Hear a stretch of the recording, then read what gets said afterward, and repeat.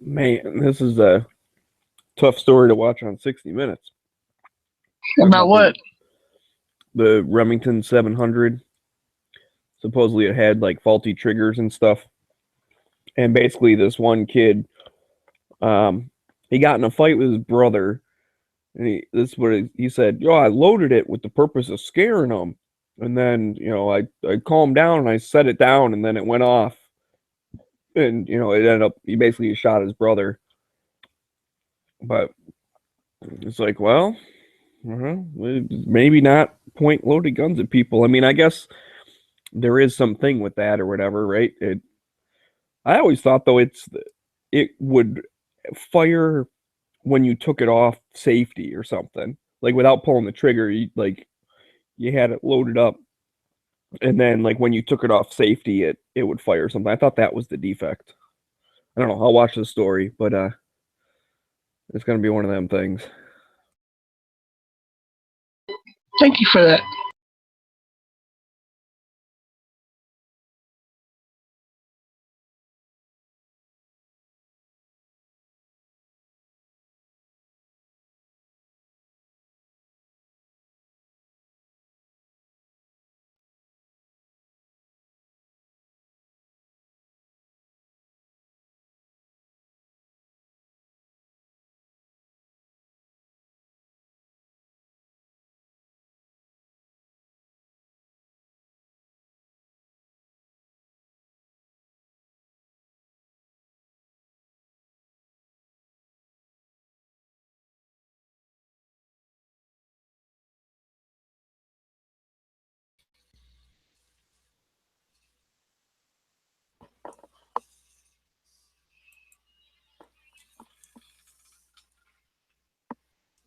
Live. Hey, Moon, why you left me another lobby all fucking lonely and shit? It's all dark. I figured you could find your way over here. I was scared. You made it.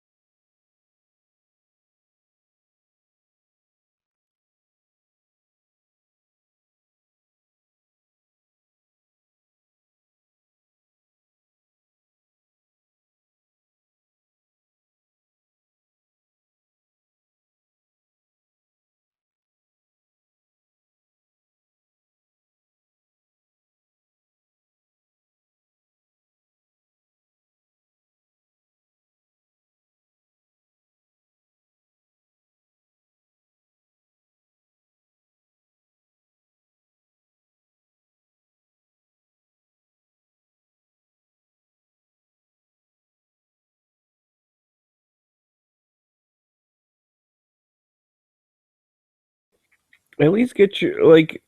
Okay, so this one dude shot a girl from across the street. He says he took the gun out of the case and the safety was already off and then it went off. Like again, I didn't think that was the defect that caused it. I really did. Maybe I'm remembering it wrong, but I thought it was like all I did was take the safety off and it fired. I wasn't even touching the trigger. That's what I thought the thing was. And this sounds like he was just holding it with the safety off and it went off. Like what would have caused?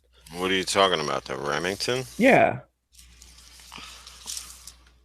there's a Uh, story on 60 Minutes right now, yeah. so I switched over to it. So I feel like watching it.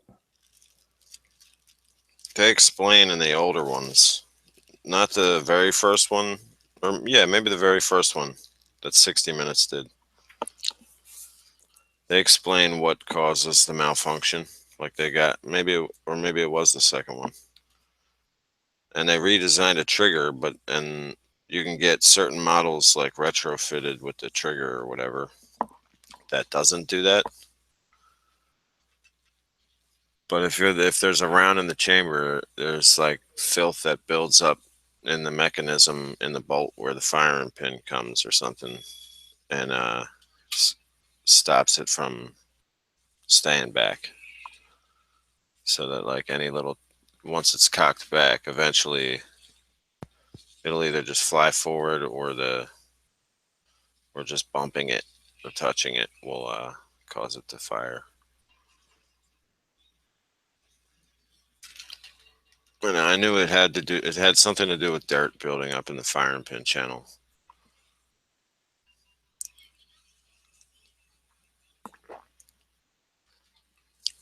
And it was like a flaw, definitely a design flaw with the gun because they fixed it.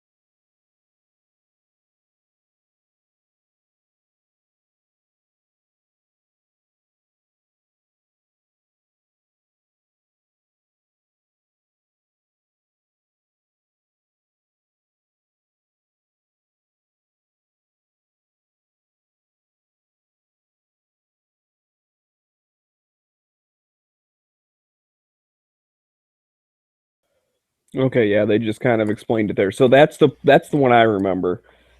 So the original trigger, well, they call it the Walker trigger. That one apparently just can go off or something. I don't really know. But then they changed it in 2006 to the, oh, what the hell did they call it? The XL1 or whatever. I forget what the number was. It was X something or other, some letters. And that's the one where when you take it fires upon the safety being removed.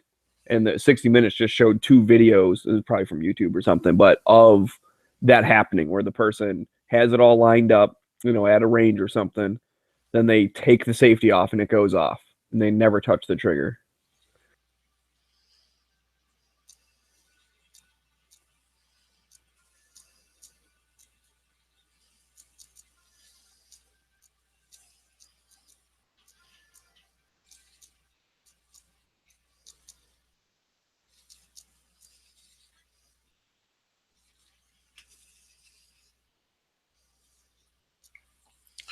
How could there be no photos tagged with X-Men Classic Wolverine?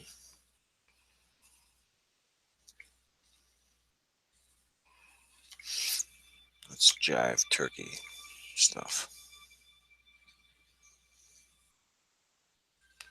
Real dirty industry.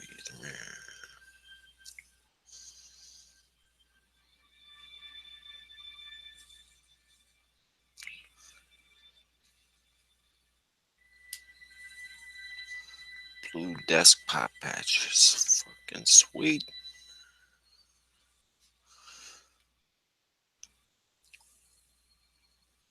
The morale patch.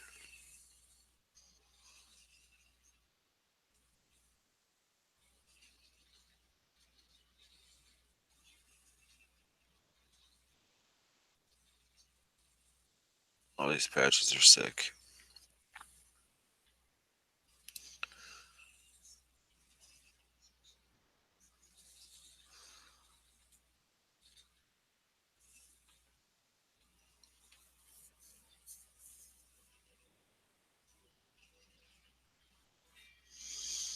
All right, so Remington did recall it's the X Mark Pro trigger Yeah. made from 2006 to 2014. Over a million some things got recalled. So they fixed it. Yeah, but it was a voluntary thing or something, and not everybody sent their rifle in to get fixed or the trigger replaced. Or no one got the trigger. I forget how it worked, but there were still some old rifles floating around shooting people by themselves. Sounds horrible. Any way you put it, any way you slice it.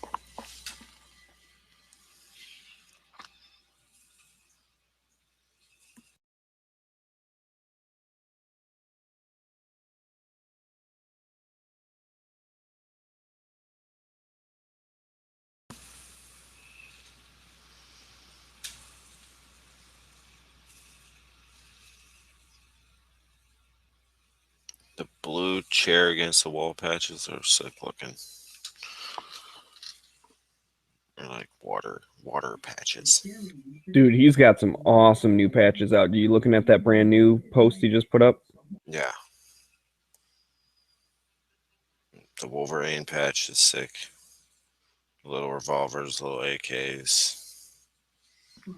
Oh, the AK is awesome. Hell yeah.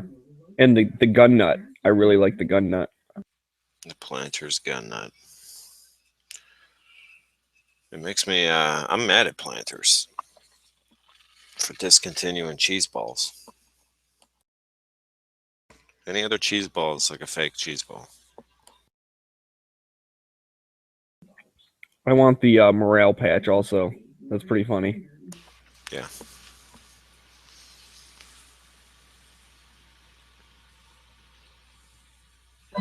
They don't make no more cheese balls? Not Planters. In the can. Really? Yeah, but they discontinued them. These sons of bitches.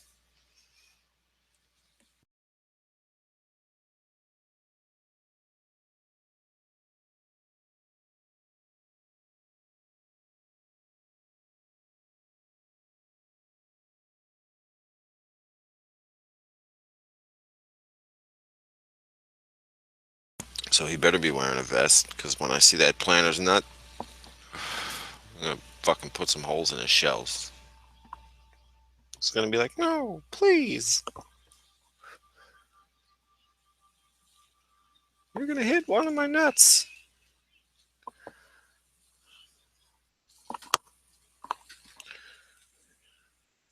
And then he'll put the cheese balls back on the shelf.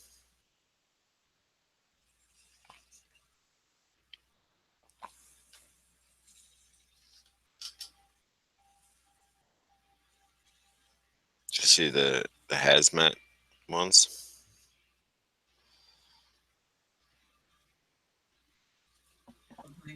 Yeah, that's pretty cool. And blue desk pops. Fucking sweet.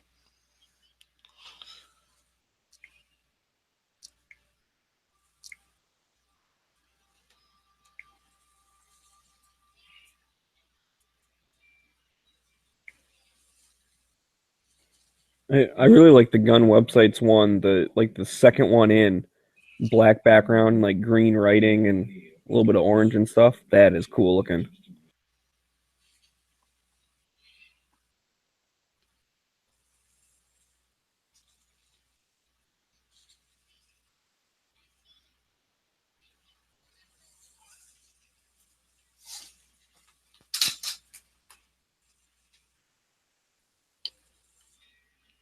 What is that triangle one? Is that an Illuminati triangle?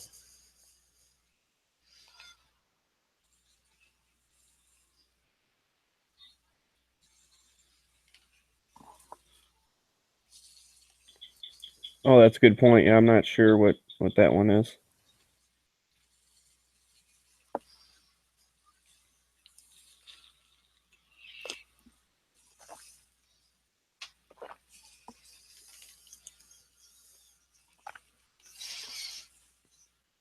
That black and white. And damn you, 60 minutes. Now I FU, want some fucking ice cream. FU Media. The second one to the last. Like that. Like that. I kind of like the black and white FU Media. That's what I'm talking about. Oh, I thought you said blue. No, the second one to the last. Oh, yeah. If you're going from I right to want like left. all of them. Can I just get all of them? You want one of the pink pistols? No. Pink can have that one. Yeah, that one. The silver revolver looks fucking sick. The cylinder looks like it has depth to it. Yeah, well, I know he's been playing around with like Stitching. adding like a second row or something, so it literally is like more material. Like there's more stitches on top of the other ones.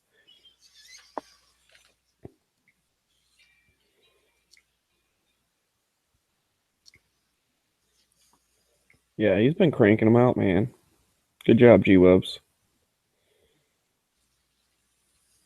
I feel bad. I didn't even think of it. Like, I told Squib earlier today when I met him, like, I should have brought him a bunch of fucking Gun Channel stickers and stuff. I have a whole bunch of stuff. I should have brought him, but I wasn't even sure if I was gonna even go to the gun show.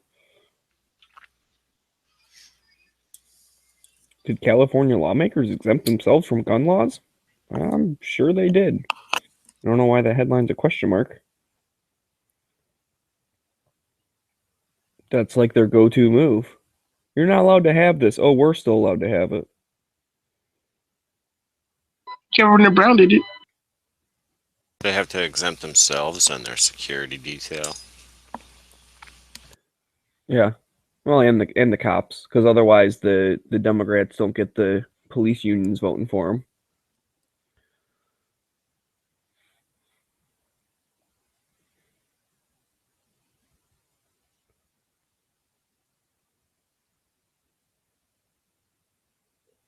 What channel am I watching 60 Minutes on? CBS. It's over now. Sorry, Dead Horse. I just saw that picture, or just saw that comment. Besides, I already won the gun debate on Facebook today. Oh, you did? Yeah, it's over. Cool. Good job. All right, I gotta change the channel, otherwise I am going to want ice cream so bad. Yo, is donut patches over with the little Homer? No, you can still get it, I believe. Use coupon code Homer. You get $9 off and the Lego Homer. Basically, I think he's gonna run that till he runs out of Lego Homers, and that's the thing. I don't know how many he has, but I haven't heard him mention that they aren't available anymore. Yeah, the only problem, I don't have a fucking credit card.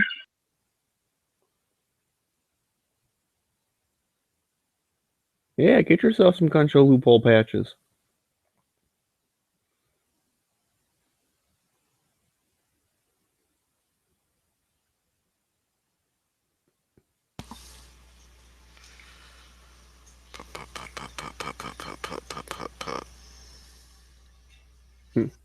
Patches. Oh, it's a big picture of the AK one. Yeah, that one's cool. I want that one. I want the gun nut one. I want the revolver. Yeah, I want the little NEA 22 short. I want the other one that he's Around. not showing in this picture that he's been working on. The blue chair against the wall. I agree with you on that. I want the desk prop and the hazmat because I designed those two. Oh, you designed the hazmat one? Yeah. Well, in that case, it looks dumb. I do have a better version of it. Oh, and I want the morale patch.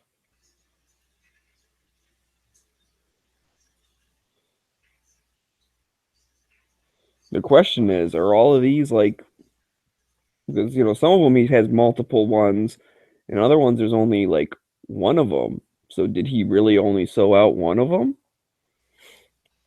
We could be fighting over some of these.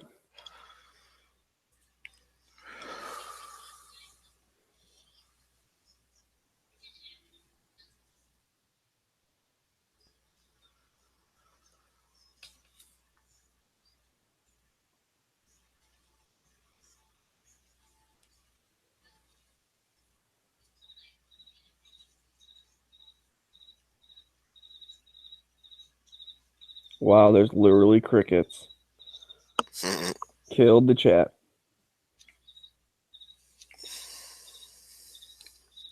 I should take a picture. I should post a post.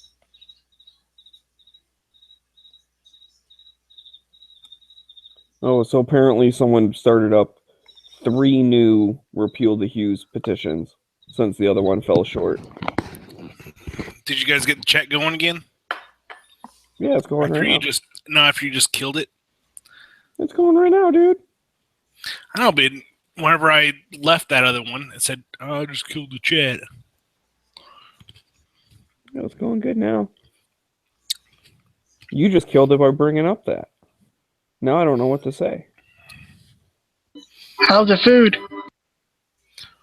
Oh, it smells good, but I'm not going to eat any of it tonight. He's just making it. Just making food. Yep. Well, right now I'm eating grapes.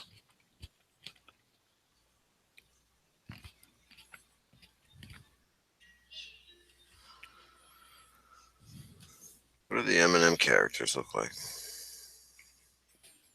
Like M&Ms.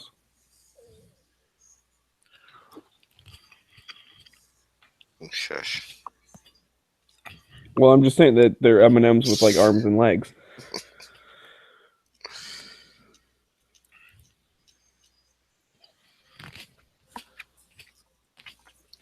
Don't just drive down to work, Squib.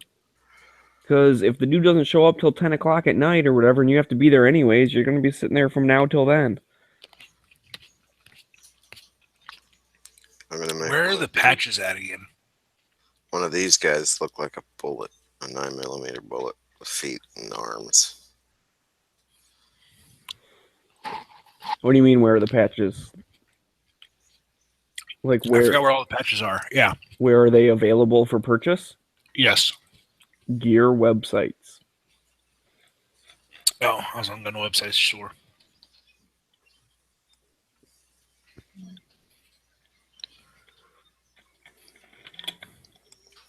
Oh, it's actually in my bookmark list, but I just didn't go to the right one. Okay.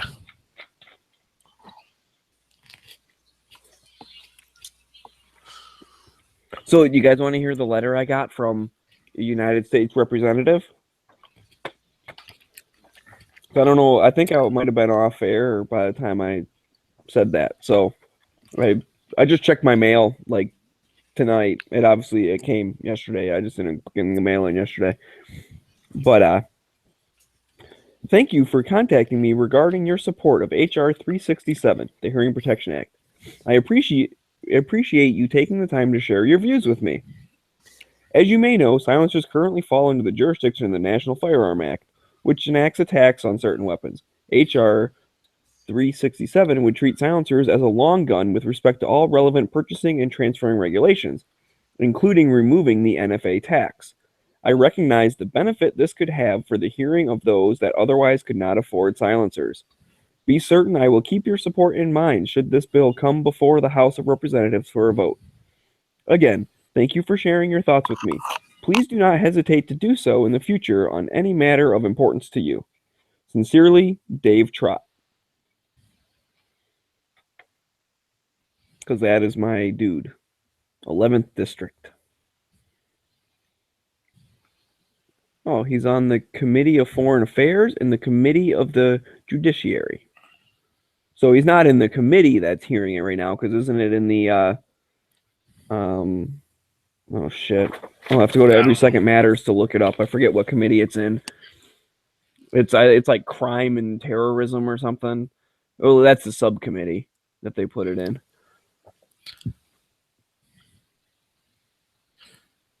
Let me see. Every Second Matters. So go there. And then I will click on the 2A wiki at the top.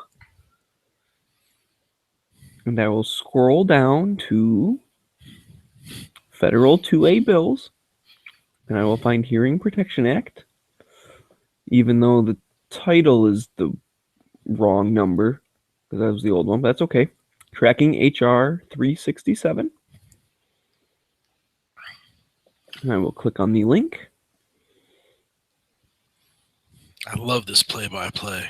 While I am teaching people out in the chat. And then I will click on actions once I'm on the congress.gov/bill/115th Congress/House Bill/367/actions. If you want to just type all that in. And I will say all actions, because if you just do overview, it just says when it was introduced. So it was referred to the House Judiciary on 1/9. And then it was referred to Subcommittee on Crime, Terrorism, Homeland Security, and Investigations. And that was on 2/6. And it has not done anything since then.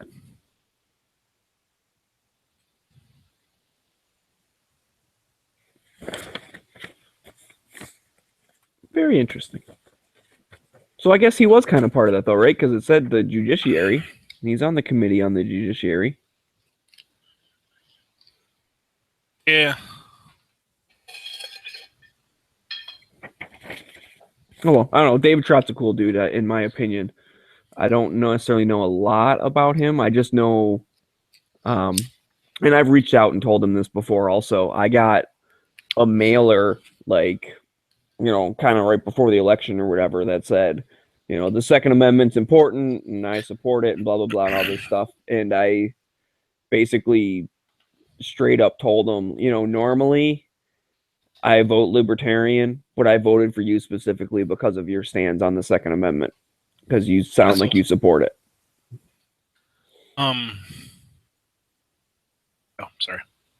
I was going to say something, and I realized that it was totally off a topic. Oh, whatever. Remember that candle I got? The one that smells like gunpowder? Yeah, and you put gunpowder inside it? Yeah.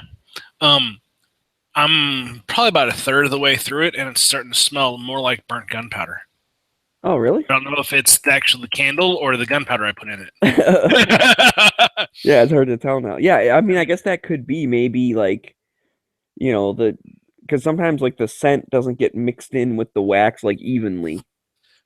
I know, and I just really noticed it not too, like, maybe a day or two ago. And also, I walked past my practice gun. And I was like, do I have that candle going? I was like, wait a second. I haven't lit it yet today. And I was like, I looked down at my gun. I picked it up. I was like, it smells just like the candle. So it's a combination of, I guess, lube and, whatever. Yeah, that's cool. So. Because nothing says normal, well-adjusted human being like your entire house reeking of burnt gunpowder. Well, I mean, and lube. Yeah, yeah. I mean, and I use, oh shit, what lube do I use? Oh, just regular grease. So. Where'd all them people from the other lobby chat end up?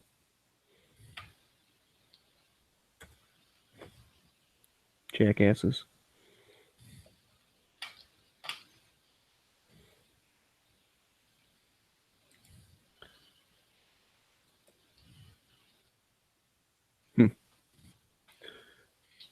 I don't know, but I'm here to save the day. Hooray! Well, save the day by yourself. I'm gonna be right back. Okay. I'll do that. Oh, he's getting destroyed.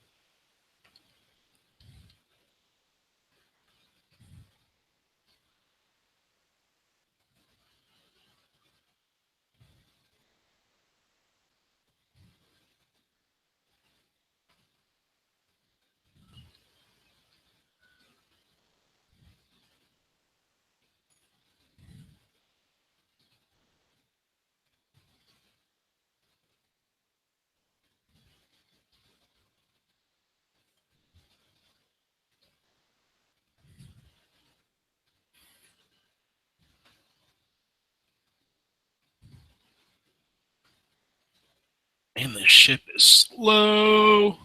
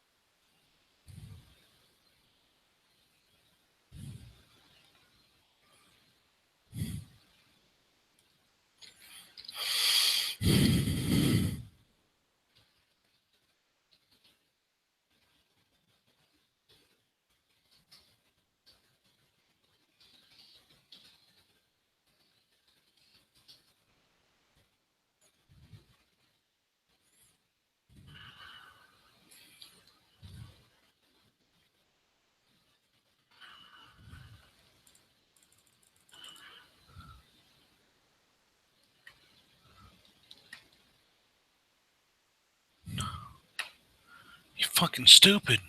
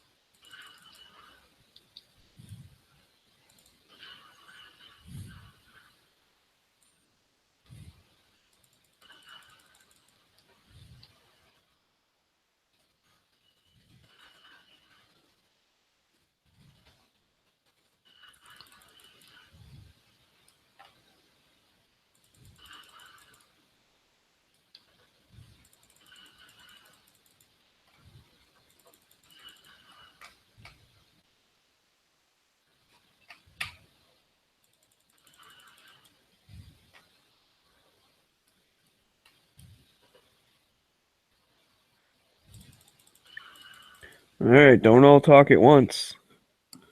Oh, don't worry. We are. I noticed. Welcome So- to Breathing Journals. What's up, Pink? Hey, Welcome what's to going on, Breathing Pink? Journals. You not working tonight? Nah, I gotta get ready here in a second. All right. Well, I just started this one up, so it should run most of the night. Yeah, I saw that. Okay. I had set my alarm to wake up when Sean's got off, and then saw his went down early, and you had started one already.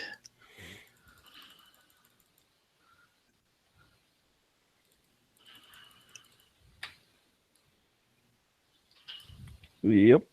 Well, there's a bunch of people in there talking, so I'm like, I'll start one right away. And then nothing. Yeah, I guess we all like Sean better. I guess so. He just sits there and plays I- video games. Doesn't even talk. Is that why you got Something to Foos talk to about. start up a video game? I don't know. He just did that on his own. Yeah.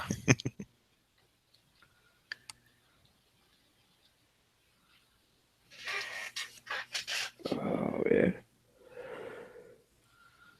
Yeah. I'm kinda Yeah, don't be sleepy. doing that. Nah, I'm kind of sleepy.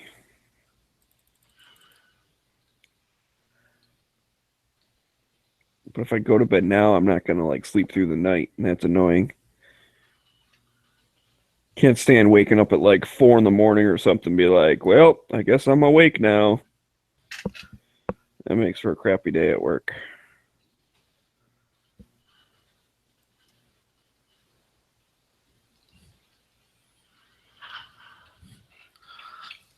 Oh, I died. That's sad. It's okay. You got blown it up. Mm-hmm.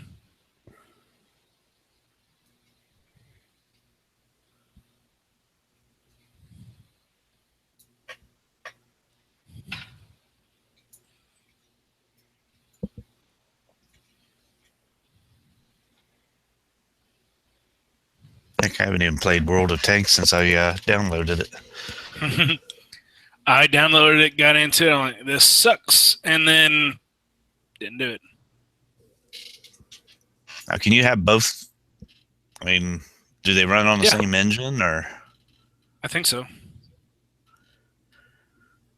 if it'll take 23 hours to download the warships like it did the tanks? Yeah, it takes a long time. Well, the initial download doesn't take that long, but then when you first open it, it's like, we got to do the next 57 updates. Well, yeah, and now they'll if you turn on like you go and leave for the night, it'll actually update throughout the evening for you. You don't actually have to turn it on and stuff like that.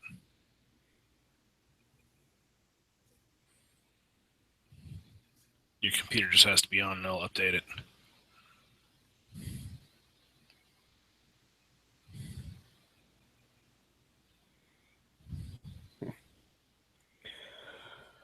Oh, man. Agreed.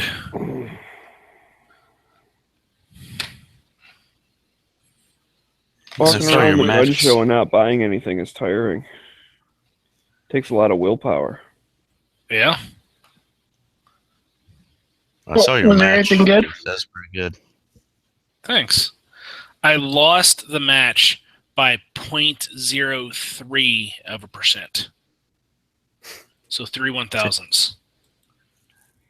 Or 3 100s. Whatever. Yeah, it was. Oh, you got another video up? Nah, same one.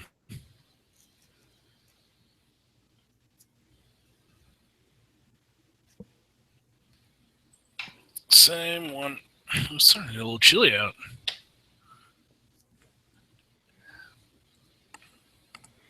Great. 2 Manhattans. I'll never see him.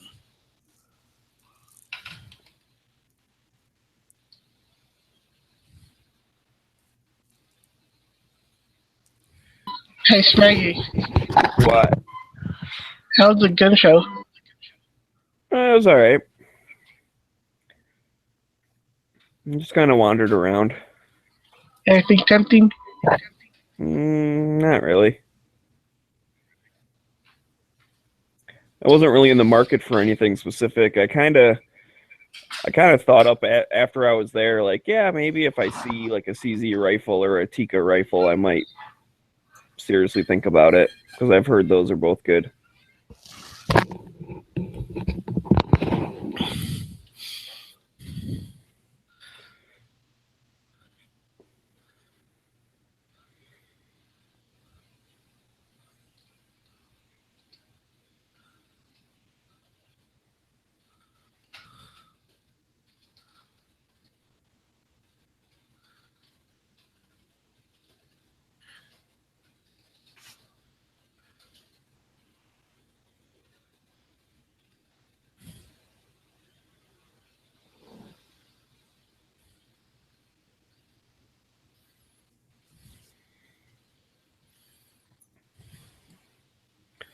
Do, do, do, do, do.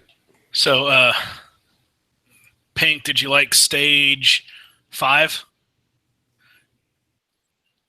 I'm trying to remember which one that one was. That's the one where I It started. was real quick. No, the next one. The one where I pick up 4 steel like nobody's business, where I do 2, just pop up, and I get both steel, and then I turn, get like 4 targets, then reload and go pop up and get the other 2 steel.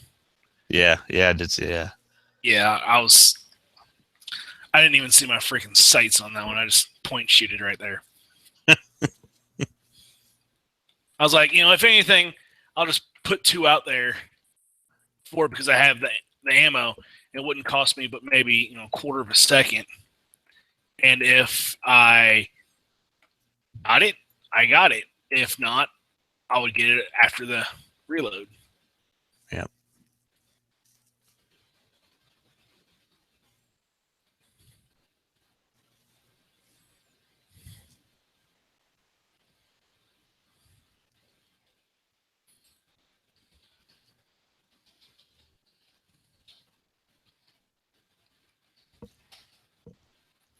No, you're already at Grandmaster level. No, I'm right? master. I'm master.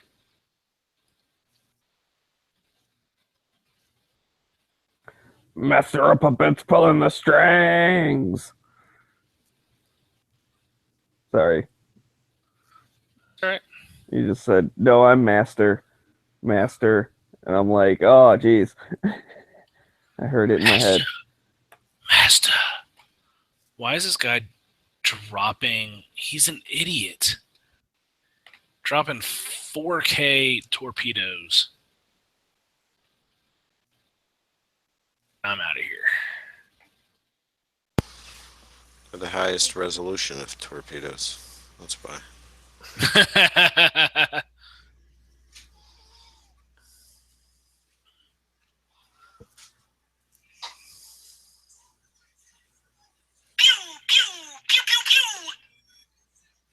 Whoa.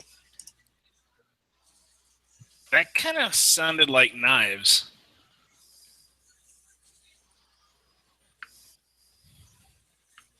No. But you can buy that ringtone off of me. It did sound like you.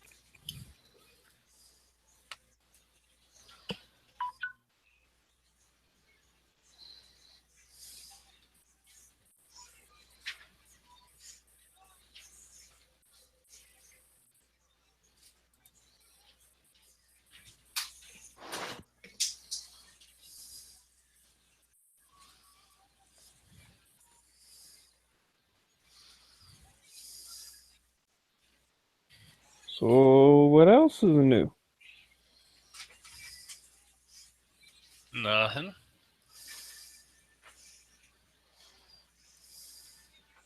Does anything have to be new for us to talk? No, I just figured that would tick somebody off.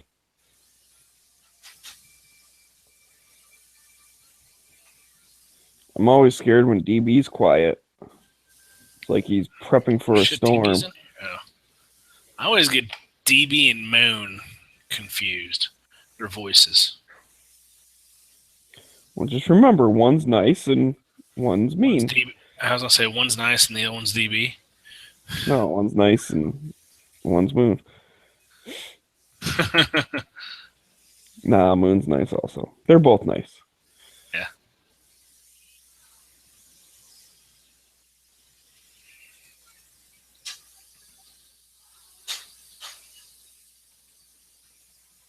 Yeah.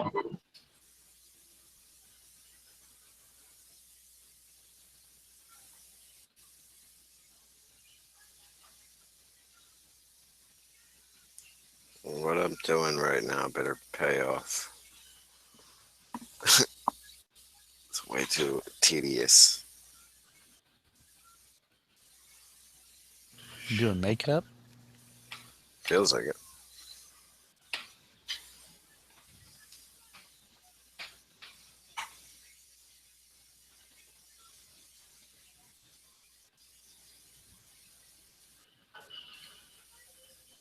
You must be taking more IG pics. No. I should be, instead of what I'm doing right now. Yeah, I know. Fucking Haven't had time to Trying to take make IG pics in a while. trying to make an M&M look like a 9mm. Melts in your mouth, not in your hand. Yeah. Well, you got a car alarm going off. That's cool. Someone stealing the neighbor's car. It's no big deal. That's me doing work.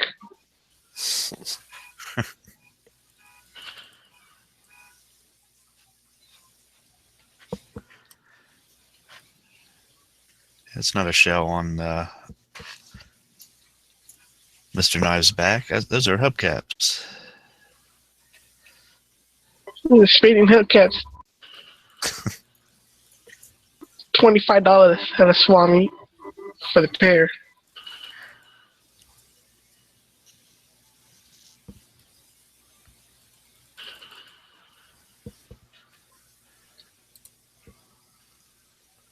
Fucks up, you faggots. What That he sounds do? like DB. Yo, fuck you, motherfucker.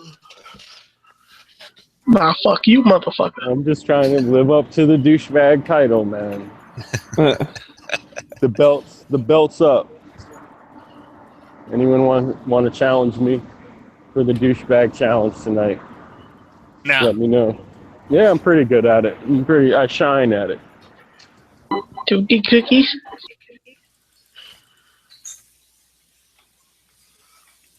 Guess not. No, no one has cookies. Chocolate. No. Chocolate's gonna get banned, dude. No. Chocolate.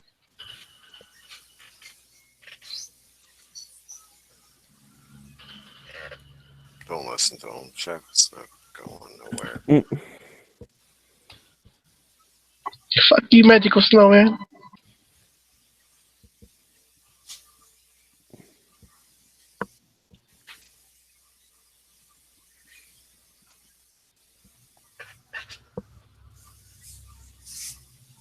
On the reel to reel.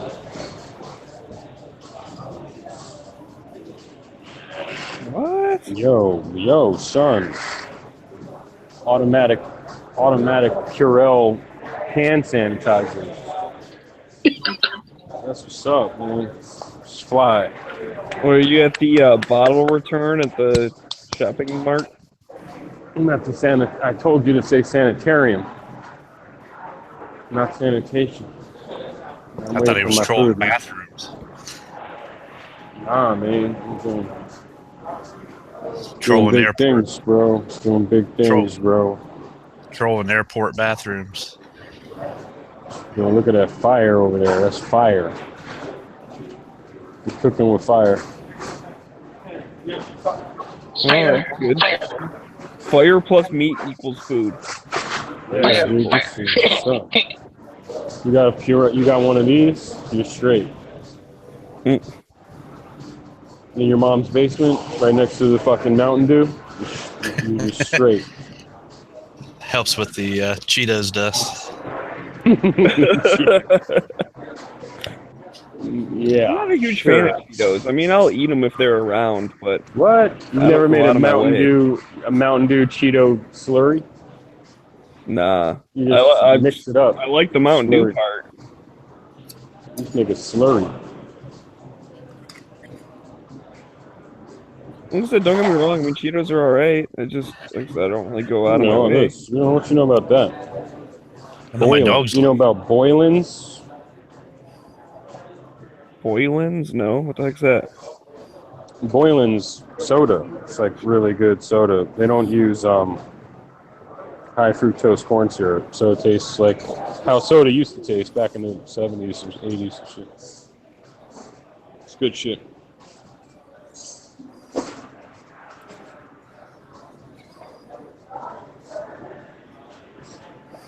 Son of a bitch. What's up, Moon? What's up? You're just breaking shit?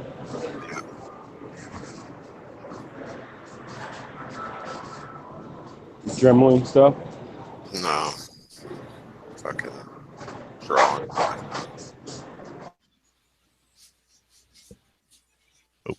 Lost him.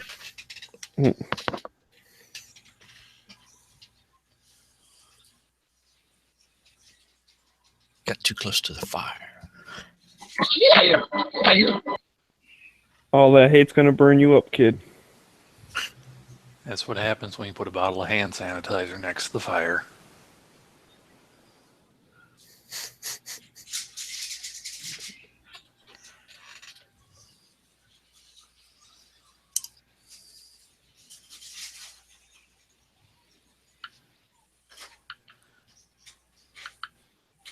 Haven't seen Caleb in a while. I know.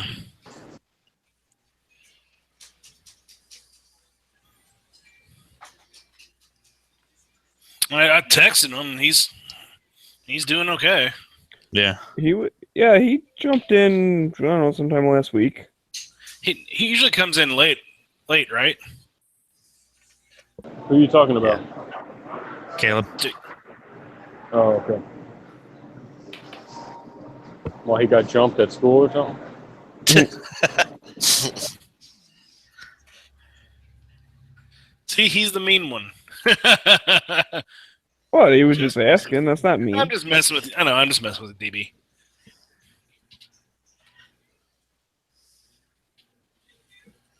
Yeah, What she ship was should I texting me play? earlier. Have you shot much, Pink? Any matches? No matches. That my range shuts down matches for a couple months during the winter. That sucks. Yeah, I know. I got to look on there because it's getting close to the end of the month. They should be starting back up here pretty soon. Yeah, last time I shot was out of Vegas. Jeez. Yeah, I talked to a couple guys that I kind of knew before yesterday, but we were squatted up yesterday. They're from Springfield, which is an hour north, and we're kind of talking about going to another match, which is about an hour and a half, about hour and 20 minutes for them, but it's about an hour and 2.5 hours for me. So I'm thinking about going up there and picking them up and continuing on the way. What ship should I play? Enterprise. No. No. The Obama one. I don't have one that sinks as soon as the game starts. The Gabby Gifford one. The what? The Gabby Gifford one? Yeah. The ones that get shot in the head? Yeah. Oh, that's not very nice. Okay, maybe I'm the not nice one. Yeah, I don't know why they named the ship after her. Oh, I'm gonna play. Yeah, I'm with that. No women, no children. No women, no children policy over here. dude. Hold on a second.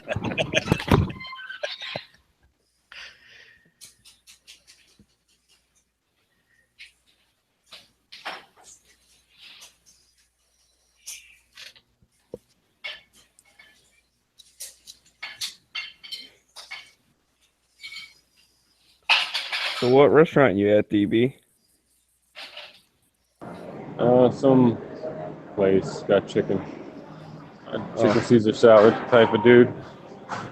Oh, that's cool. Did they cook it on that fire? Cook the Yeah. salad up? They flame broil it. German destroyer.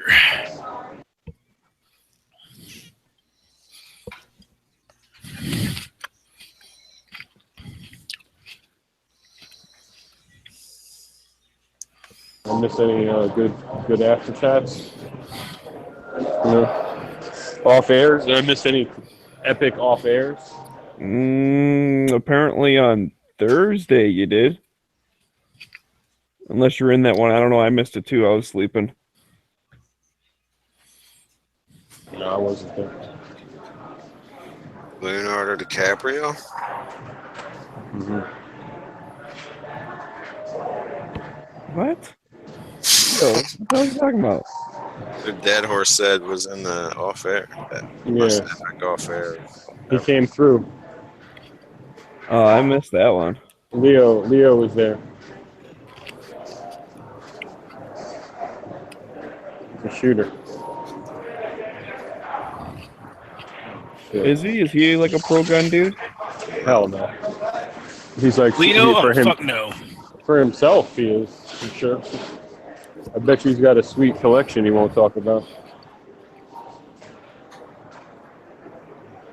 He's the kind of guy who like flies his private jet to like a global warming conference, like 4 hours away in a car. They fly there. Then then he flew like him and four. I swear to God, it's real shit. He flew like 4 of his buddies on a private plane to Paris right after he was at one of those global warming conferences. And she was fucking hysterical. Yeah, that's me. I think. Chicken Caesar, Sarah. Thank you.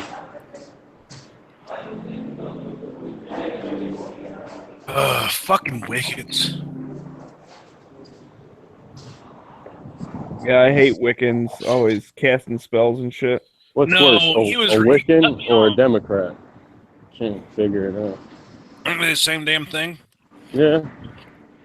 Yeah, but a Wiccan you could have a beer with. You know what I mean? Just chill, talk about some shit. You can do it with the Democrat. No way, dude. No way. Yeah, you can. No way. Not in the internment camps. They're going Well- to the camps, man. Sorry. No beers. No, my I friend mean, was if they're talking going to about. call everyone who disagrees with them a Nazi anyways, you might as well act like one, I guess, right? I mean, they called a gay Jewish man who prefers black men a homophobic, racist Nazi. I mean, what the hell? You can't get much more. Like, Yeah, I watched that opposite. show. They were on Bill Maher with Milo, and Yeah. ex-CIA guy was like, I don't understand how you're the head of the new Nazis, like the new alt-right Nazis. And he's like, well, they hate me. I don't know what the fuck you're talking about. They want to kill me, dude. I don't know what you're talking about. The whole thing is fucking silly, dude. Yo, he was. Breitbart's the Nazis. Breitbart's the Nazis. He's like, Breitbart was Jewish. Milo is gay. You could say, well, I don't know enough about Bannon to make a call, but I doubt those two were Nazis. You know what I'm saying? Neo-Nazis. I thought, isn't Milo a Jew also? Yeah. He's Yeah, half Jew. okay. He's half Jew, 100% cocksucker. So it's either way. I don't. Maybe Hitler was cool with that. I don't know. I forgot. But yeah, I just, you'll see these videos of people like, ambushing Milo or something, like on his like question and answer, because he does these talks and then he'll do like a question part or whatever, and they're always like, well, why are you so racist? And he's like, as a matter of fact, I had a black dick in my ass last night. Like, I don't think I'm racist. That argument's okay, but it's just he can have other arguments too. But It's just so stupid.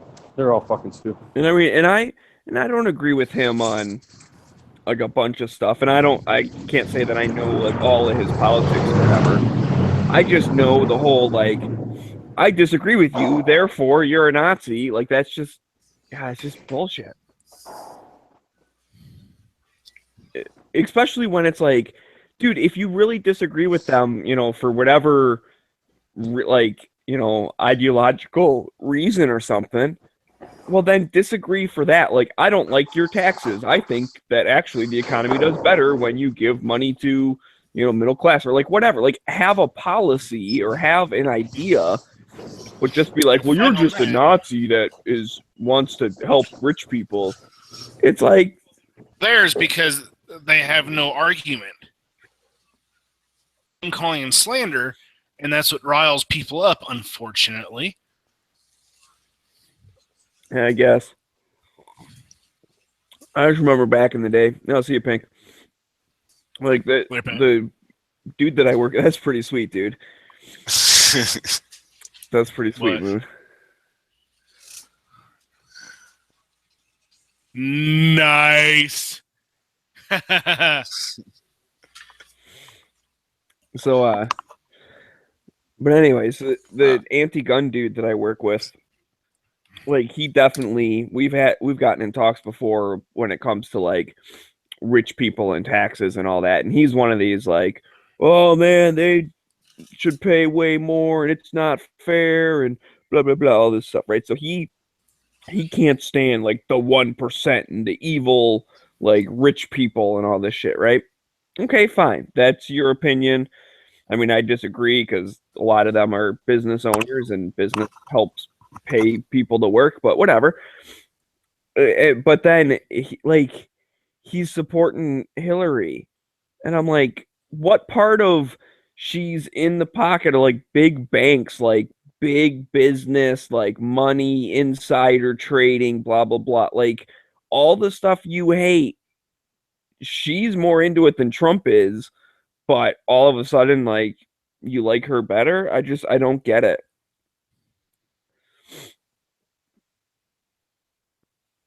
Like, do you think Obama was fucking raising taxes on the rich for 8 years and shit? Like, he was giving away favors to the banks and shit too.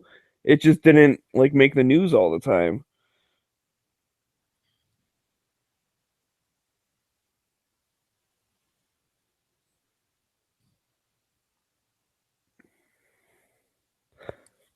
So, I don't know. But yeah, everyone's a Nazi. Disagree with you, you're a Nazi. Of course.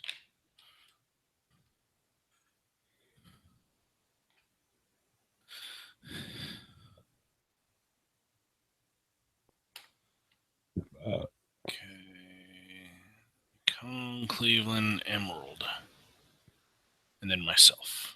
Awesome.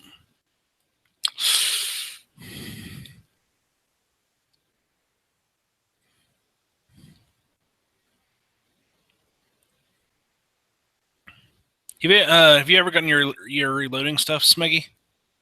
No. Kind of going by the wayside? Are you still wanting to do it, or? No, I still want to do it. I keep forgetting what you all tell me to do. Like I keep forgetting which press was the one that I wanted. You want? Was it League Classic Turret? Was that the one I want? If you want something that's kind of single stage, yeah, I like the turret, but like can also auto advance or not. Yeah, I like that. So I thought there was a couple different turret presses that were like that though. Lee Auto Turret is a good one. So I mean that's gonna be your cheapest. I mean, and to start out, I'd probably go on the cheaper side. It doesn't necessarily have to be on the cheaper side. If the other one's better, I'll spend more for the better one. Well, because then I don't need to ever buy a new one. Okay, if that's how you want it, yeah, oh, absolutely. But I mean, if Lee's built good and it's gonna last fucking a gazillion years too, like that, I could go that route.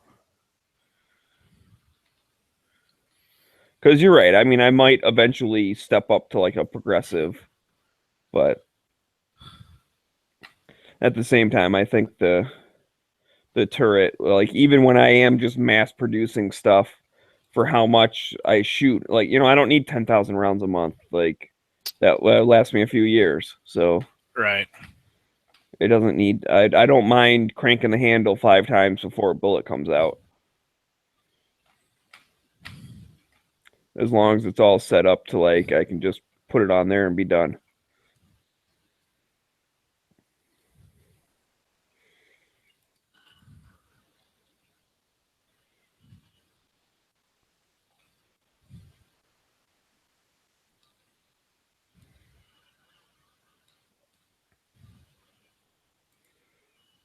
Because isn't the Lee has what, four stages? Yeah. So you have to like size and deprime would be stage 1, and then like on the downstroke or whatever, it primes it. Okay, that's cool. Hmm. And then the second one would drop powder? Drop powder and Can you drop powder flare. and flare? You can, but most people drop powder and flare separately. Okay, so but then if you flare the 3rd stage and then set the bullet on, then you seat and crimp on the 4th stage? Your powder drop would be stage 3. Your flare would be stage 2. Okay, so flare it, drop it, and then the last stage will seat the bullet and crimp it all in one thing? Yes. Okay. And then it's done, right? There's nothing else to do. Correct. Okay, so I mean, I could do that then. For some reason, I thought like you'd seat the bullet one step and then crimp it on the next step. No, you can. I seat and crimp. Ow, son of a bitch. Oh, fuck. Oh my god. What'd you do? Oh, what the fuck? You okay, dude? Oh. Smegs? You okay? Holy fuck, that hurt. What the hell happened, man? My ear just like popped, and then like my sinus started stabbing and my ear was ringing. Oh, and shit. like, oh my god. That's seriously, like my eyes started watering. Like that seriously fucking hurt. And all I'm doing is laying down. I didn't even do anything. Oh, see you, Moon. Oh my god, something like broke loose inside my head. Wow.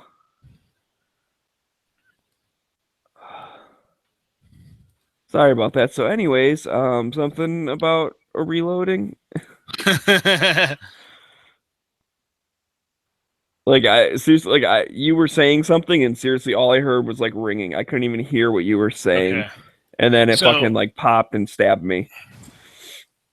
So, you can Like seat the bullet and then crimp it separately. no, you can do it at the same time. Okay. Yeah, definitely do that at the same time. Because I think I remember that when I was doing it, I was using someone else's machine, and he had a single stage, and so I'm kind of remembering from that was Mhm. that we resized it and deprimed it. And he had a separate press for priming. It just went faster, so we Yeah. cranked all those out, and then like he had a separate, it was an automatic powder drop, but like it wasn't on the press. It was just like he had little trays. So you put all the brass in the tray, and then you just like put it up in the thing and crank the lever, and then go to the next one. Go like you filled all of it up, and then we like put the bullet on. Oh, I guess it flared it before we did the powder, right? Yeah, and then anyways, he had one die that put the bullet in. And when we were done with all that, we changed out the die and put in a crimp die and went back over all of them and crimped all of them. Oh, and you could definitely do that. So I guess I just thought that was like the normal way of doing it, but Nah. I mean, if you do a single stage, yeah, you can do that. It's better on the bullet if you do it that way, but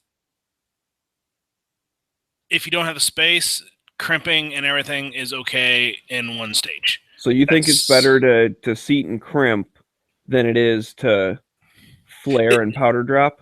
Well, the reason I don't flare and powder drop, I can. The reason I don't do it is because on progressives, they stick whenever they do a flare and powder drop because you're putting a lot of pressure on that flare and on the powder drop. So a lot of people don't do that. Okay, well that's helpful information. Because I mean, I guess even on a turret, it would still like kind of stick or whatever. Yeah. Okay, that's the information I needed then. You would think it's if you don't have the space. Now, are there like 5-stage turrets? Because I think that seems like know. 5 would be like the magic number. It is. I mean, I have a 5-stage, but I have a bullet feeder instead of a crimp. So. Yeah, but you have progressive though. Correct. That's what I'm asking for a 5-stage turret. Turret? Yeah, that'd be fine. I don't know if there are 5-stage turrets. Hmm.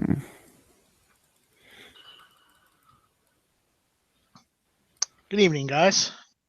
How's it going, Knight? Good morning. It's going good. It's going good. Good night, Morning Strike.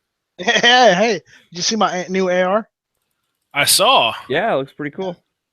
Yeah, that's the upper I got at Palmetto State Armory when I went in to get one, and I showed everyone the box on Instagram. Yeah, the upper was in the box, so everyone was right. What's in the box? Yeah. It's just an upper, but that's a premium upper. They, their premium uppers are usually like $285 or something. I got that for like $235 at the store. Oh, wow. Because they had them like 25% off, after Christmas sale. So, that's before taxes. So, taxes, what can you do? But it's a nice upper. State. I would, but the problem is nobody is as cheap as Palmetto State Armory. That's so it's just a standard PSA premium upper with the bolt carrier group I put in there is a nitride. So it runs nice. I was able to take it out back today. It's good. Though I only ran about 100 rounds through it, just because of the factor that I didn't feel like reloading the magazines after I was done with them.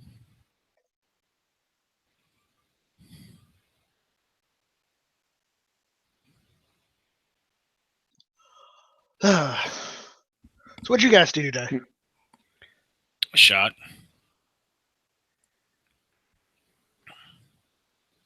Range? Yeah. Good. No, You just do in a his house. competition again.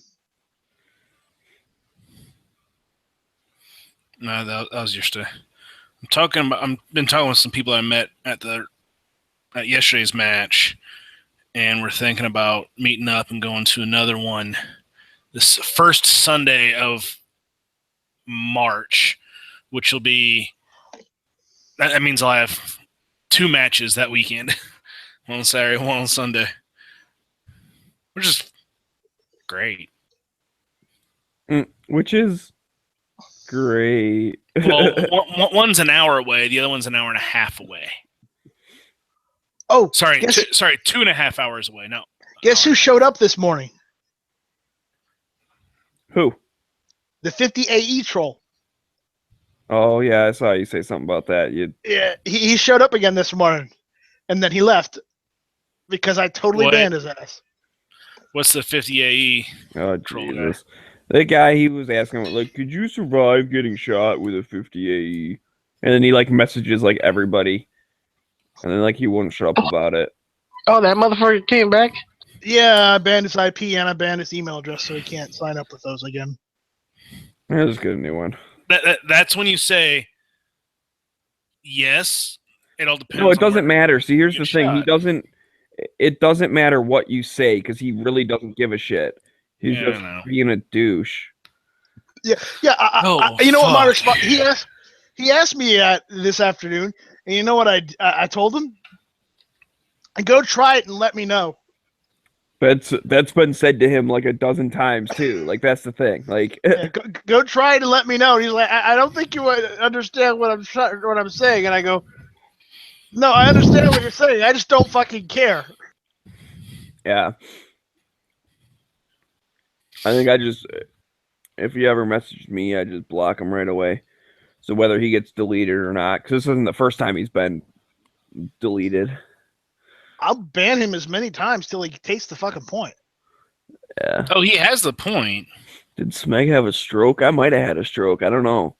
Do you get ringing in your ears and your ear pops and then you get sharp pain in your sinuses and then you start dying? Is that what a stroke sounds like? Hey, Smeggy, did you go to the gun show today? I did go to the gun show. How was it? It was all right. It was cool. I didn't get nothing. Lee pistol die kit comes with decap size, flare drop, seat crimp. Okay. Okay, that drop, all it does is have a hole. It's not a auto disc or it's not a dropper. It's just something that you can put powder through. Like already measured powder outside and you put it in there and it's kind of basically like a funnel. Oh. So you have to get a different thing anyways. For that, yes. So are we thinking I'm going Lee though? Is that everyone's I mean, it was good. I liked mine. I had it for several years. There's a couple plastic parts in there that may break. But if you're not going to do high output, you don't need something that's going to last forever, forever. Forever. But I mean, it's totally up to you, of course. I mean, I know, but I feel like buying something right now, so okay. let's go on the interwebs and find something, and I'll click the button. Do you have a Lee Makarov Classic yet? turret. Lee Classic Turret, $115 from Midway. Mm-hmm.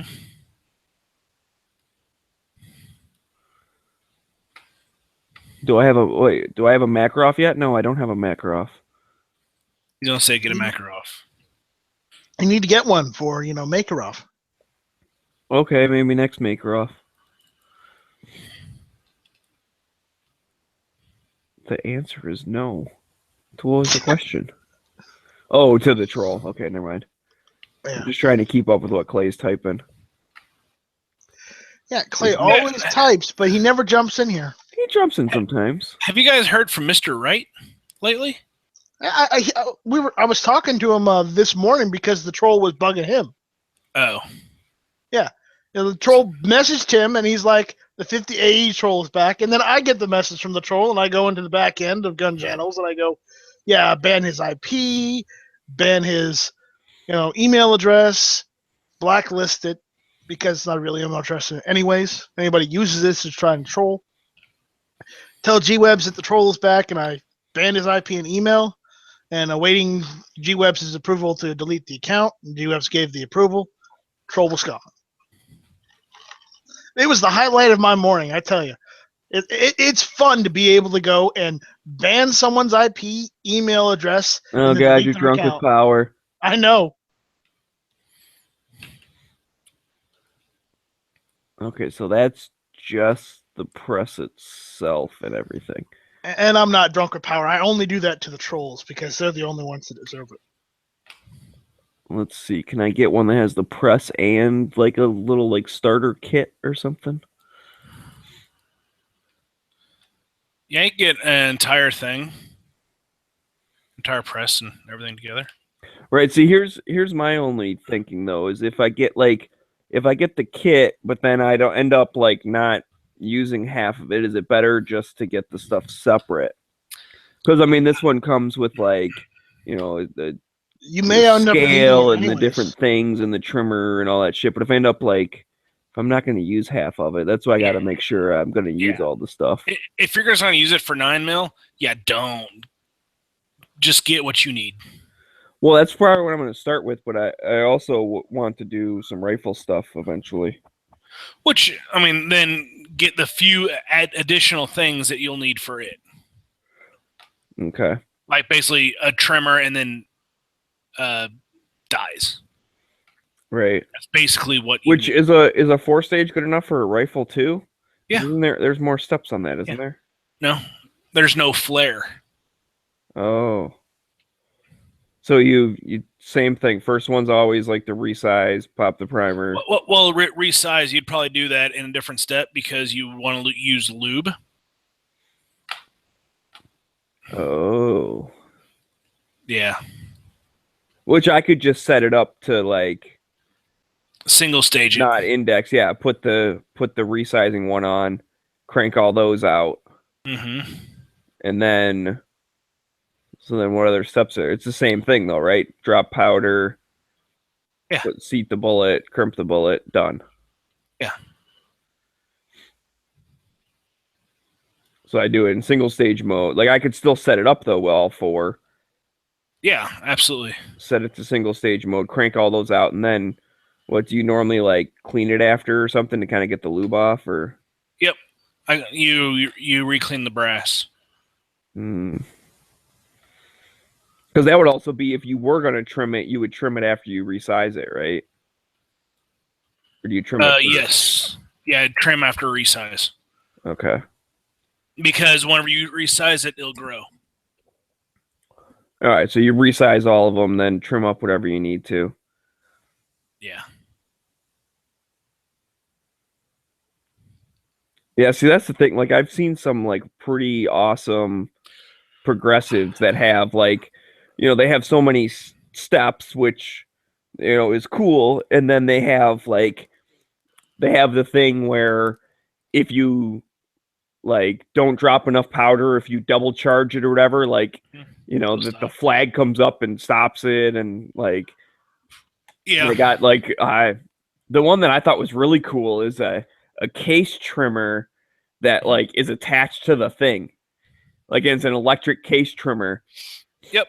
And so it goes up there and just just gets resized exactly how it's supposed to be. Like that's neat. Yeah, and those are the guys that shoot a shit ton of rifle brass. We'll do that. Because especially like if people, let's say someone's like, "Oh, I'm going to shoot a bunch of 300 blackout." Well, guess what? They'll do that and they'll put it on automated press. And just hammer away. Yeah, it's pretty cool. Because then you also, I mean, it's got it to a point where, I've seen some of these things, especially once you have, a case feeder and a bullet feeder and the powder check and the trimmer and the this, that. It's like, you're not doing anything. Yeah. And then a lot of the guys that do that will then take and have Mark 7 and put all automated, and then they'll just take and adjust it so it will go up, and then as it starts trimming, it'll slowly push it up into the trimmer, and then go.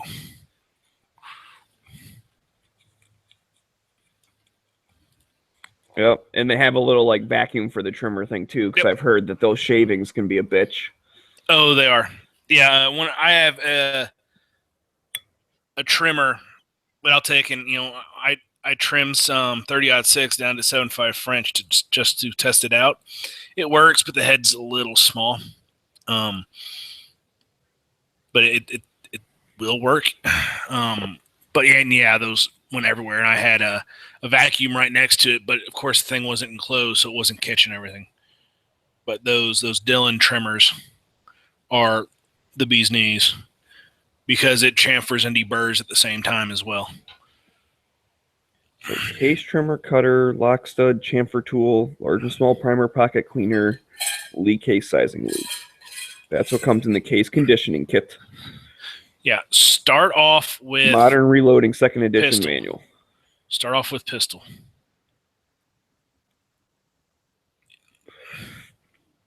Yeah, So how much is this kit though? Because I mean that's not the end of the world. you want to share screen what you got? What are you looking at? $215. Oh, you want me to screen share? I can do that. Yeah. Oops, wrong button. Hang on.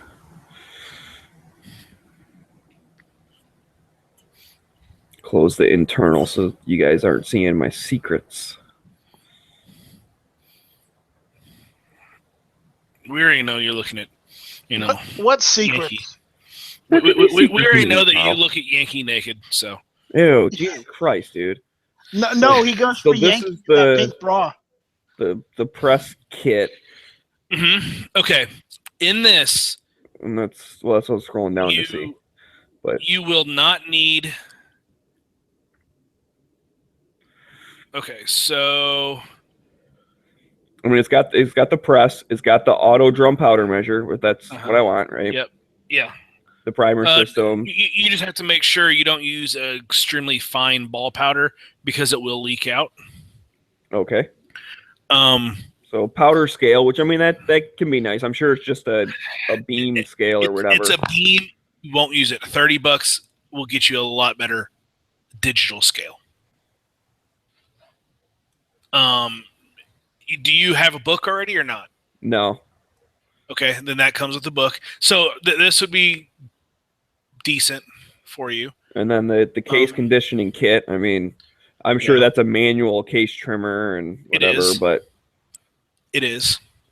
And then for like 223, you'll have to get a 223 rod that goes to the length. And, you know, really large and small pocket cleaner, you really don't need that unless you're doing hole for hole accuracy. But then, of course, if you're doing that, you're not going to be using a Lee turret either. So why not? There's a little bit of play in the top. It's not going to be 100% repetitive each time. Oh.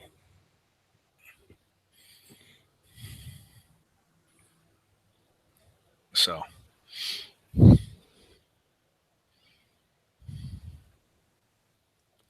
All right, I'll stop screen sharing because that's not nothing super fancy there. So what are my other options though? Like, what if do I do want something else? Let's see. I'm not sure if Lyman does. So it's not worth. I'm kind of in the mood. Maybe I'm kicking myself for not like buying powder and shit at the gun show. There's for $200. There's a Lyman T-Mag turret reloading press, but it looks like you have to auto index it yourself. Yeah, I don't want that. I don't know. So that's not auto index. That's index. That's manual index. Yeah, and a lot of this other stuff. Yeah, correct. A lot of the other stuff. It's made with it's all cast iron. The Lee is more aluminum, and like I think they're bolts for the vertical instead of being cast. So.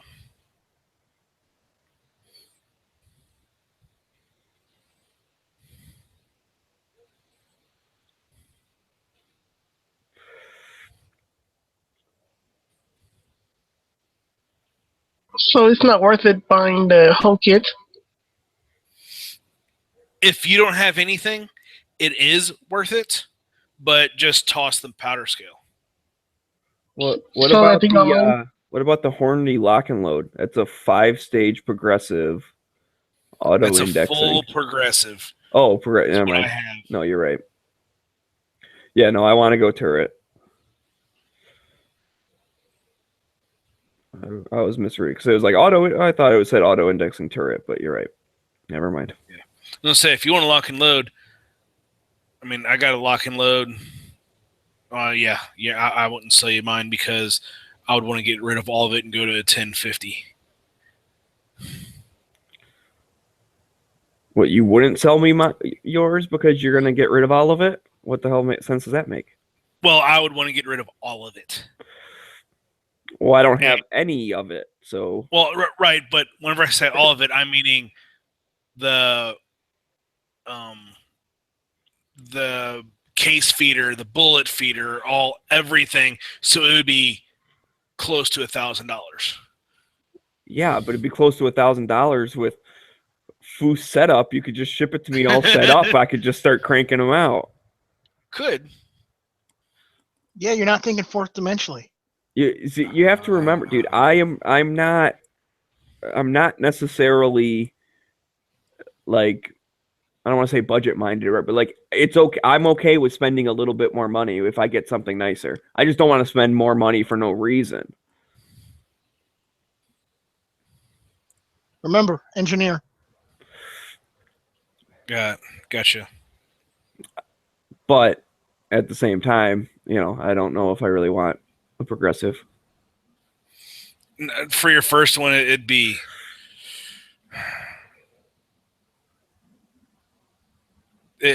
first one would be rough. I mean, I've reloaded before. I kind of get it. I don't know. It should be okay. I mean, I already know, like with 9mm, all you do is just like take the case and scoop up the powder and fill it up, and then just smash the bullet on there with your hand. Oh yeah, of course. We've gone through this many times. Yeah.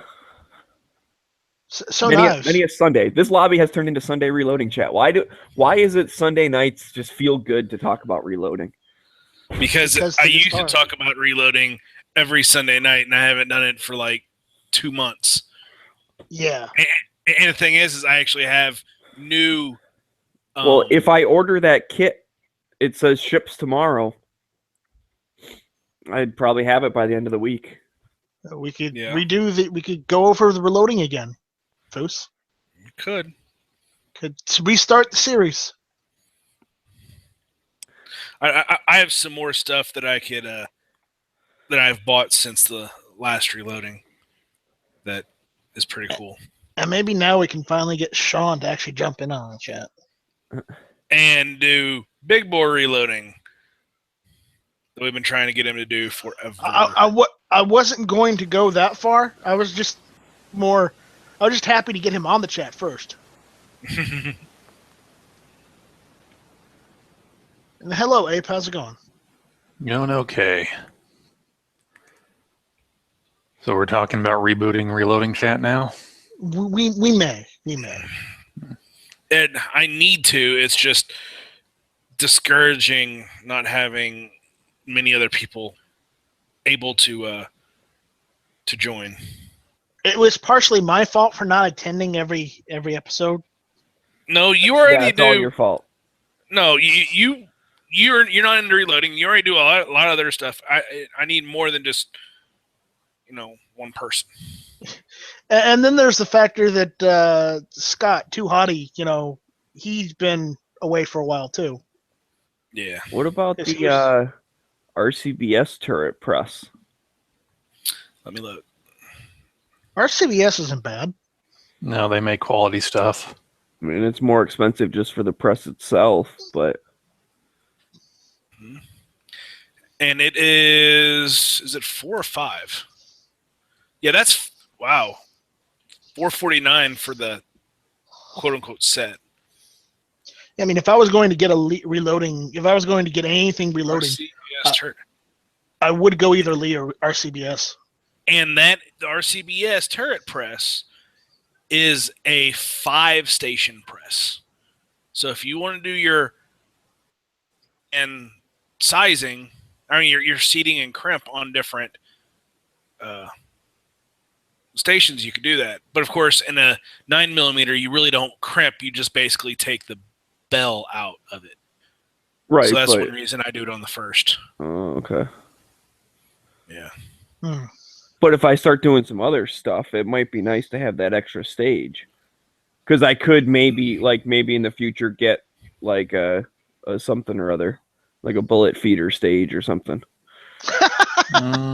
For a turret, it really wouldn't be. No. Clay is calling you out, Smeggy. He says just buy the Lee and get it over with. Well, I'm gonna buy something tonight. I just want to make sure I'm not regretting it. So fine. I think the Lee would be perfect for him. Talking about the 4-hole classic with the auto Yeah. index. Yeah. I like mine. I'd say the only gripe I have against it is that I've gotten different turrets that seem to have been made on different production runs, and some will index real well.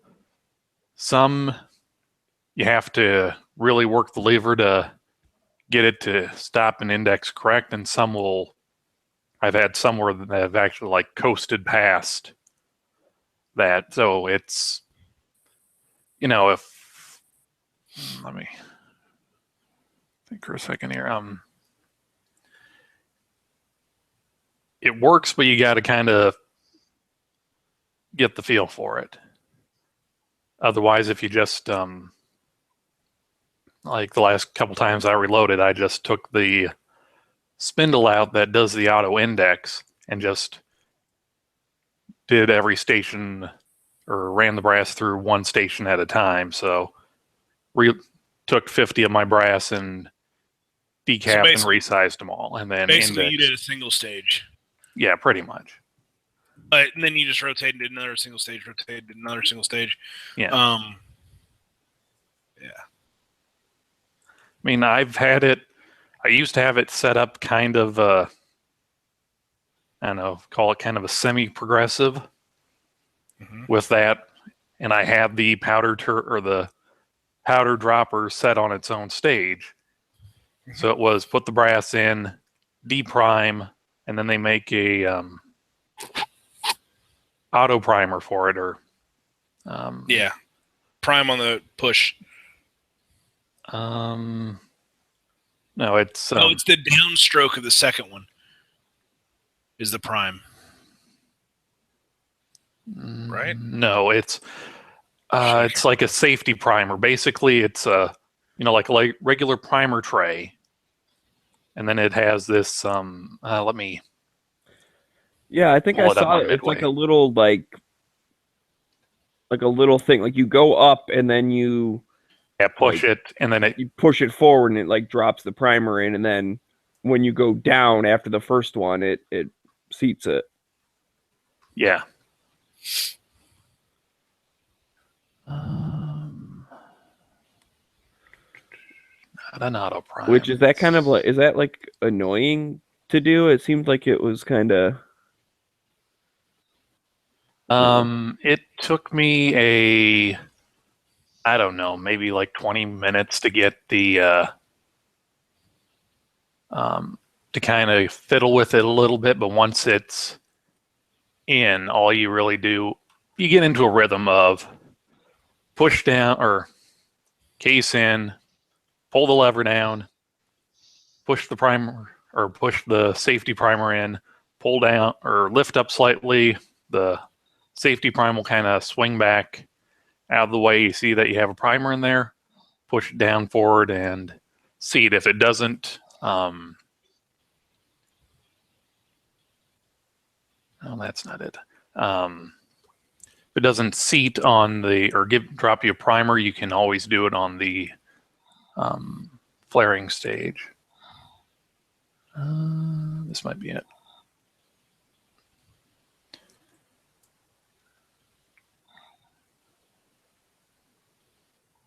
Huh. Maybe they don't make the one I have anymore.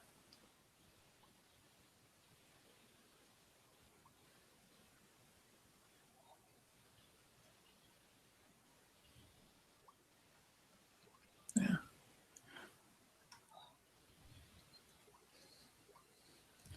Press mounted priming tools.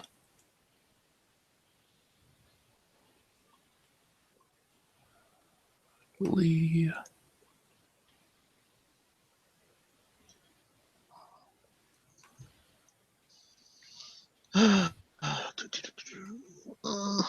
What else is going on?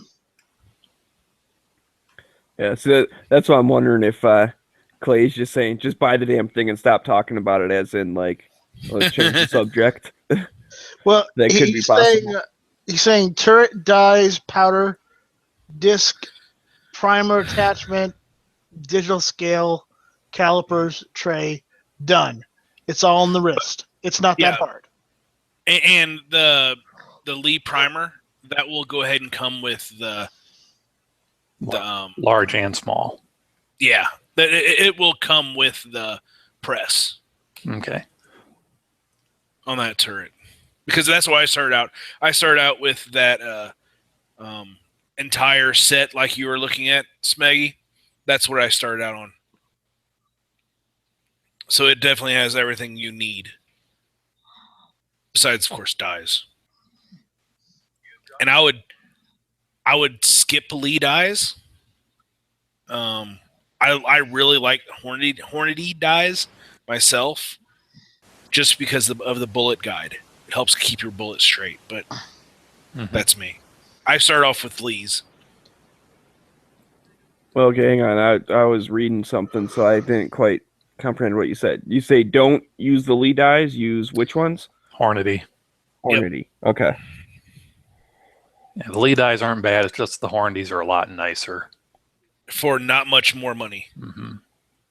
And then also get more decapping pins and decapping rods, I guess they're called. Zip spindles. But aren't Zip our spindles. RCBS dies all right too? They're Yeah. like a step. Yeah, they're like one more step above Hornady, but they're. I don't know. It's kind of the diminishing They're pricey. returns theory. It's you can spend.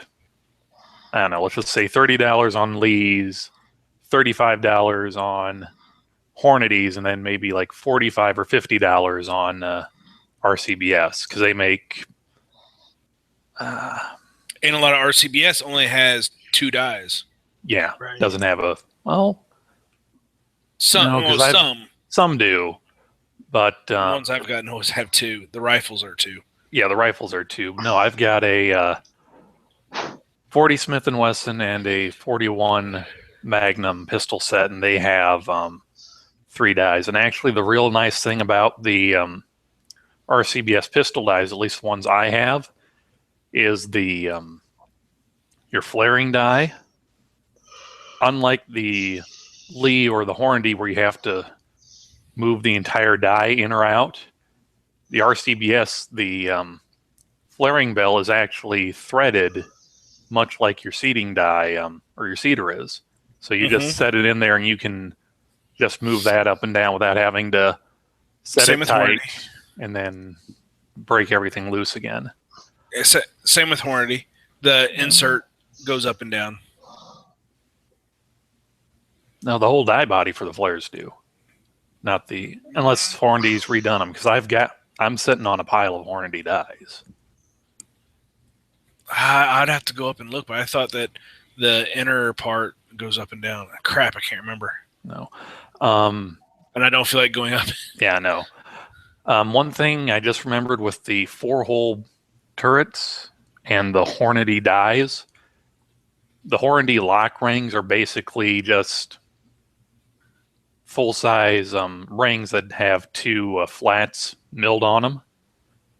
You can't put 2 of those next to each other on a Lee turret because they'll interfere with each other.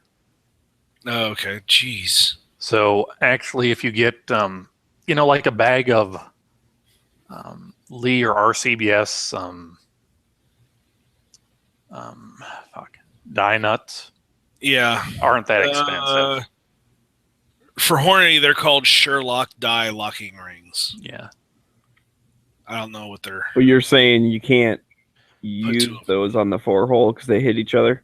You Yeah. can't have 2 next to each other. Now, you might get lucky, and one will lock to where it will have clearance for the next one too, but then the next one you put in next to it. So if you got a 4-die set or whatever, you just have to go like a Hornady, a Lee, a Hornady, a Lee for the lock rings. That It's sounds because complicated. It's just because it's so small. Yeah. And but of course, once you get this set, the Lee, I mean, if you go with Lee dies, once you get it set, you forget it, and you just pick that entire turret up and replace it for the next. Well, yeah, but you just said the Hornady dies are better than the Lee dies. That they are, but if this is what you're going to do, and you don't want to buy the different lock rings, then go Lee. Oh, would the different lock rings still fit on the Hornady? Yes. Yeah, it's a universal thread. Oh, Yeah, okay. only So different yeah, so I'll thread. just get a bag of Lee Yeah. rings and put them on my Hornady dies, and then I can fit all 4 of them next to each other. Yes. Yeah. The only ones that are different are the square B's or square D's, Dylan, and then I want to say a Lyman one is a different thread pitch, but I don't know. I know like I can't 50 remember. BMG are, but that's only because they're a much larger diameter. yeah. No, it's usually a standard thread pitch. Okay, RCBS 7/8 by 14 locking rings. All right, come on, load up. Maybe. Okay. Right now on Midway, they are.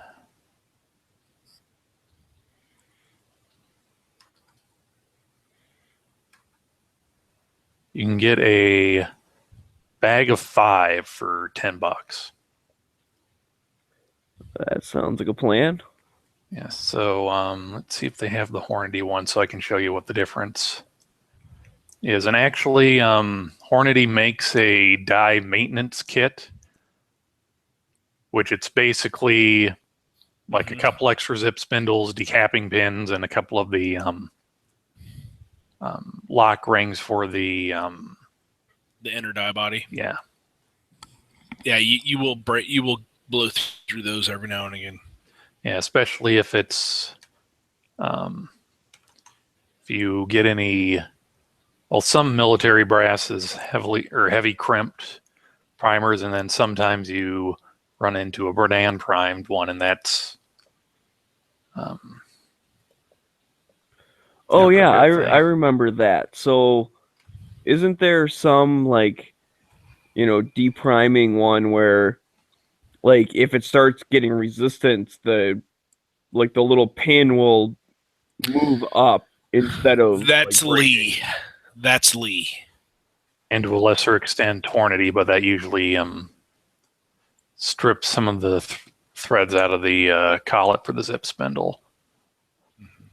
But Yeah, like I had my very first die is called a U die. Ute die. It is a Lee sizer that is actually undersized for 9mm. That's my sizer, and then everything else is Hornady.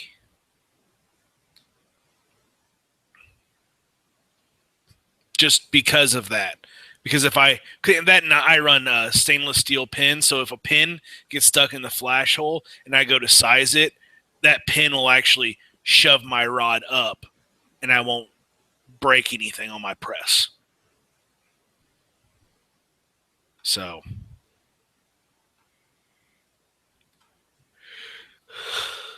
I mean, there's benefits to both. Or you just get both.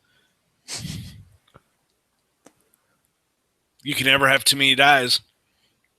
mhm. Two is one and one is none.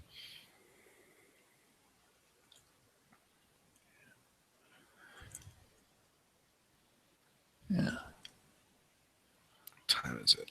Already 8 o'clock. Shit.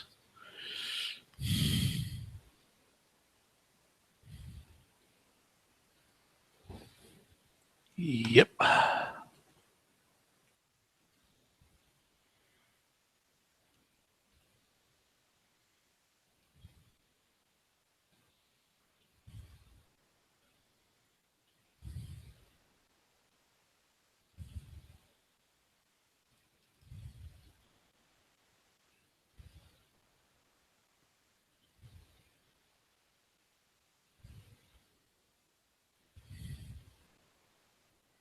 Oh man, G-Webs has unveiled the best patch in the world.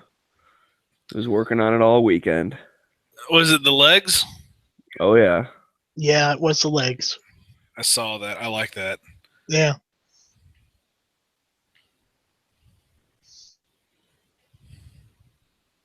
I do like that. Apparently, the legs liked it too. Mm-hmm. She went and posted that she loves it. Yep. So.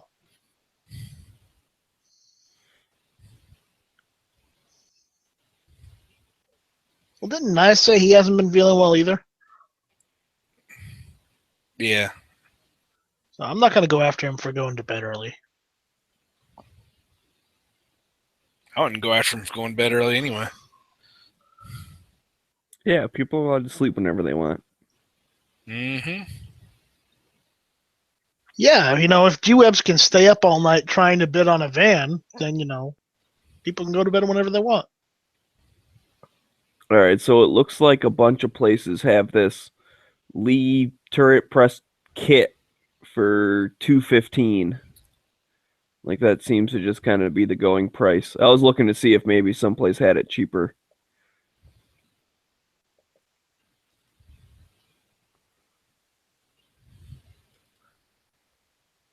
Now, did that AR chat the other night last 8 hours, or did G-Webs come back and shut it down? No, he came back.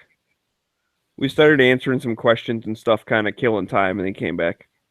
Okay, good. I think it was still a good 4-hour chat or whatever, but it's not like there was any dead air at the end or anything. I ducked out because I needed to get some sleep.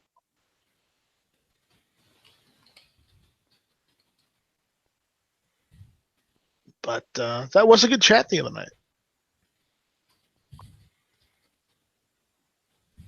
It motivated me to put my AR together.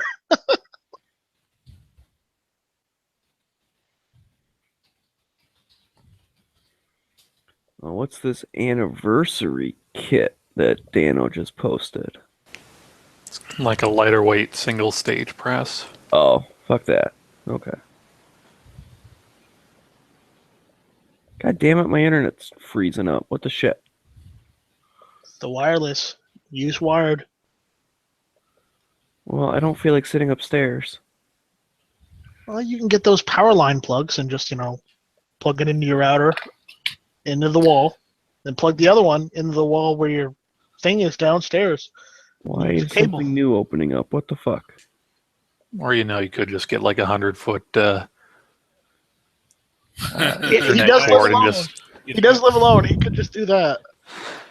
Oh, I've done that before. It's not awesome to trip on in the middle of the night. well, Well, that's you why you could get a get like rug. the big Home Depot 1,000-foot boxes of it and just kind of actually route it around the wall. I'm not saying you need to string it up taut between your router and your computer at neck height. It wasn't at neck height. It was across the floor, and yeah.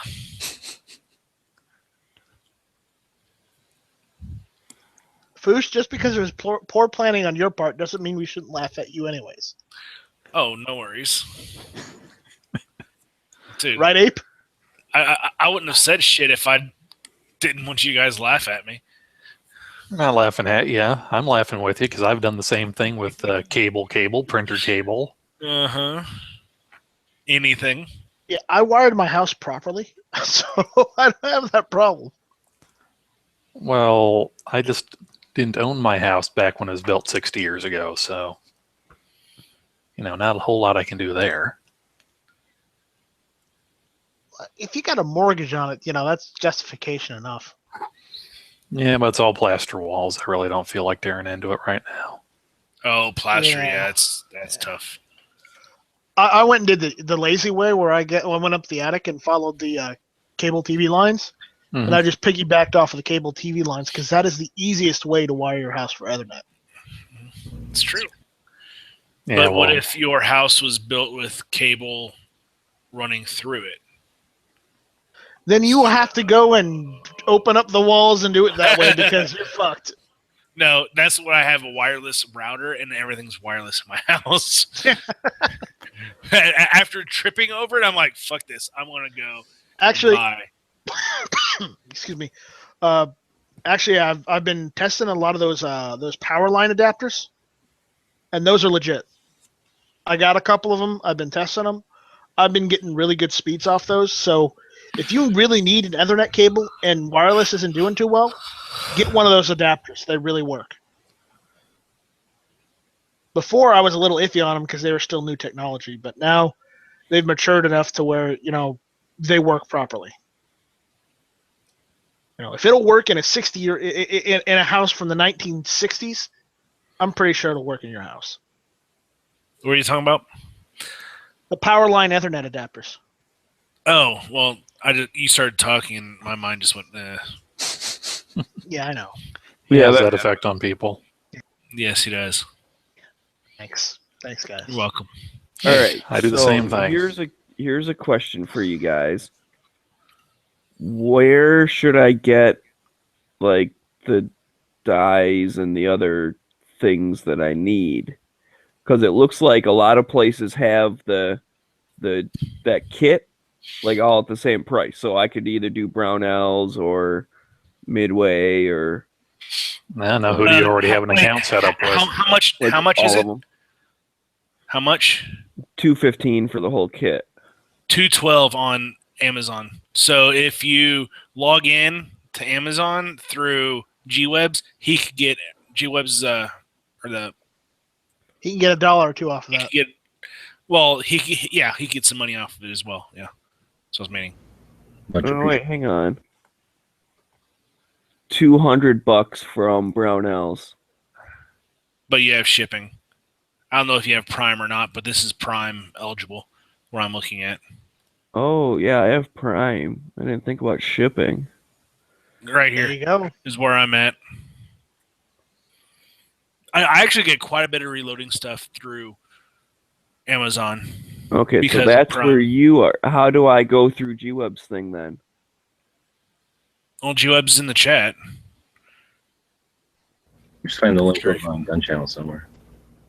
Yeah. And then like once I'm at Amazon, then just like search for the Oh, Lee back. thing and get whatever I want. Lead Yeah, I to don't know. press. Like, do I have them permanently anywhere? Oh yeah, here's one. So on the main page, it says support gun channels. It's like underneath the calendar on the main page when you scroll down. All right. Yeah, I'm loading up gun channels right now. There we go. Support gun channels. Thanks. Well, that's a Brownells thing. No, down. Well, okay, then refresh. It'll be random or whatever. But in the rotation, there's a Amazon one. I don't know if I have it permanent anywhere. I should probably put it permanent in the. Well, actually, I guess if you go to the book club thing, then any of the books you click on will probably take you over there with the link.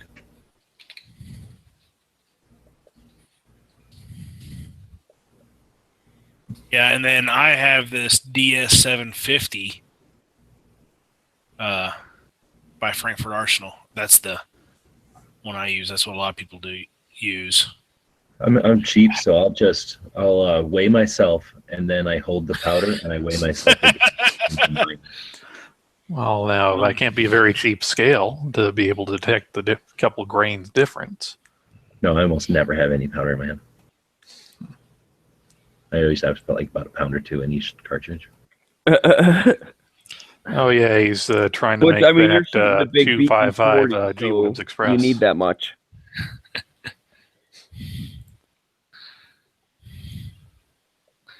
I would get a hammer because you will be pulling bullets. Mm-hmm. The first die I would actually set up would be your sizer, then your flare, and then your cedar, and leave the powder for later.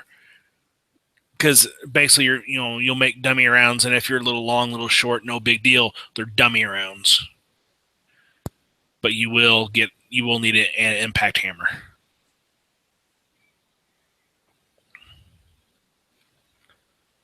What? Impact hammer right here. I'm screen sharing. Well, I'm busy doing something else. Remember that blue hammer I showed a couple months ago, or the one the last reloading chat? Or weren't you watch that one, Smegs? Yeah, I don't remember a Is it reloading reloading hammer. Is this a reloading chat? Well, we kind of started down that path, and Smeggy said he wanted to spend money, so Yeah, I'm feeling bad. I didn't buy anything at the gun show, so I'm gonna buy all my reloading stuff like right now. Damn.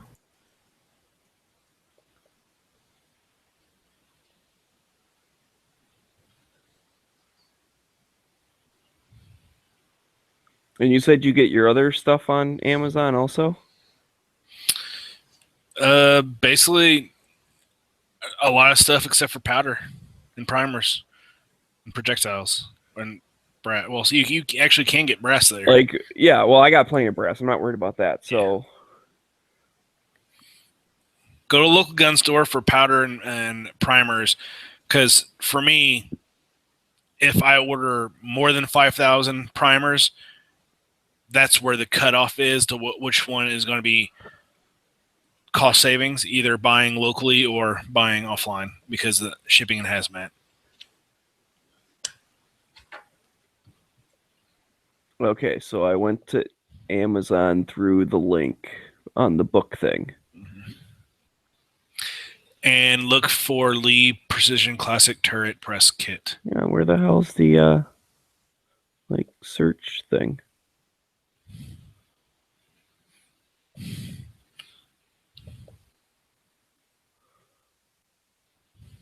I don't know.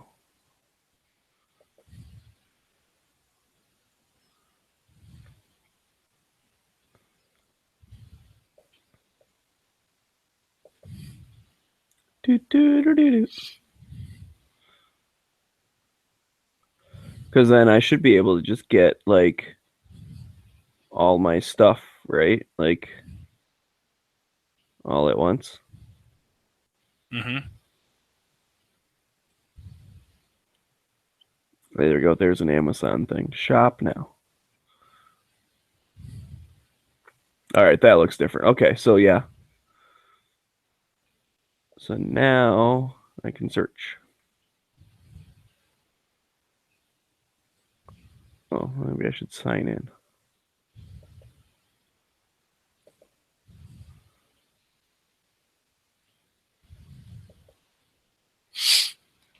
Be right back. Better be. I'm gonna need your help.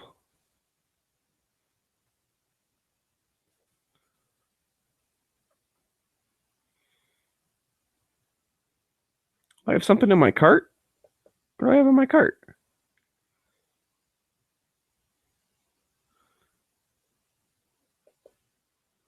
I don't remember buying anything.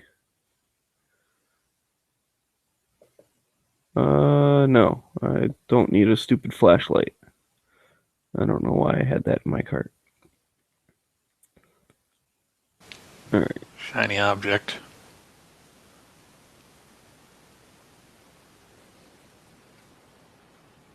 Lee turret press kit. So what's up, G-Webs? How you doing? All right. I guess I put this in the wrong fucking place. I want to put a patch on eBay, but I don't want to put it under what they want to put it under. Fucking. What the hell they put it? I can't find it. Somehow I ended up putting it under a service.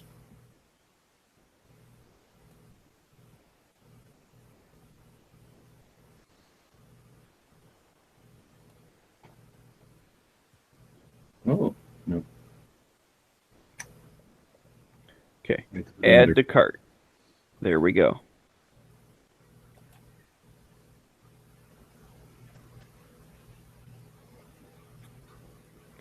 Now, what else do I need?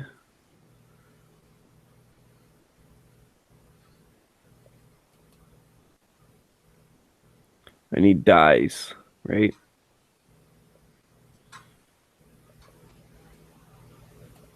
What patch you gonna put up on eBay?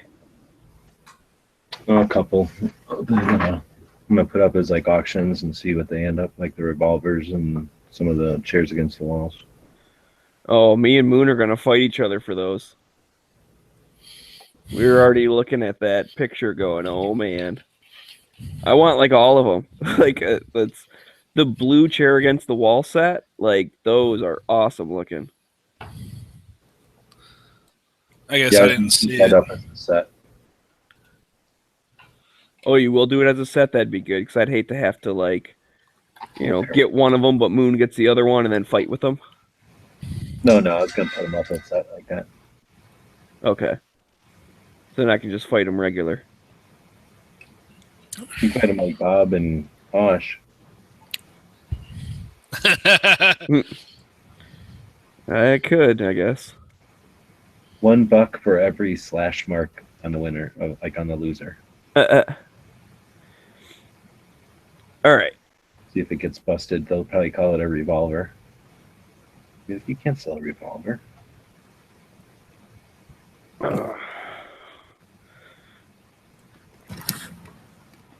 So Foos, what Yes. what dice do I want? I might as well just order all the shit right now. I prefer Hornady. Hornady. Is Fine Ape still in here? 9mm Hornady dice. Let's see if they. I'm have still here. You agreeing with that? Yeah, I'm going to say the Hornadies are good for the good value. Hornady Series 2 dice set. Be like Hornady pistol die 3 dice set. That's probably what I need, right? Those would just be the 3 dies I need. Yep, and are they label them as a new dimension, or are they the American series? I didn't know there was a difference. I thought like the American series might have used might have been steel dies instead of carbide. Oh, I want carbide. I know Yeah. that. I just got the match set. Okay. And it says Hornady pistol die Series 2. Yep. Can you put a link in the internal? I just want to take a look at them. Oh, I can. Okay.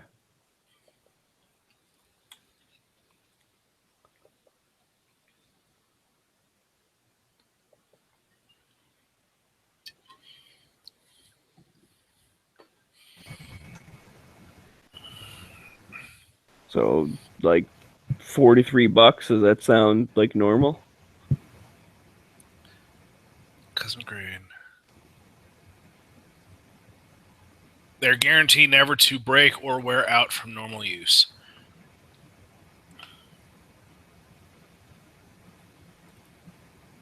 So, full length size die, seating die, expander die. So that's all I need, right?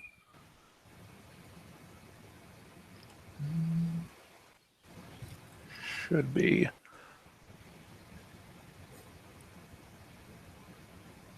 Add to cart.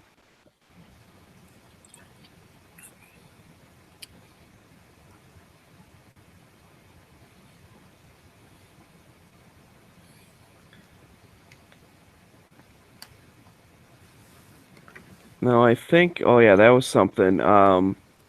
Shell holders. Did that? Since you don't have a Lee dies come with it, Hornadies do not. Mm-hmm. Get a shell holder. Yeah, and for that, get a Lee shell holder. They're the cheapest. And they work just fine. Yeah, like five, less than $5. Yeah. Shell holder. Yeah, and actually, let me see what number you need. Actually, no, the universal shell holder. Like they have some kits, because that's the thing. I might do more than like one thing or whatever.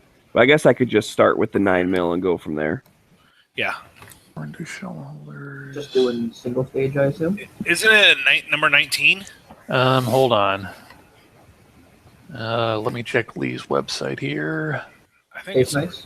Lee number 19 shell holder for 30 Luger, 9mm Luger, 38 ACP, and similar cases. So yes, you're going to want a Lee number 19 shell holder. Lee R19 shell holder. Add to cart. You're right, $5. Now, hold on here. Let me make sure that this is the right number, because Lee also makes a shell holder for their hand primer, which is basically the same thing as the press shell holder, except like the little T-nut on the bottom that holds it into the press isn't on the holder. It says Yep, can be used in most brands of reloading presses, is what this says. Okay, yeah. Okay, the R19 is the press holder, and then the number 19s are for the hand prime. All right. Yeah, the Okay, R19. so R19 shell holder. Okay. Yep, and if there's a picture of it, it should say on the right-hand side of the package, not for use with the Auto Prime. Yeah, the Auto Prime basically doesn't have the bottom half, which you'll see when you get it. You're right, it does say that. So what I thought I wanted the Auto Prime. No. The Auto Prime is like a hand priming tool. And basically what you do is they have the modified shell holders that you put in there. I think that's what Dano has. He's got the little hand punchy thingy. Yeah. And just as long as it's the one that's for the reloading press. Yeah. Yeah, it seems the like hand it. press. Yeah. Okay. So I got that. Mhm. What else do I need? Okay, so you got your reloading kit. Right. You got your dies. I got dies. Got a Yep, shell holder. Now, does that kit come with a powder measure? Yes. Okay. It's got the auto powder measure thing. Okay. And I think Foos, as far as that digital scale, that sounds like a perfect thing I could ask my parents for my birthday, since that's coming up in April. It's like, so I can get by with the beam scale for, my first couple things or whatever. Yeah. Yeah, and all you're really going to be doing is, you're just loading for blasting ammo, more or less, aren't you? Yeah, just plinking. Yeah, basically, just use that as like your setup tool. I've got my powder measure set for the 5 grains of powder or whatever, and yep, it's dropping 5 grains, and then just use it as kind of like a spot check. Yeah, every so often. Yeah, dump one out and see what it is. Mm-hmm. Okay. That Frankfurt hammer.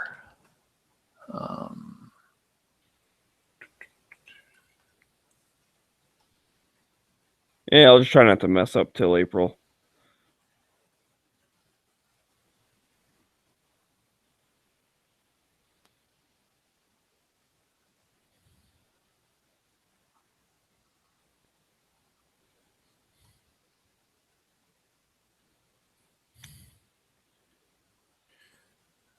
So I don't want to break the bank too much tonight. Well, that hammer was like what, $12? Oh, okay, yeah. Frankfurt Arsenal.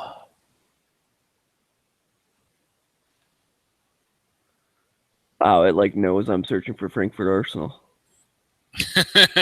Yeah, Amazon. Well, Amazon's probably like, oh, this dude's fucking reloading stuff. All right, quick and easy impact bullet puller.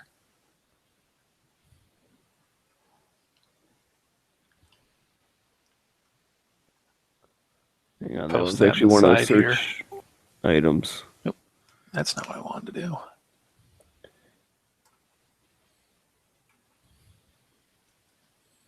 Oh, quick and easy case tumbler. That's not what I want. Although that is something I need, isn't it? Fuck. Spending all my money. Look at this. Yeah. Something happened with Google Hangouts, and now it shows a picture when I turn my camera off. I could be like you guys. Yeah. Yeah. There's the link for the bullet puller smegs. The Impact bullet puller. It's like a Yeah. hammer thingy. Yeah, like blue plastic with an aluminum shaft on it.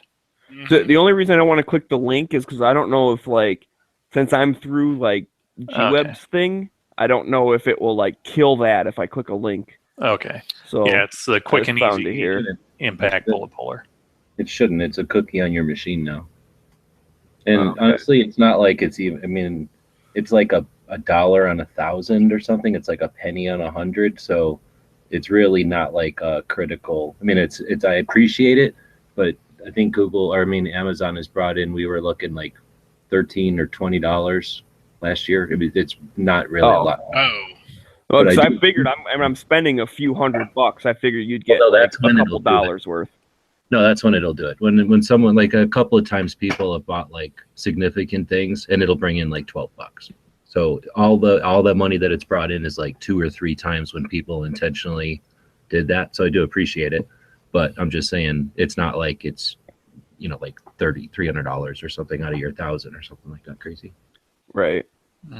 Which would be But awesome. still, yeah, I'm at $273 right now. You have a caliper. No. You're an engineer. You don't have a caliber. Well, I do, but it like half broke. I don't have a nice set. I have one, but I wiped all of the little markings off of it because they were in my way. Wow.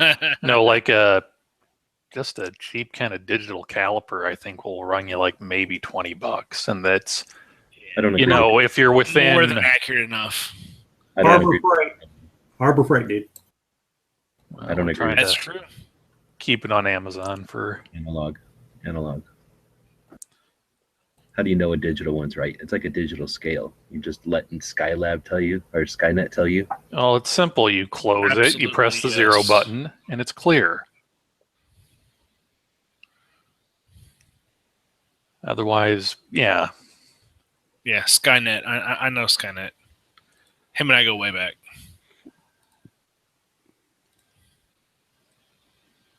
Okay. What? What about Skylab? You want Skylab telling you what to do? Skylab burned up years ago. Anytime Yeah, tools, that's what they style want. caliber. They're like, oh yeah, Skylab's gone. Don't even worry about it anymore. It's not a threat. Nothing to worry about there. Well, I mean, unless you were standing in the South Pacific when it came crashing down, I don't think you have anything to worry about. There's no evidence of it. That's just like, oh yeah, it crashed in the middle of the ocean. We couldn't find it.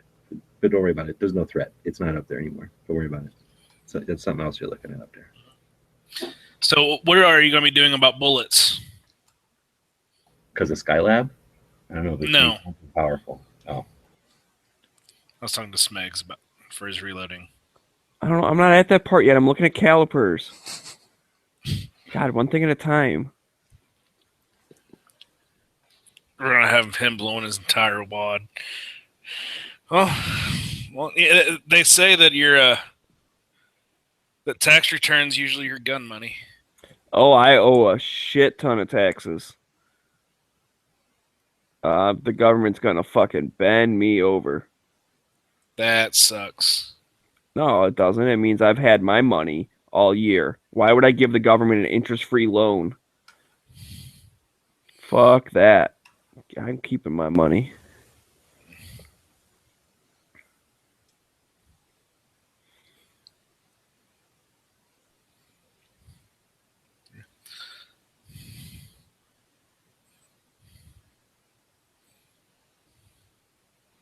You know what you really want to invest in? Patches. Morale patches. As soon as that guy changes the playing field, no one will be able to call him that anymore. Those old morale patches will be worth millions. I want that patch that just says morale. Yeah, I want that. Okay. Trademark? Yeah, that's fucking awesome. I'm trademarking morale because I don't like that guy trademark morale using my trademark. Yep. All right, so press die, calipers, shell holder. Oh, I need a tumbler, don't I? I gotta fucking prep the cases. Frankfurt tumbler. You like the They're- Frankfurts? Well, it's a Frankfurt because it comes with tumbler and a separator. And they're 50ish. Are they good though? Yes, that's what I use to powder coat my bullets with. So yeah, Hey, Foos, have you gotten into the 300 black yet? no, Oh, okay. I've thought about getting a barrel. I've got one. What's the question? I don't really have a question. Okay, it's $70. Other than, Here. did you get into it? No. Oh, okay.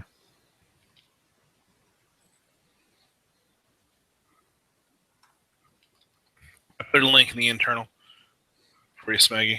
It's the Easy Tumbler kit. Comes with pound of media or some media, tumbler, and the separator. Oh. So what bullets do you get for your 300 blackout? I've already had a fairly good selection of 30 cals because I reload for 308 and 30-06. I've done 110 grain Sierra Varmenters, some 125.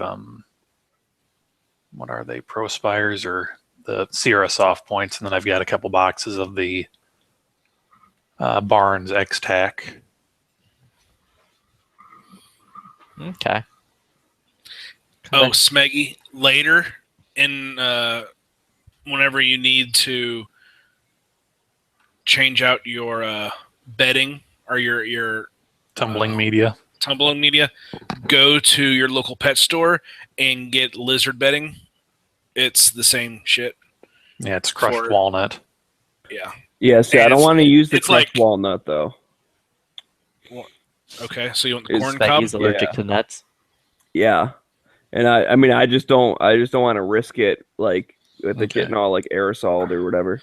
Okay, and it will get aerosoled since Mhm. it is Yeah. dry. So there's still some corn cob media at right around the same place, right? Pet stores. And I don't know if it's corn. The only time I've seen the corn cob media has been in like the 8-pound powder keg containers, Say, from, like Lyman or I just added a 15-pound bag for I don't know, it was like $20 or something. Okay. Yeah. Yeah. Frankfurt Arsenal. Yeah, because the first one they'll come with will be no, the first one is corn, I think. No, that's Yeah, the one I saw had walnut, but I just switched it out. Like you can just uncheck the thing and add a different one. Oh, cool. Smeggy, what are you going to be reloading? What caliber? 9mm.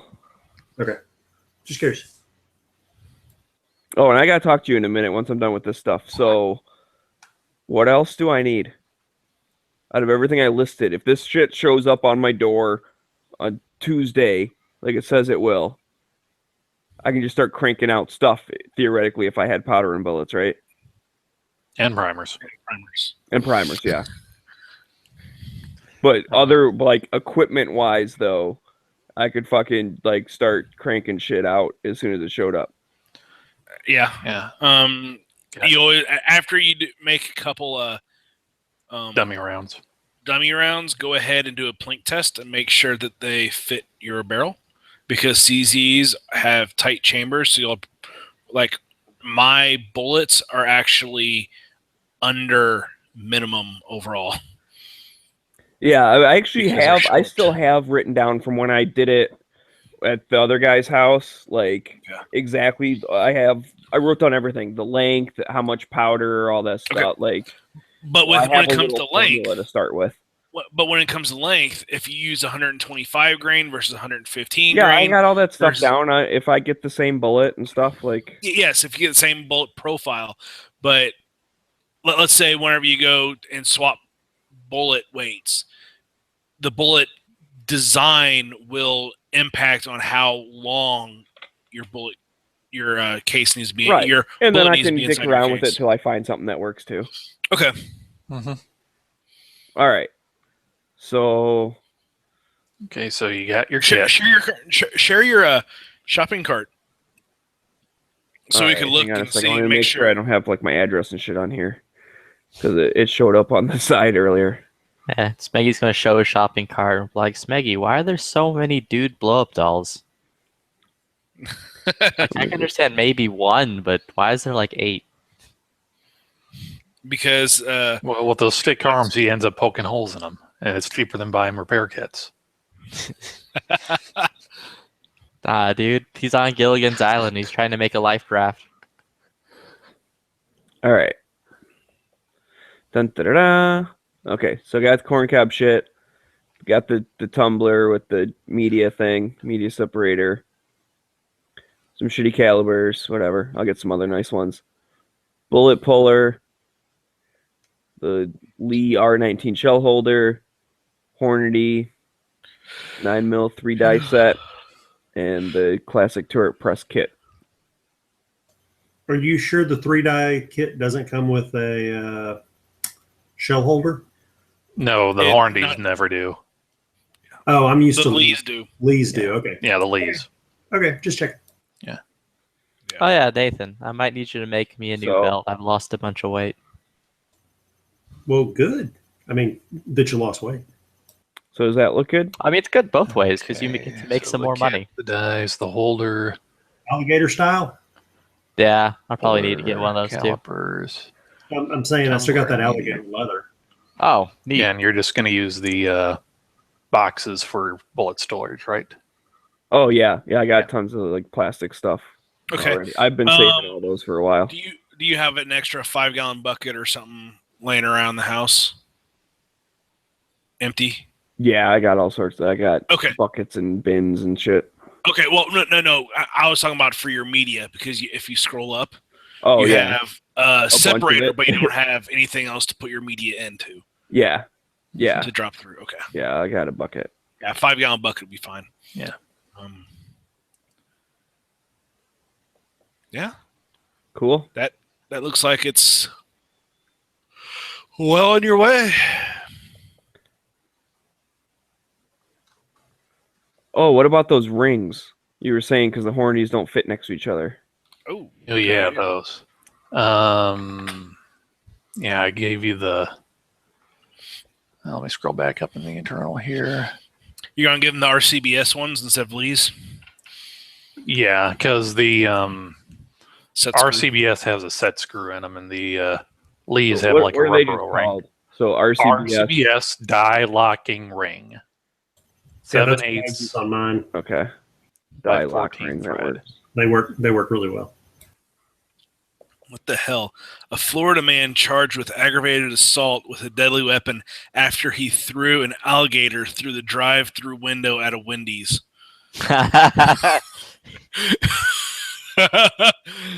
Dude, that's I think my defense would be the bacon smelled so good that my pet alligator jumped out of the car.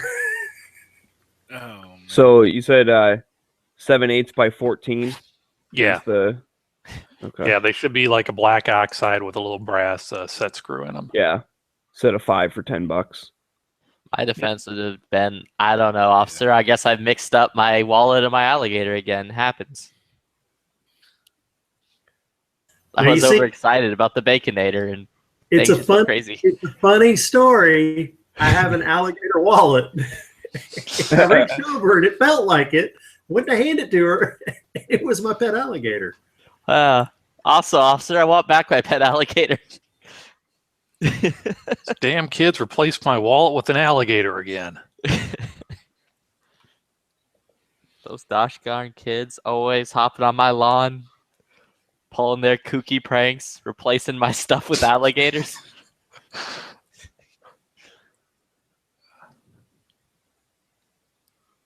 Last week I went to grab my cane and picked up a snake. What the fuck? Why can't I sign in? I just signed in a minute ago.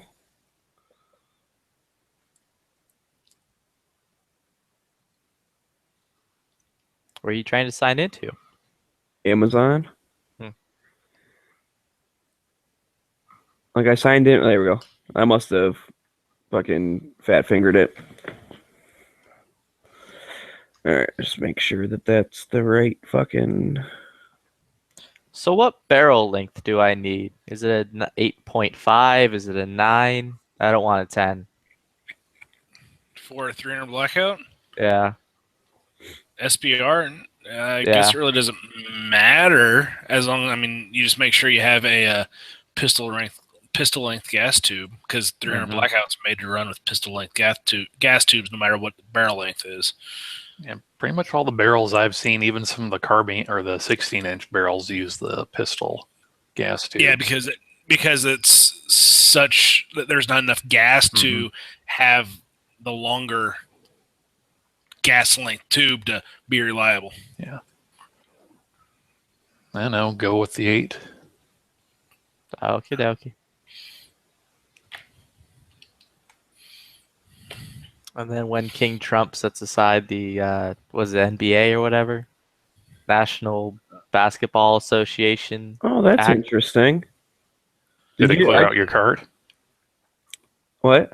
Did it clear out your cart when you No, logged in? no, it's all there. But on the shipping options, if you click free, like no rush shipping, which is 5 business days, you get a $5 credit for the Prime Pantry. No, fuck that. I want my shit, but I'm It just used to saying. be like an Amazon audio book. I'm like, great, I don't want a fucking Amazon audio book. I want my shit that I'm ordering. But if it's free $5 worth of food, I could wait on some shit for $5 worth of free food. Yeah, I don't know what the Prime Pantry is. Like what? Yeah, it used to be like a bonus $1 for like digital media for Amazon. Yeah, exactly. Like, I was like, what's the point? For $1, I'd rather have it in 2 days. yeah, not waiting. like, oh, do you not want your shit? And we'll give you $1 worth of shit you don't ever even want. You never even knew was existed. Because it'll probably cost them $3 to ship, or it'll save them $3 or $4 to ship it. It's a little slower. Well, I yeah, don't even think Amazon honestly pays all that much for shipping anymore. Because for the most part, it's literally their mass shipping. And there's a ton of stuff now that doing same-day delivery. Like, Nathan, don't you have same-day delivery now? Because I do. Yeah, with Prime, I mean, it depends on if it's at the local warehouse, because I live literally, the Amazon warehouse is 20 miles from where I live. So them just sticking it in a box and sticking it on a one of the brown trucks, it gets here I can order stuff in the morning and sometimes get it by the afternoon. It just depends on when I order it.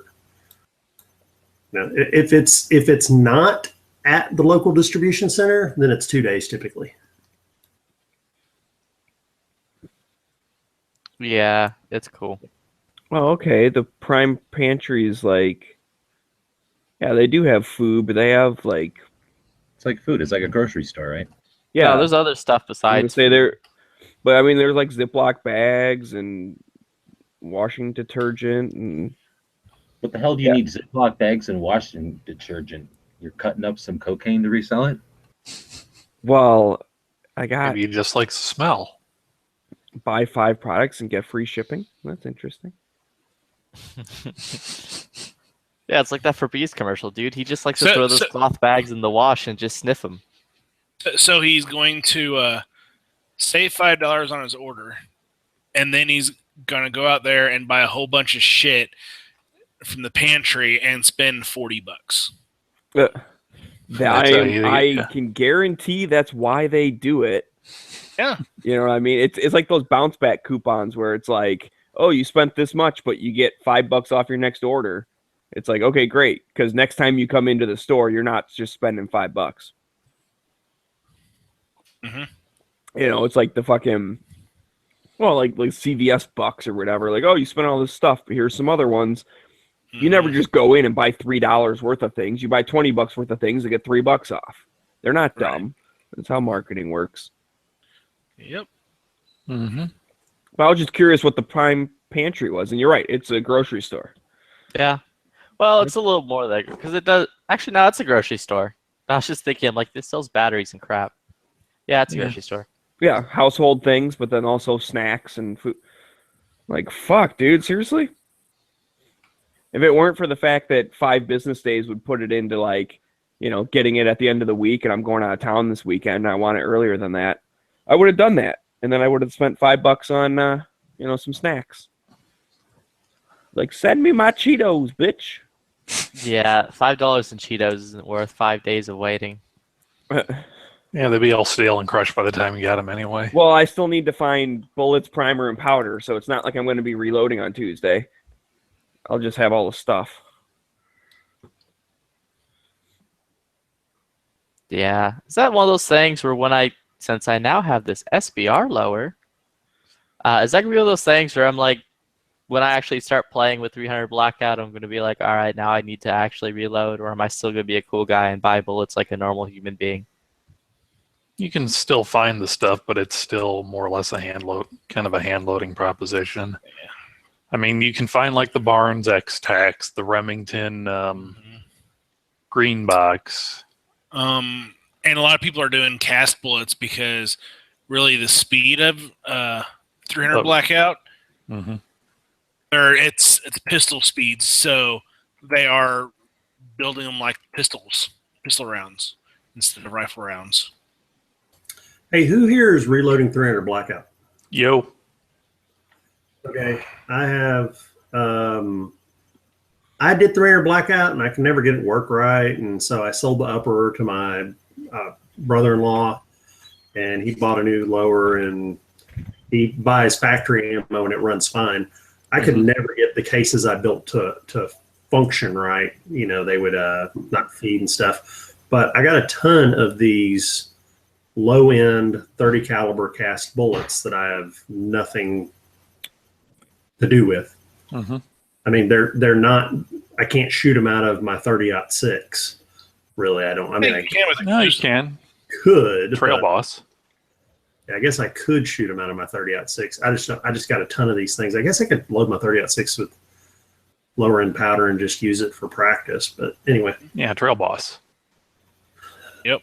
Yeah, you keep saying words that don't make any sense. What on earth is a Trail Boss? Trail Boss is a type of powder. It's a very bulky powder that's made to take up space in large volume cases that usually shoot low velocity bullets like a 45 Colt. And you can IMR actually posts on their website how to develop loads with it when they don't have any published data. And they've got a couple of other published data from 223 all the way up to, I think, like 50 BMG for it. Because it's basically, you find out where your bullet sits in the case, you load the powder up to there, you reduce it by 10%, and that's your maximum load. So it's almost kind of like old black powder style powder, where almost, like it's a step up from black powder where it's clean and smokeless, but it's not gonna have the pressure built to blow anything if you load it case full in a rifle. Honestly, you probably couldn't really load it full enough to blow up, but TRE.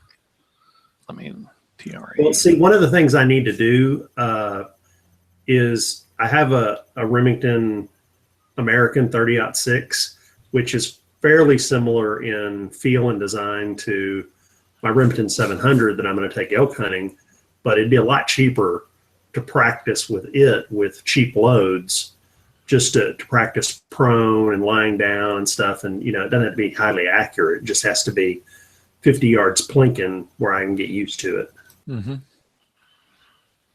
Yeah, I guess I'll do that. Good idea. Before I hop into this mess of money spending,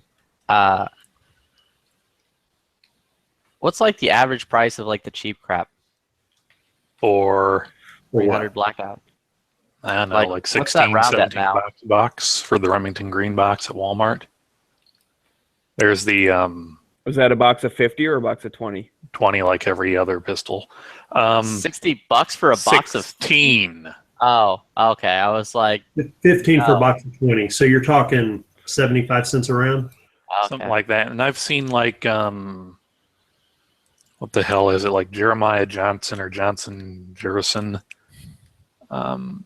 Jameson Bros ammo. And I'd actually steer away from that because they must use some really soft brass.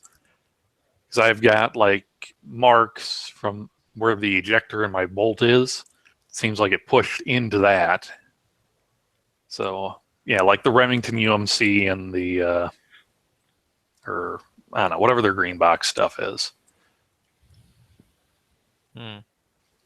Okay. Otherwise, if you're wanting hollow points, Midway runs deals on the 110 grain Hornady Zombie Max ammo every once in a while. It's the same as their VMAX bullets and their custom bullets. It's just nobody wants to buy them, so they blow them out real cheap. The only difference is the color of the polymer. Yep. Hold on. I got one for you. Because of Matt, I bought some ammunition off LAX Ammo, some reloads of 223 because it was cheaper than buying new stuff. I haven't shot it yet, but Matt says the stuff works just fine. But I went to LAX Ammo right now, and you can buy a 250 round set of 300 blackout ammo that they've reloaded out of cases. So they reloaded it themselves. So it's 250 rounds for $125.99. So you're talking about 50 cents a round if you buy $250 worth. Okay. It's about the best deal you're going to find on 300 blackout for Plinkin. Okay. So what is a good round to buy to like kill animals with? Are you talking prairie dogs or elephants? Two-legged or four-legged? I don't know. Honestly, I'm gonna probably the assume best. four-legged because if you kill a four-legged, I'd assume you can kill a two-legged. Okay, Flippy, here's my next question is, what particular animals are you interested in shooting? Animals I don't have to get tagged for? Probably hogs. Because my elk gun doesn't work good on ducks. Well, that's 4 to 2. Well, that's 2.5. And like some deer guns won't work with for buffalo hogs. Well, he's Buffalo. obviously talking about 300 blackout. Yeah, no, I mean like what he wants to use 300 blackout. 300 blackout. Get the Barnes X-Tac copper mono bullets. Yeah, they're the best you can get right now, or best at a reasonable price for 300 blackout. Okay, I didn't understand that he was talking about what he was talking about hunting with 300 blackout. Yeah. Oh, yeah. Sorry, I thought I was obvious on that. I was like, what are you hunting? Because what type of bolt gun do you want or shotgun do you want? Nah, because I'm going to just, since I can make a 300 blackout like SBR now, I'm going to make, one of my buddies was asking about going to go murder hogs. I'm like, that sounds like fun. I've never done that before. I need a gun to do that. I'm told this 300 thing works on that. I went out to the store the other day to buy factory load 44 Magnum bullets. This was a year ago. And I went out to the store and I'm looking at all the bullets trying to decide what I want. And then I came across a box that had pictures of wild hogs on it. And I was like, yep, that's what I need. Hog killers. Winchester hog killers. Yeah. I just need some kind of I don't know, Remington hog murderers or hog hammers. Yeah, actually they make bullets called hog hammers. All right, 300 blackout. That is actually funny, but they do make bullets that they advertise as being good hog bullets. So they put a picture of hog on it and they call it a hog hammer or hog rounds or whatever. So it's kind of like for the people looking and they're like, like Flippy, and they're going, what would be good to shoot a hog with? So it's kind of like, oh, look, those are made to shoot hogs with. That'll work. Yeah, it's like when you go buy breakfast cereal. You look for the one with the goofiest cartoon animal. That's the one that's the breakfast cereal for you. Yep, Remington Hog Hammer, 130 grain Barnes Triple Shock X for $16 a box. And that's how many rounds a box? Like 20? 20, actually. They're on clearance in Midway. Ah, that's not bad. Yeah, I need Otherwise, to build this upper. Otherwise, apparently, Cellar and Beloit's now getting into 300 blackout. 200 grain subsonics for $13. Hey, wait! If they're selling a box of 20 on Midway for $16 and they got those bullets in them and they're on clearance, that's a damn good deal. Yeah, I know that box is $25 at Academy. Yeah, anything with the Barnes bullets is going to be. It's probably a $30 box at Academy originally, or 25. Yep, regular price $32. You save $15. Yeah, you should jump on that deal, Flippy. Okay. I just need, because I bought an upper today. I need to buy a barrel and a muzzle device and a handguard. Okay, Jameson ammunition. That's what was thinking about. Stay away from those.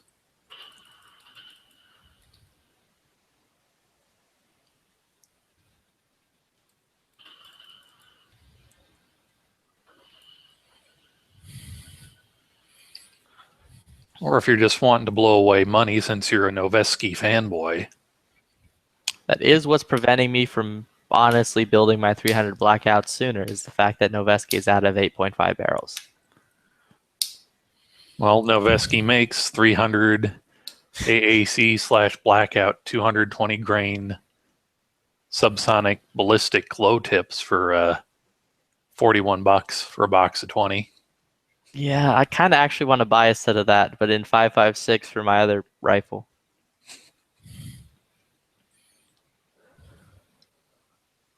Dude, why is it so hot?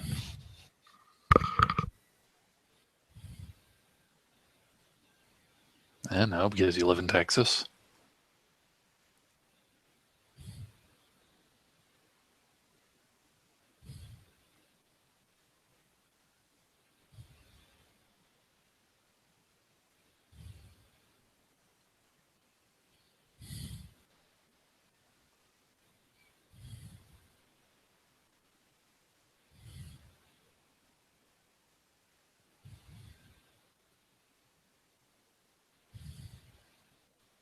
Yep.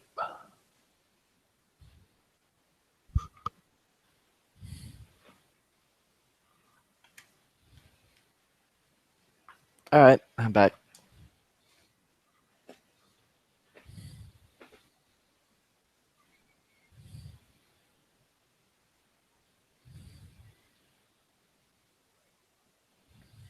All right. So I'm a reloader now. Awesome. I've come to the dark side. No, you haven't gotten into black powder yet. Clicked buy it now or whatever. You I- made the purchase. I That means made you're the an purchase, expert. yeah. You're an expert already. You can start giving advice. Mm-hmm. Oh, cool.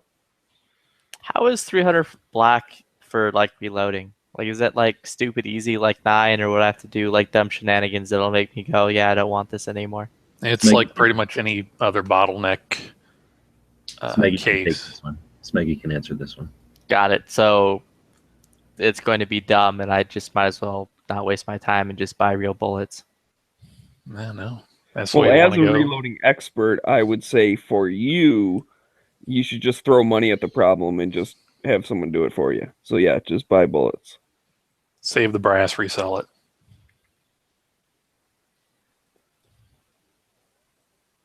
That costs too much, though.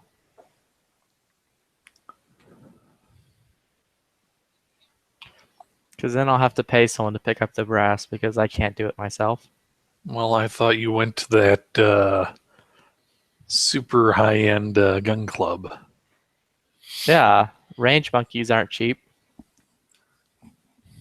Yeah, he's paying one to carry the Still gun have to for pay him, one to One. shoot the gun for him. Now he's Another got one to pay fan another him to one give him pick the drink. brass up for him. Yeah. One Well- to fan me, one to feed me grapes. Because grapes are Well, the awesome. one give him a handsy. Well, you know, if you're willing to settle for a lesser kind of animal, you could get a ranged turtle. I mean, I'm sure Knives isn't doing anything. Well, he's sleeping right now. Dude, it's too hard. I have to import him. I have to get the cartel to build a catapult to launch him over. Yeah, I know it's going to be real hard to get him out of California once they secede. Oh, no, dude. He's Trump's American now. They're putting a wall on top of him. I'll have to invest in a shovel and a shovel monkey to dig him out from underneath the wall. No, you get a shovel. Turtle. Mm-hmm. Come on. You don't need them tomorrow, do you? Honestly, all you have to do is just go find like your local geology club or some idiot who wants gold and tell them, hey, under that wall where that little turtle tail's sticking out of, there's gold. Just dig around there. You'll find it. Also, careful grabbing it because that's not a turtle tail.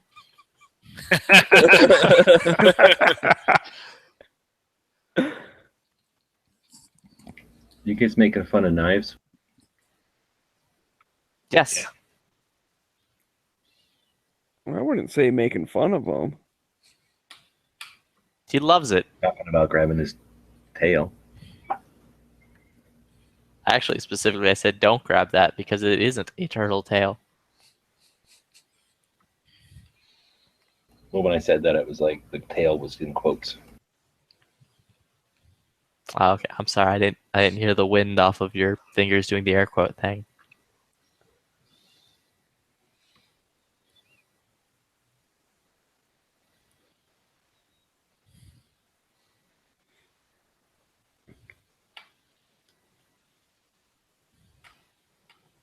So Nathan,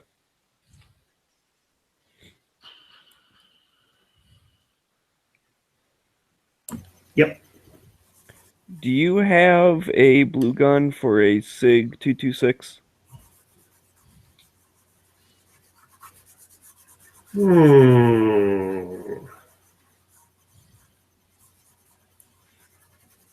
All right, I'll play your silly game. I don't know that it's a silly game. I was just gonna ask him a question. Potential income game. The game is I get to play dig through my pile of guns. Well, I was gonna play the game of Shut Up and Take My Money, but that's fine if it's too much of a hassle. P226. Got one. We have a P226. Do you have a Mark 25? Mm-mm. You can't get too exotic. I buy the general ones. Oh yeah, that reminds me. How's the shoulder holster coming along? Yeah, it's not Okie dokie. at all. But I kind of feel bad about that. I mean, are you really serious? You really want one? Oh, I did. So you still do? Well, I do, but I don't really have the finances right now to get it. Well, it's kind of on the. I've been distracted by. Well, I'm back on the wagon again, but I was a little distracted by being drunk for a couple months, and I feel kind of bad about that. And I really meant to do that, and so now that I'm sober, I need to really sit down and start designing that, because that could be something that really kind of takes off, because it's hard to find a good leather shoulder holster that's custom and all that is nice. Especially one that... Especially at the price I sell. And especially at the fact that you can remove the holster itself and swap out for different holsters. So you can have multitude My of design calibers. not only is going to be cool where you can have the double mag carrier and the holster here, but you can detach and put different ones and use the same straps. So yeah. You don't get that when you order the Galco and the Safari Land junk. And plus, I bought that purple dye, so I need to use it. Yeah. I thought you would have already used it whenever you were drunk. That's no, what he was drinking. A purple dye I've never actually even opened, to be honest with you. If you want to test it, you could do one of the gun belts that I need could be purple. To match the alligator on purple? That might look pretty cool. Yeah, because I was thinking the alligator for the shoulder holster, and then the alligator for the gun belt, and that way do like a matching purple thing with. Well, the gun belt itself, I slap on my own, like I have this brass belt buckle, so I don't really need a buckle with that. But I was thinking like purple with gold hardware would be really cool. Is it a brass one with a rooster on it that says cocky?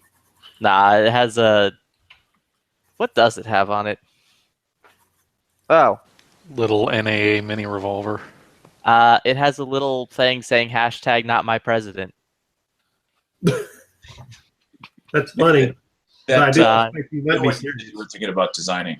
Is that one where you can switch it from right-handed to left-handed? Yeah, actually, when I design my shoulder holster, it's probably going to be ambidextrous too. Oh yeah, you also got that the flippy stamp too. I do have the flippy stamp. Yes, I do. Now that you mentioned it. Because that was the last email I got from you before everything went radio silent. Sorry, buddy. Dude, it's all good. Like, there was a lot of stuff that happened over the holiday, so nothing. It's all fantastic. Don't worry about it. Long story short, I'm down a wife, but I found Jesus, so it's all good. Actually, did finding Jesus drive the wife off? No, it was actually kind of a byproduct of the wife disappearing. Well, I'll tell you this: you're better in the long run. Yeah. Wife come and go. Jesus is always there. Yeah, I've actually had several people now tell me that, dude, that's actually fantastic that she left because she would have ended up killing you. Like, literally, you got saved from your own, like, death. And I'm like, that's cool. I don't really know how to respond to that, so all right. Well, I mean, is she just bad news for you? Like, apparently so. Was your spouse kind of like, unbeknownst to you, like meth or crack or something? No, apparently she was saying a bunch of things about how I'm like the worst person and I'm like mentally abusive and all these kinds of things on Facebook that I didn't know about. Either way, she like left the day after Christmas and then was just like, yeah, I'm leaving. Bye. Wow. Yeah. So I learned that like if you really love someone and you really care for them, don't give them a SIG. Because apparently SIGs are guns that make people leave you. No, I don't think giving gifts, firearms or otherwise, make them leave you. I'll tell you this. I'm not a genius about women. But I can tell you this, that when they do leave you, it's something that has been going on in their crazy minds for quite a while. They don't just do it on a whim. And usually we don't know that it's about to happen either. So a friend of mine has been through 2 divorces. And he told me, he's like, do you know why divorces are so fucking expensive? I said, why? He said, because they're fucking worth it. I was like, all right, you know.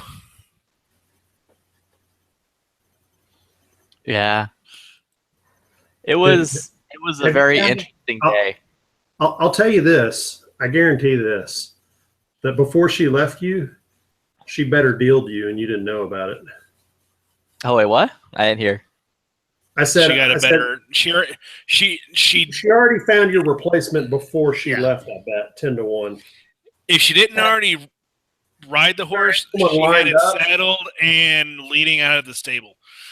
Women typically don't just up and leave their spouses when there's no children involved and there's no real physical abuse without finding your replacement first. Agreed. Yeah. Either way. Really common. So if she was finding out you on Facebook, she had already found.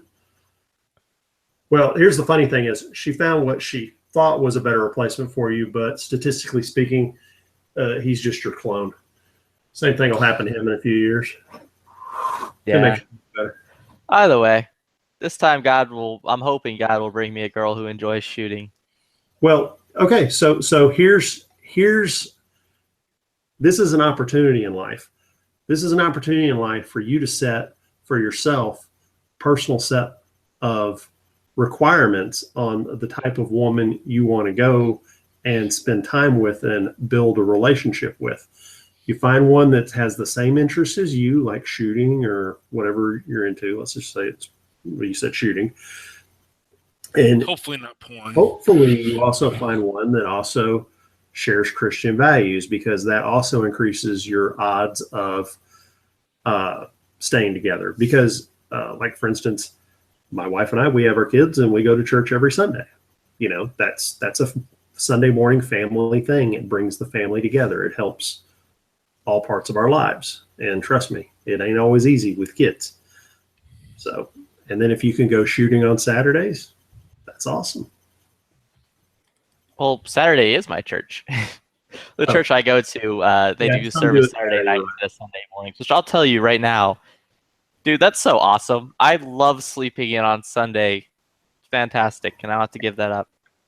But either way, like, yeah, I feel you wholeheartedly at this point. Here's So I'm just the like- thing. Is my wife and I we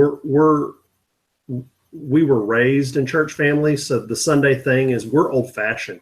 I mean, I'm 40, but our Sunday school class is the over 50 class, and we joined it when we were 35 because her friend was in it. And like, so we're just old souls when it comes to that stuff. We're not very new way. We go to a traditional type Baptist church, not too traditional. They still have a guitar, you know, in the choir, but and drums. But, you know, we were raised old school, and that's what we're used to. We went to a church that didn't even have pews. They had like seats and a coffee bar. And we're like, nah, we're not staying here. Not us. And that's the thing, is a lot of these churches are catering to bring in the younger crowd, which is fine. I mean, that's good. Any way you can bring someone in, you know, just like us in gun channels would, you know, we're willing to cater to people to bring them into the gun community to an extent. You know, younger people, we want to make them interested in it. Yeah. I mean, where I'm at now, it's just like, I'm basically just saying, Lord, bring me a girl who's like spirit filled and spirit led. Yeah. No, that's That's honestly what I want. And then like, there's a few other things that I'm like, God, let her like shooting. Cause that, I'll say right now that when I got into shooting and I was having tons of fun with it, it sucked. Cause I was like, every time, like I tried to explain to Stacy how cool it was. And she was just straight up like, I'm just not interested. And then like, I would try to take her with me to the range, but she would always get bored and be like, I don't like all the loud noise. Let's go get drinks.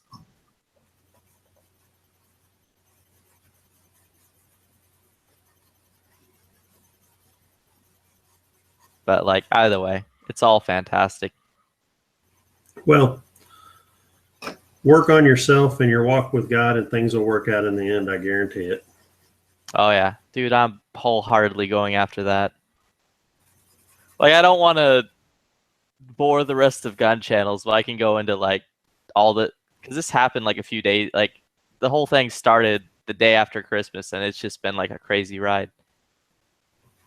Like, God's been like mad faithful the entire time. Like, every time I've called on him, he's come and met me and revealed something to me or shown me something or brought people along that helped me with other stuff.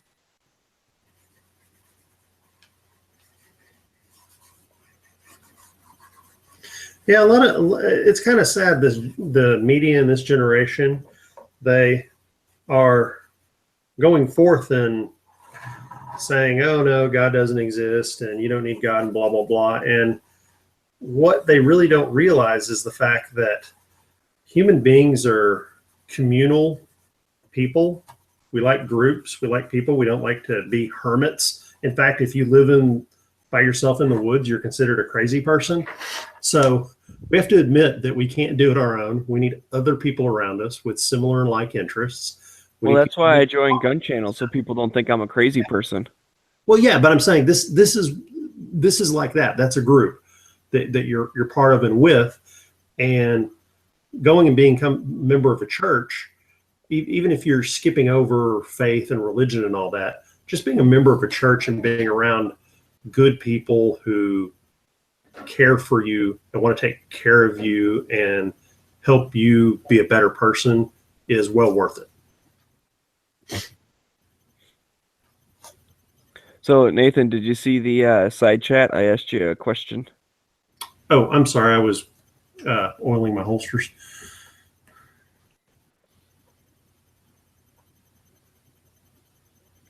Either way. Yeah, just shoot me an email. Just shoot me an email, dude.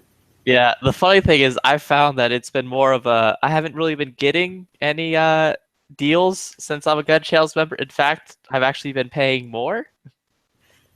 What are you talking about?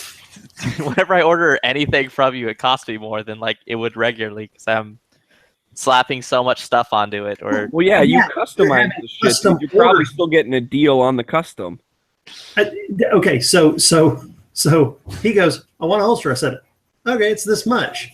And then he goes, but I needed an alligator and purple or something like that. And then I want dude. I'm like, yo, I need a and then I gun want belt. my And you're like, metal stamp custom made.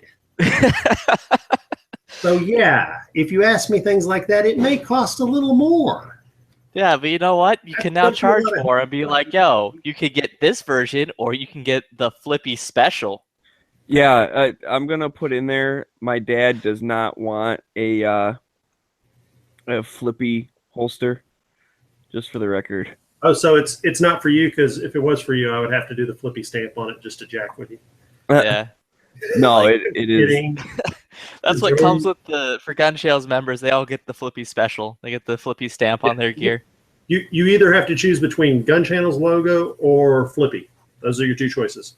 Or you can have both, but that's going to look weird.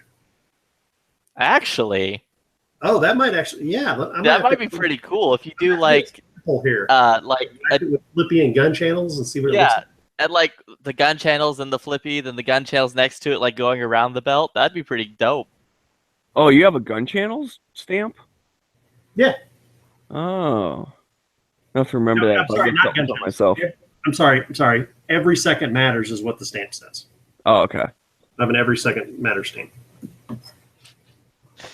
I guess if you get enough people ordering gun channel specials, then Yeah, if there everyone will be wants a gun channel stamp. and if everyone wants something that says Gun Channels, and I can of course get G-Web's permission, because I don't want him suing my pants off.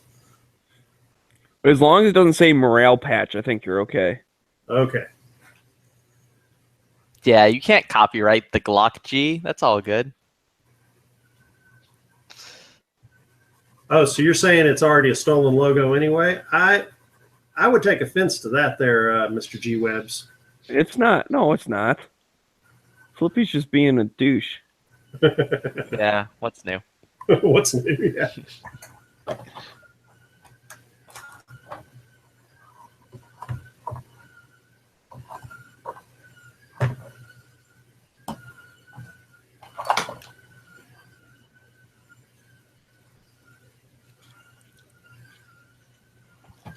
Alrighty.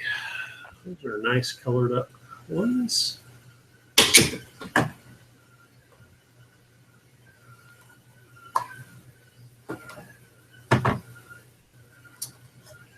I wonder if my dad would want a thumb strap or not.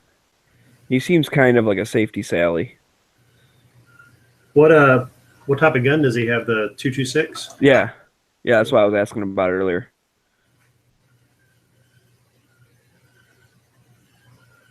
So, I don't know.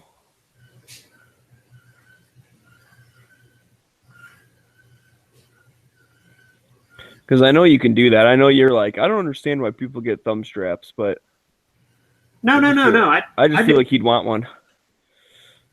Let me put it this way. I've come to the conclusion that what I think everyone needs and should want is not what everyone wants and needs. So I've given up my idea of trying to project my own thought processes in. And you know, like I really made the thumb strap just for 1911s originally because it's cocked and locked and it makes people feel safer.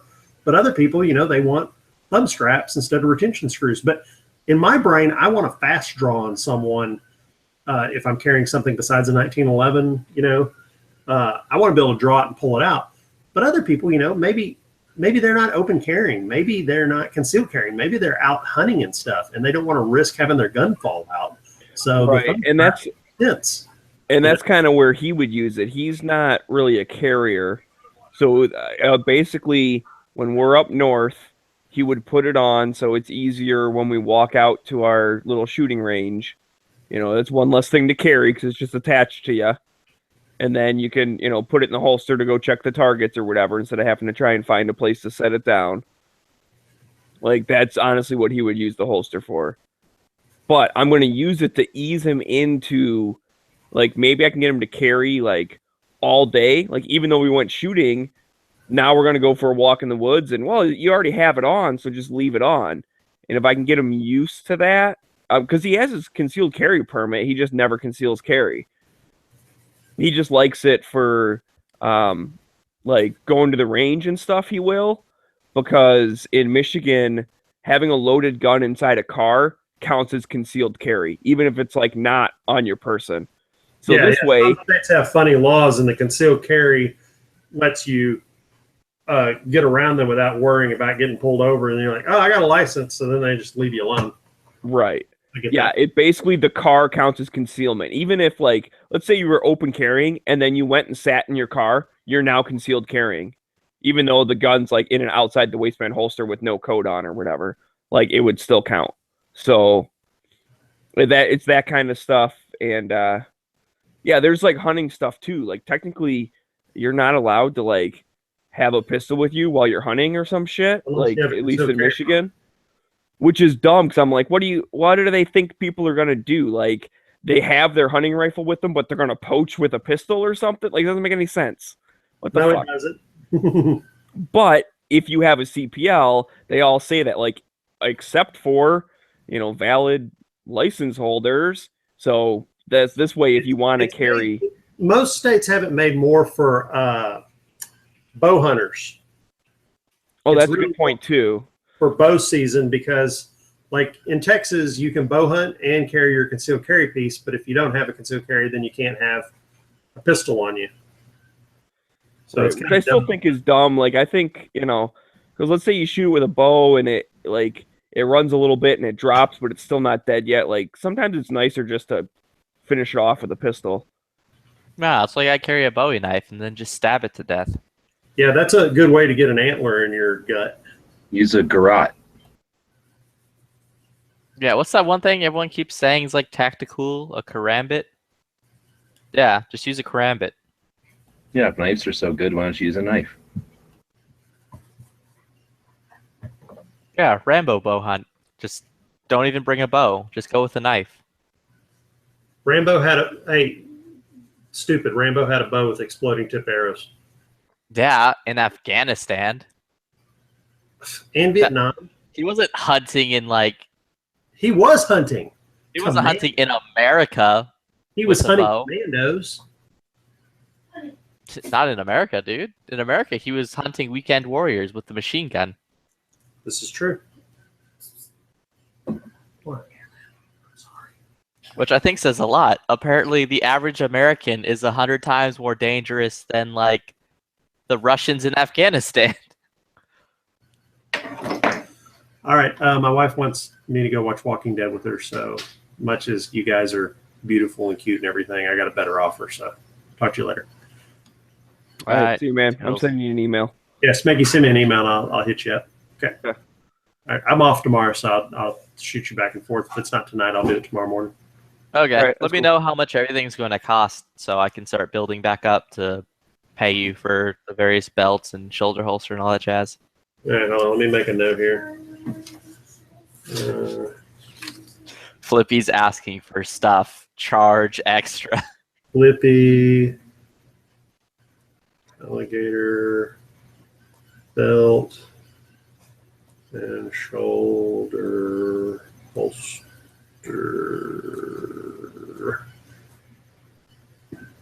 Okay, I'll shoot you a quote on the shoulder holster and the belt.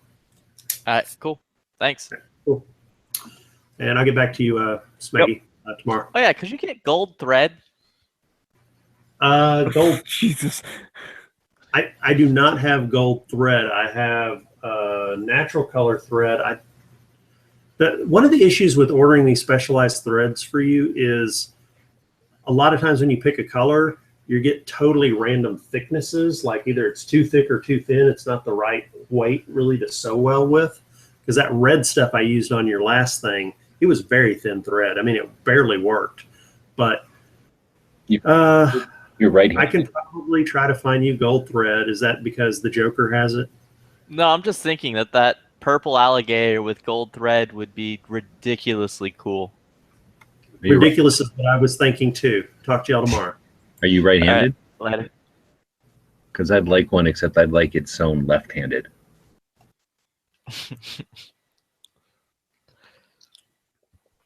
That's all right. When I used to go to right-handed holster, but sewn by a left-handed person. Is that what you mean? I want the stitches going from left to right, not right to left. Do it. I mean, I want to stitches of the way I read. But no, that's not ridiculous. When I used to go to Starbucks before I only drank water, I would always order a iced chai tea latte with no ice. I just wanted it cold. But I didn't want ice in it because they're cheating you.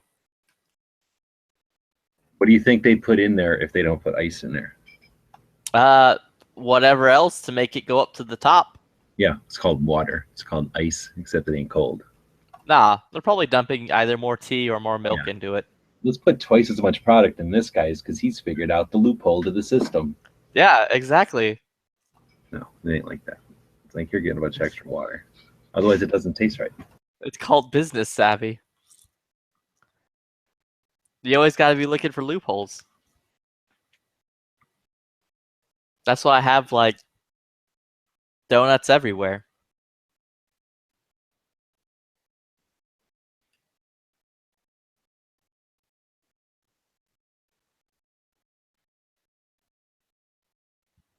I really have nowhere else to go with this joke. Someone save me. What's Dano doing in here? Is he done already? Done. It's Sunday. Oh, you don't do it on Sunday? I thought you did. Not usually. Oh.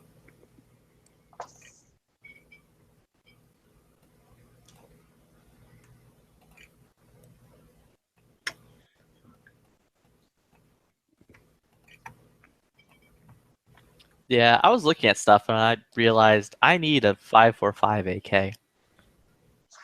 What do you just like buying firearms that have the most expensive, difficult to find ammo there is?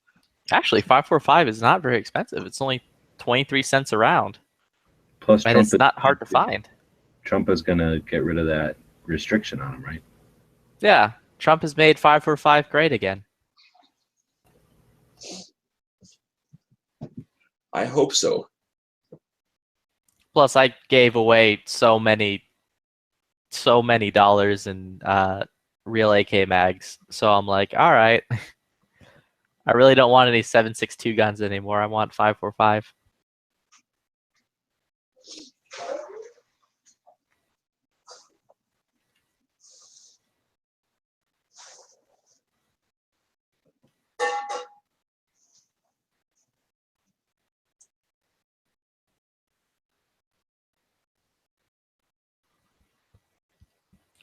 Wow, I was talking on mute this entire time.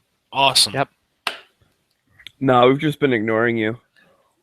No, well, I mean, they've been going in with the conversations.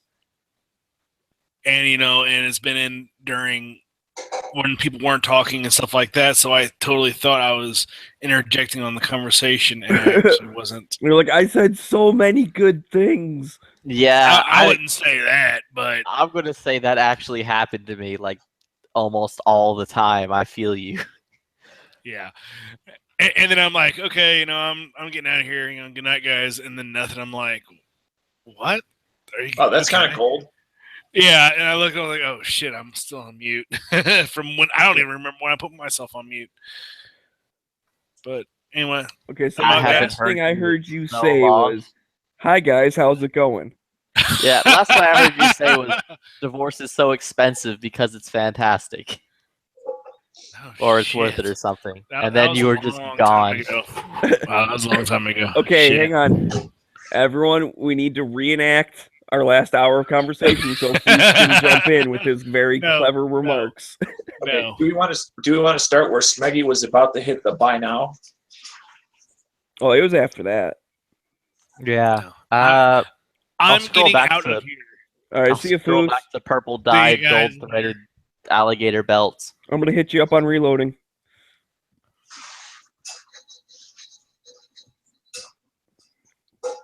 And now that he's gone, nobody talks. Yeah. Yeah, 23 cents a round for Wolf 545. Sounds reasonable. That's not bad. It's only 3 cents more than a regular AK round or a 7.62 round. Still cheaper than 545 and a whole lot cheaper than 300 Blackout. And now that Magpul is making not good versions of magazines for them. Magazines aren't even that expensive. Next year, Magpul will be making the Gen 2 74 mags with steel.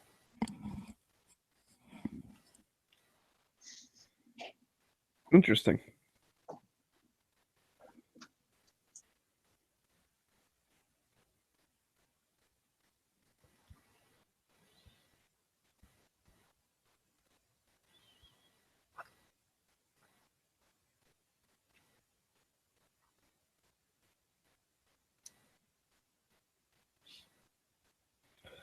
Yep.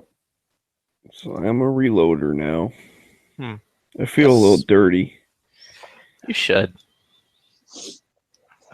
So have you picked out where you're going to mount your loader at? Yeah, I got two options. I can either just put it on my bench.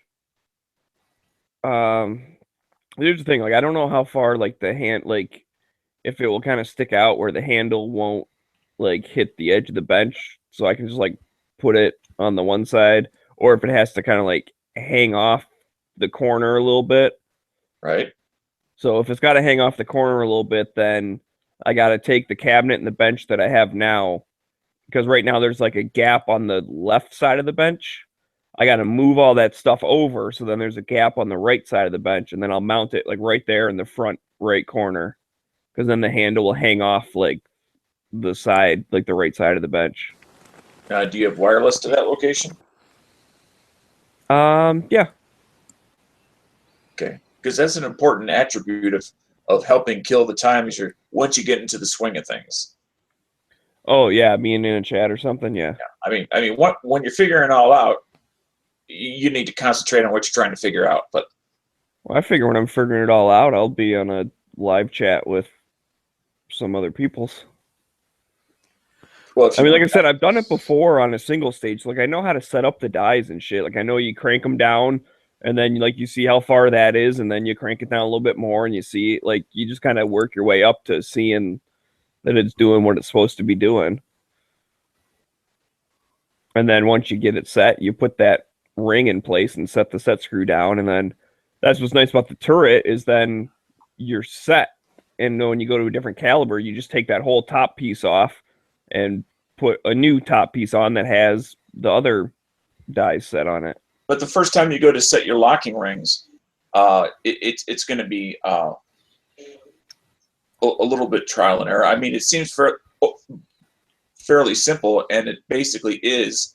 But unless you've done it before, saying we just get the appropriate height and then lock down the locking rings, well, that's very easy to say, but doing it is not quite that simple.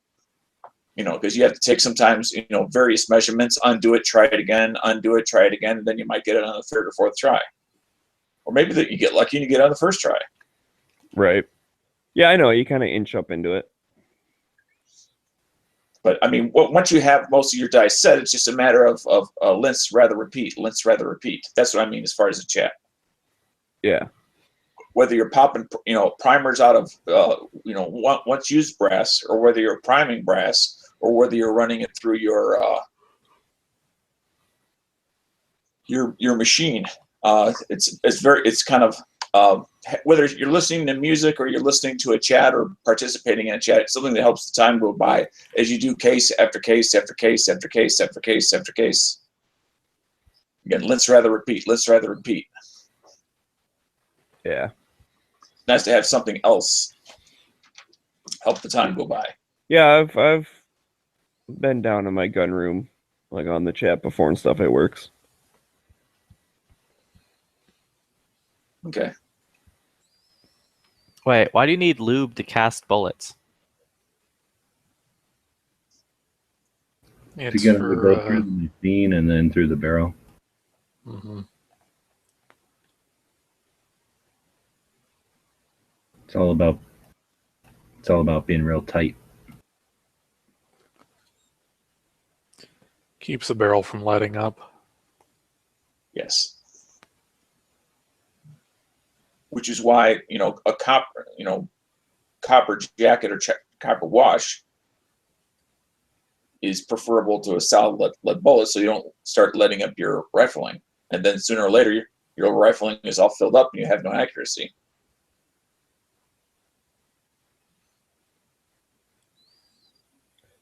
Yeah, but you can also just just clean your gun more and stuff. But yeah, if you're going out and you're going to shoot 200-300 rounds, it doesn't take that many rounds of pure lead bullets to start filling up your rifling. Yes, but not many lead bullets don't have nowadays are pure lead. I'm sorry, say that again. Said not many commercially made bullets nowadays, or lead bullets nowadays, are pure lead. They're going to be alloyed with tin and antimony. Right. But still, regardless, unless you're shooting maybe a cowboy action or something like that, everybody, whether it's a copper or you're using some sort of acrylic coating, everybody's putting something on that lead, or you're just using the lube. Mm-hmm. Yeah, I think the lube just makes it go faster. That's really what it's for.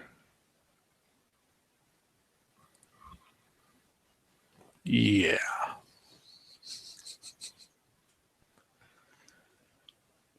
I'm just gonna buy bullets from Foose. He powder coats his shit. Yeah, it honestly just seems easier. Just the more I hear about this reloading thing, the more I think that it's just worth it. Just to You don't buy have real the bullets. patience for it, Flippy. I can guarantee you wouldn't like doing it. I can guarantee you just want to throw money at it and just buy ammo. It's not that much.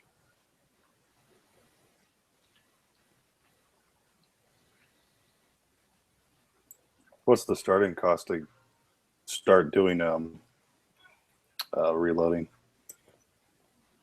Well, ask Smiggy. He just I just banged down the money for it. It was what, $350 for all the equipment and stuff. I still Minus need your components though. I still need to buy primer, powder, and bullets. Well, yeah, but those things you'd be buying if you bought new ammo anyway, and you also didn't start at the true entry level either. I mean, if you start with a true hand press, it's a whole lot less than what you paid. Yeah, but I'd rather just get something that's going to last. I understand why you bought what you bought. I'm just saying that if somebody just wants to put their feet in the water,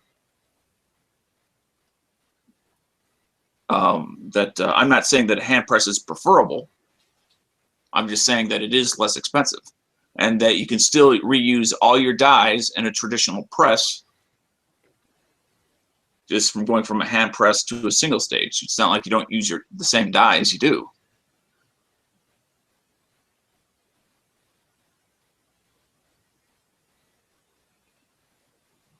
Mm-hmm.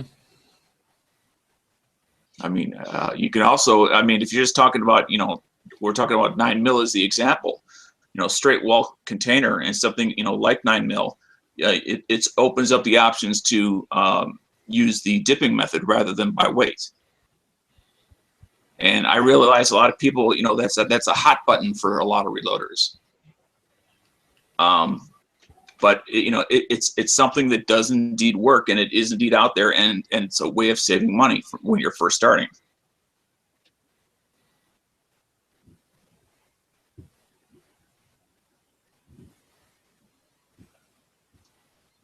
Just like the I-beam scale that came with that kit.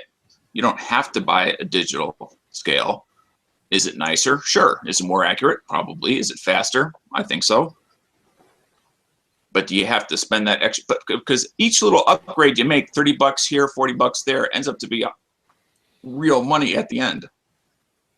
Yeah, that's true. So yeah, the initial kit that pretty much like comes with a lot of the stuff, that was like it was $212. Now, did you get any spare depriming pins? Oh no, I'll get those eventually. Only because mine started to bend at around maybe 80 rounds. So I immediately put in an order right away.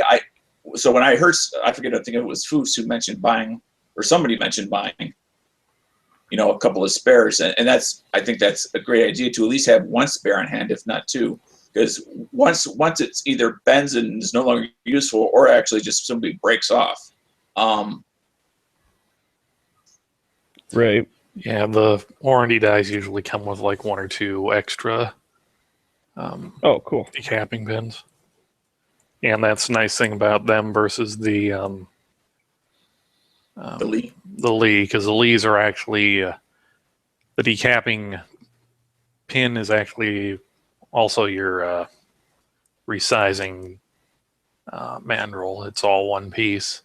Where Right. the Hornadies, it's your expander bell is threaded onto the zip spindle, and then you can just poke the broken decapping pin out and pop a new one in.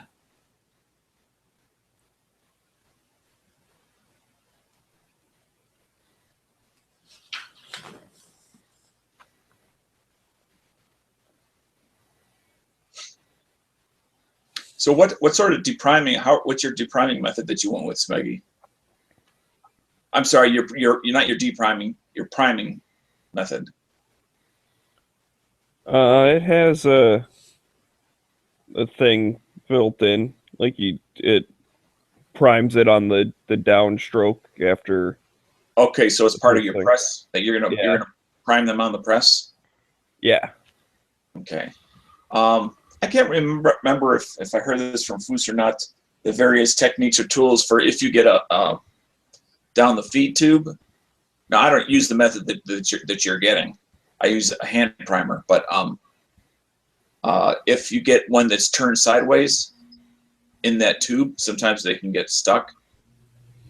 No, this is a different Different type. different system. Yeah, this is basically it's a newer version of one I have where it's you dump your primers in. It's like basically a primer flip tray. So Okay. you shake them around. Yep. They all turn right side up. You put the lid on, and you basically connect it to this little chute that the primers sit on their edge, and then it kind of just gives them a gentle 90-degree turn to sit into your primer holder. You manually push this thing into there. It clicks a new primer in. You push it up on your ram, and it primes it. Oh, it's on the upstroke rather than the downstroke? No. The handle goes up, the ram goes down. Okay. Yeah.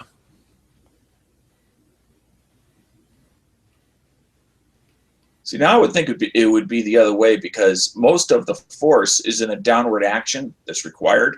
Mhm. And you can, and if needed, it's simply if it's easier, obviously, to put a little body weight into it rather than use if you're doing 1,000 to do it on the downstroke than necessarily the upstroke, because then it's all muscle. You can still lean into it. All depends on how you got your handle set.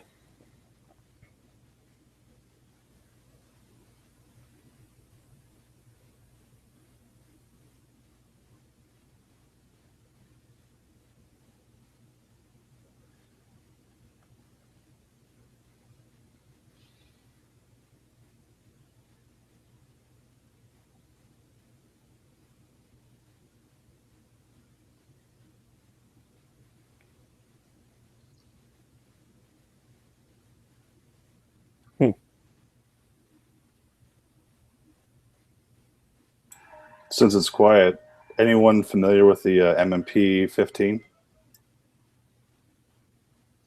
Just the lower. My dad's got one of the old sport versions. I finally moved out of California, so I can, and I actually have a license in Texas now, driver's license in Texas, so I could finally buy a non-California AR. Cool. Buy a Colt 6920. At least 6920.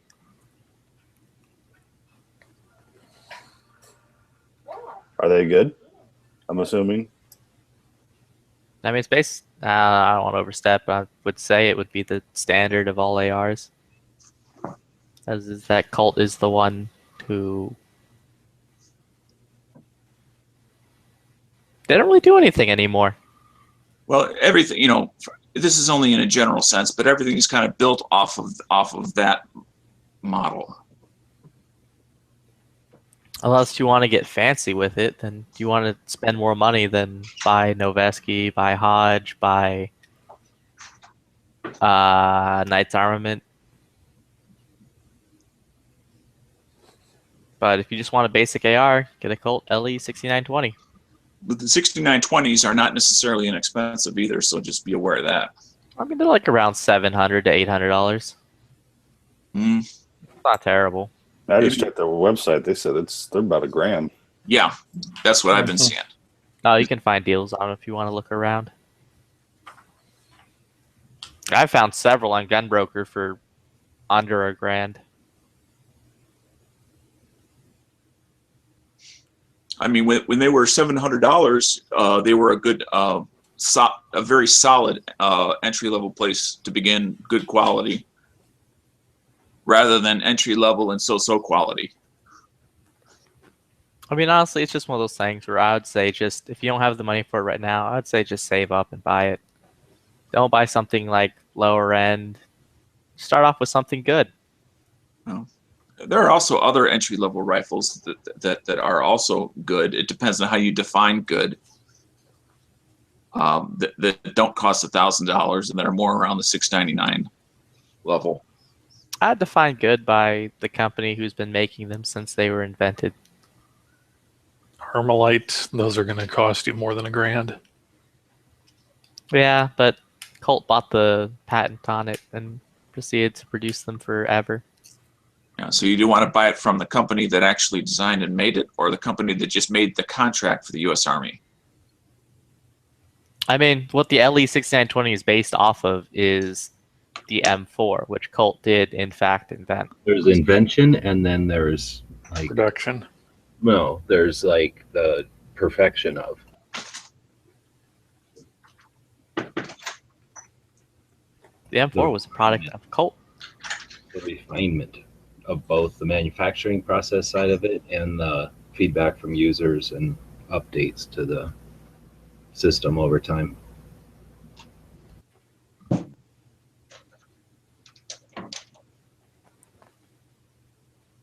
That's what they do. 1911 with that.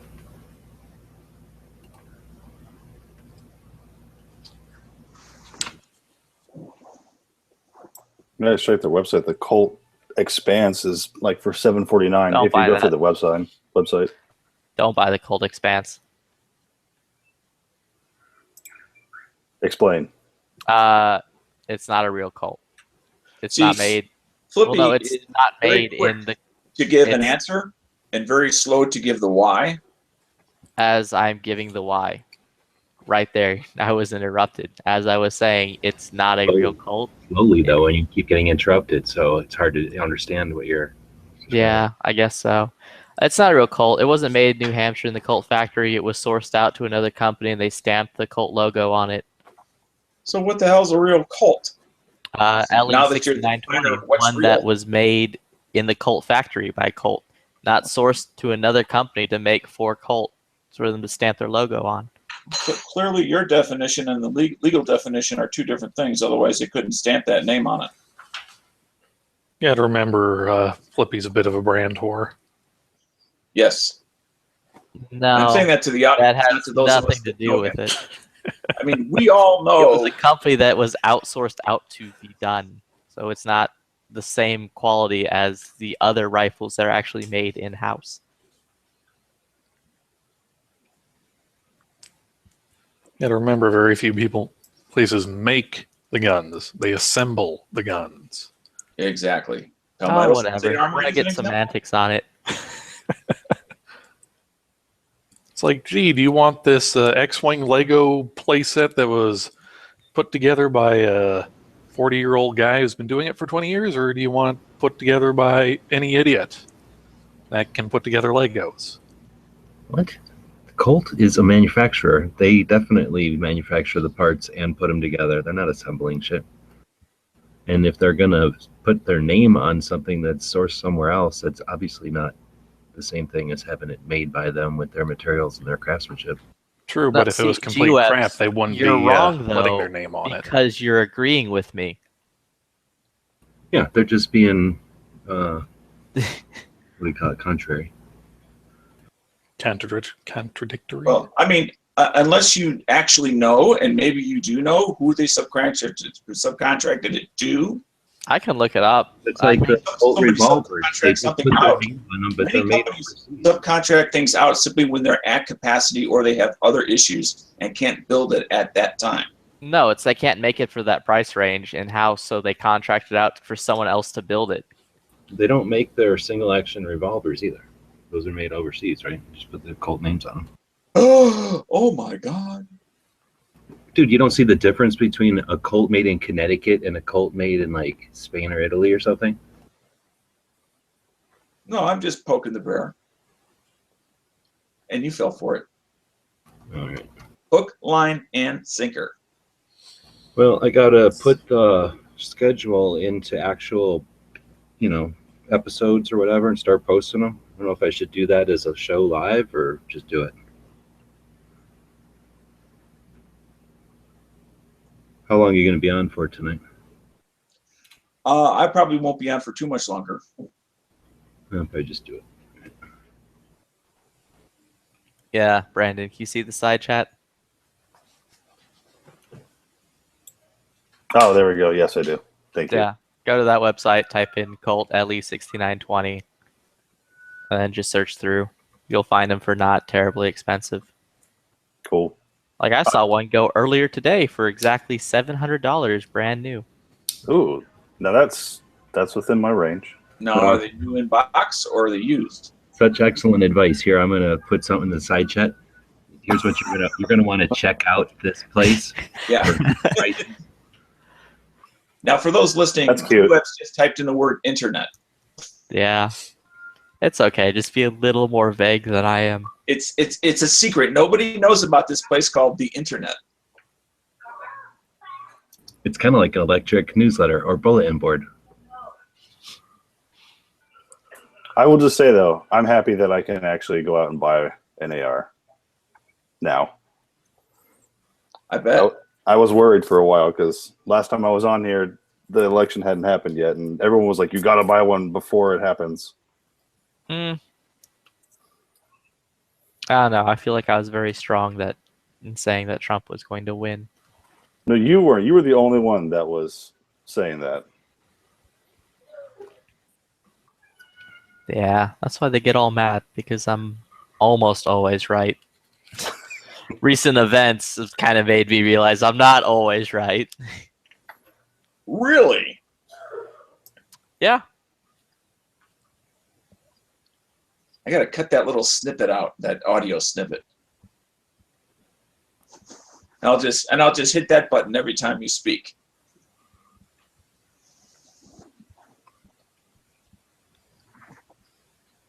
Okay.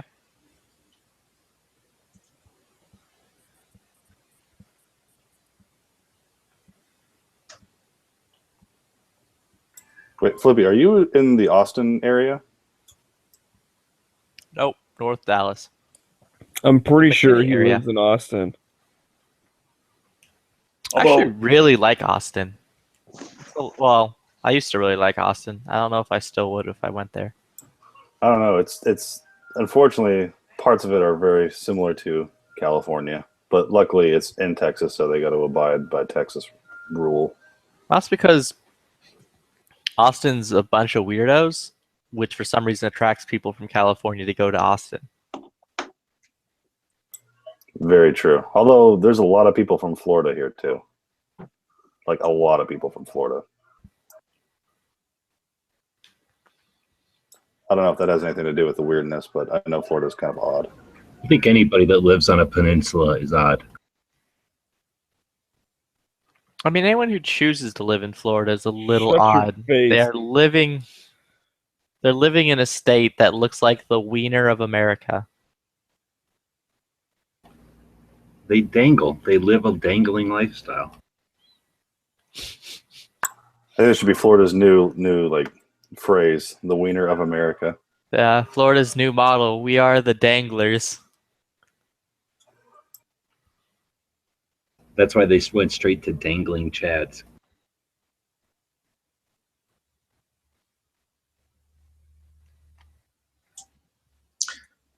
Speaking of Florida, has Ralph been around lately? Not Ralph, but Raphael? Raphael. Pretty much all the time, yeah. I couldn't Yeah, remember. saw if him he on was the here other day. last Said week. he bought his first AR.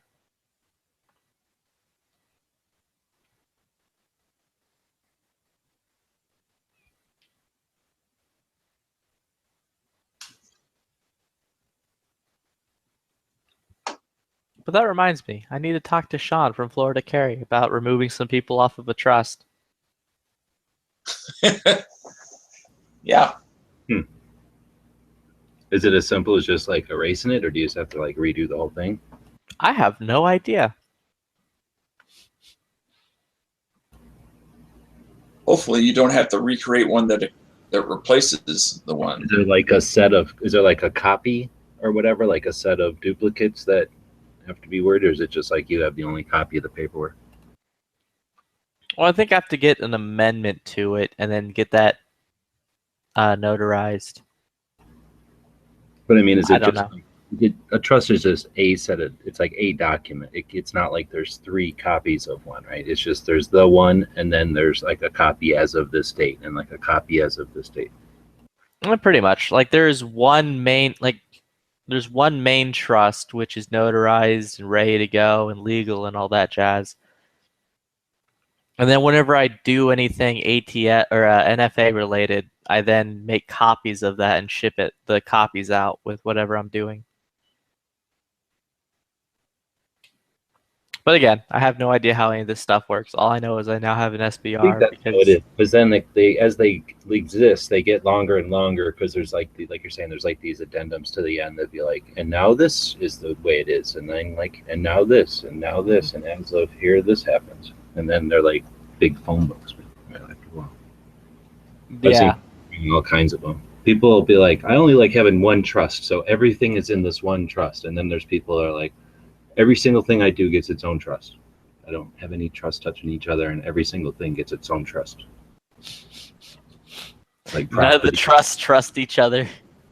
Well, I mean, like, we won't put like a business and then a business vehicle. Like they'll put them on separate trusts. Like I've seen all kinds of situations, and I have very little info. I mean, very little knowledge about trust, other than they're very flexible. I guess you can do a lot with them. People use them a lot of different ways. That's a lot of trust. Yeah, seriously. I mean, I've seen people that just download something off the web. I've seen people that like get a copy of the CD from Quicken Willmaker, and then I've seen $3,000 to $5,000 lawyer setups. And then, like I said, I remember this one guy had this like phone book, and he's like, everything I do is in one trust. And he had like all his real estate and all this other stuff, and like every time he'd fiddle with a gun. And this was years ago, before it was like, I mean, when we were all like struggling to figure out what the, all the trust stuff, like it wasn't as common when the shop first started selling that stuff, I guess, is our learning curve. And then, after years of doing it, you start seeing a lot of stuff and you get more familiar with it. But yeah, that was right in the beginning. And it was like, wow, this guy's definitely throwing us a curveball right at the beginning. Because I think the deal was you had to like send, like you're saying, a copy of everything every time you edit it with them or add something new to it. Yep. Like when I filled out the paperwork on the interwebs. Like all this stuff about my house and my jewelry and like this and that and the other thing. It's like, well, dumbass, you put it all in this trust, and that's the trust you're telling them to use. So send it all to them because they need to know it. You also have to send all the attachments, all the amendments, because for a trust to work, and again, I'm not a lawyer. I barely know how this works. All I'm doing is parroting what I've been told by other people who are higher pay grades than I. But for the trust to work, you have to have stuff in the trust. So when you get it, you put like $1 in, or you put like everybody puts whatever. And then like from every item that gets added on, every tax stamped item that gets added onto your trust, you then have to make a new amendment, adding it to the list on your trust. So I have to make a new amendment, adding on my SBR onto the trust. I always like to tell people for practice, put my name on there. Go ahead and, so get familiar with it. Put me on there. I can go shoot your stuff. It's no big deal. You're comfortable with that. Yeah, the thing now that sucks. Not very many that took me up on it though. Well, the thing now that really sucks is the fact that now you have to send in fingerprints and passport photos and all that jazz for everyone on the trust. Hashtag safer. Hashtag Yeah. if just one child. Hashtag Trump will remove that shit as soon as possible, hopefully. Yeah, I don't think the NBA or whatever it is, the NFA, the NBA should also go away. I don't think the NFA is ever going away. Yeah, At but least that in doesn't mean that the trust stuff will stay as complicated as it is, because wasn't that was added on executive order wise, wasn't it? No. Or was that like actually like passed like a bill like through No, it Congress and wasn't shit? any. What happened was the ATF, where they changed classifications on things, and like, all right, this is how trusts are going to work now. Yeah, which means the ATF can say, "Oh, just kidding, we don't want that anymore." And yeah, they just remove all that, and then it's back to the way it was. And then you remove that because there's no justification for the first thing. How could there be justification to take it back to where it was? Remove it. And then Flippy's gonna have to go find a hat and then eat it. And I'd be okay eating a hat if I got to just make SBRs all day long. You could get some sort of like hat cake because we don't want you to like die of hat poisoning. But That's good. Just get some hat teriyaki for it. No, my question though, so the whole needing the fingerprints and stuff for a trust, because a trust is just a legal thing. Like you said, you can use it for real estate, you can use it for business, you can use it for anything. People just happen to use it for NFA because it makes it easier, because then, you know, multiple people can possess the thing. But so if that's an ATF rule for fingerprints, does that mean, like, let's say you have a real estate trust, do you have to do the fingerprints and pictures and shit? Like, does it change No. all trusts, or just if you Just want to add a NFA. firearm to a trust? Yeah, well, it's you're submitting your paper, because what's changed is before, when you'd submit a trust to the NFA saying, yo, I'm the trust is buying, or specifically the trust is buying a silencer, the trust is making a SBR or whatever. Right. The trust is a thing. It could be 50 Right, people, it was could be one doing person. that. It doesn't matter. So that was when it was like, okay, well, it's a trust. Now they're like, well, it doesn't matter, it's a trust. We need to know that people are on the trust, they're safe to own guns or whatever. Okay, so Because it's all stupid so reasons. if you had one, like, because I know people use it a lot of times with inheritance type stuff, right? Like the parents will put their kids on a trust, like for like put the house in it or something, and then when the parents die, well, the kids just own the house because the trust owns the house. Right. It works the same way with NFA items, but you also have to now submit them along with it. Like right now, my about-to-be wonder- ex-wife is on my trust, which is one of the reasons why I'm getting my trust changed. Right. But So- I wonder, speaking of that then, so you know how like California is making people like register assault weapons or whatever. I wonder if a trust could register a quote assault weapon in California. And then you could put like your kids on the trust and stuff, because that way when you die, like your kids could still own it. Because I think as of right now, like you register it, and when you die, your kids don't get it. Like the state knows that you had it, and they come like take it or some shit. Yeah, I don't think it could. It might. I have no idea. I'm not a lawyer. But common sense would say no, it wouldn't work like that, and they would require a person to register specifically for that reason, so that it can't be transferred. If it's in California, it's probably definitely a no. Well, I'm just thinking if that's like a way of, you know, undermining it a little bit, if they thought of that. I mean, it's No, California, personally, if I was so in California, I would just go featureless, and so I wouldn't have to register it.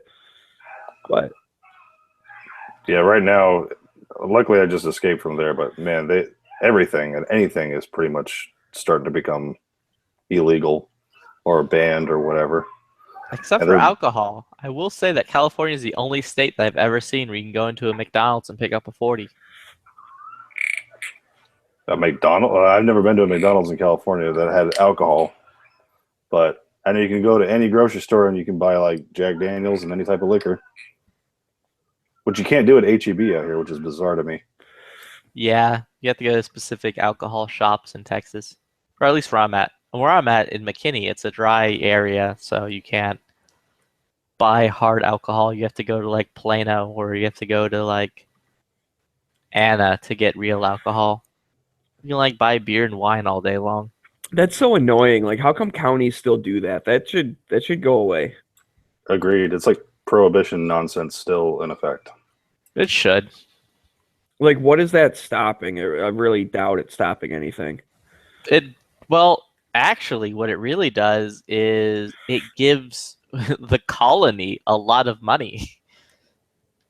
The colony is a city close by that doesn't have that isn't a dry county. Yeah, that's the only ones that benefit are the counties around a dry county because now they have a bigger like market share. Yeah. And then in Texas, you are not allowed to sell alcohol on Sundays. Doesn't matter. You can sell beer because I just bought beer. Beer's fine, but I mean like real alcohol, you're not allowed to sell. So there's this thing called the whiskey races, which is hilarious, where people are like rushing to like At like goody 11:58 and on stuff. Saturday. Yeah, to pick up stuff before it, because literally as soon as it hits midnight, it's Sunday, no alcohol can be sold. So like if they're in the middle of your transaction and it hits 12 o'clock, they're just going to refund you the money and tell you sorry. Yeah, I ran into that on apparently you can't buy alcohol like Sunday mornings like before noon or something. I did not know this. I was getting ready to go out on a sailboat all day. I wanted to buy a case of beer so that I had something to drink like in the afternoon. It's not like I was drinking at 8 o'clock in the morning, although I don't think there's anything wrong with that anyways if you want to. But yeah, the dude's like, I can't sell that, dude. I was like, what? Why not? He's like, yeah, we can't sell it Sunday morning. I was like, I'm about to be on a boat. I can't like come back in an hour. He was like, sorry. That's the same out here too, actually. Yeah.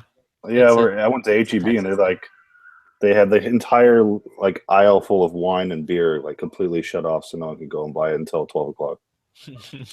Yeah, there's like ropes at our grocery store that they'll just put up around the alcohol, like around the wine and beer area until like 1 o'clock, and then they take them down.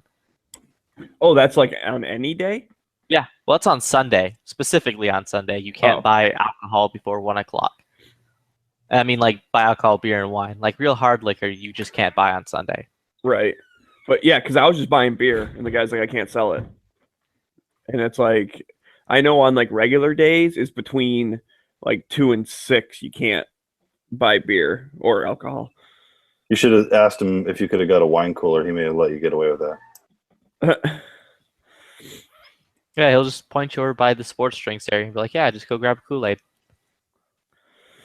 Yeah, I was hoping he'd stretch the rules for me. Actually, it's funny. So this is like fucking 45 minutes from my house where like the lake is. And, you know, I went in there one day. It must have been one of the afternoons or something. Probably one of the Wednesday races. And so I went in there, and the dude behind the counter is the same guy who works at the one that's like I can walk to from my house. And I was like, what the hell are you doing out here? And he's like, oh yeah, my uncle owns this one. I work here like a couple days a week. I was like, that's weird. So it's like I already knew him and stuff. And then so on Sunday I was like, oh come on, dude. So I used to go there. That used to be where I got all my stuff like for my house, you know, was the one over here by my house, obviously. So I thought I had an in, but I did not. He would not break the law for me. It was sad. Well, the law's the law. It's a dumb law. I will say that when you can get liquor out here, there's this awesome place out in Texas called Specs, and it's my new favorite place. Oh, Specs is actually super great. Dude, do you have a Specs that has a deli? Well, yes, it does. And a cigar section. Dude, Specs actually makes some really good sandwiches. I like they have these little like bins filled with like super cold water so you can put your beer in there and then it gets like super cold. Mm-hmm. Like while you go eat or smoke a cigar or whatever it is you want to do.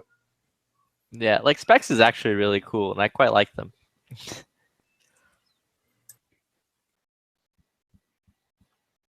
They've also always been like mad friendly whenever I went in. Yeah, and they allow concealed carry. They don't have that what's that? What are those two laws that they have posted on their windows out here? 30-06 sign and a 30-7. Yeah. Yeah. They just don't allow open carry. They allow concealed carry, but they don't allow open carry. Yeah, there's a lot of places now that just don't let open carry, but whatever. The open carry is stupid anyways.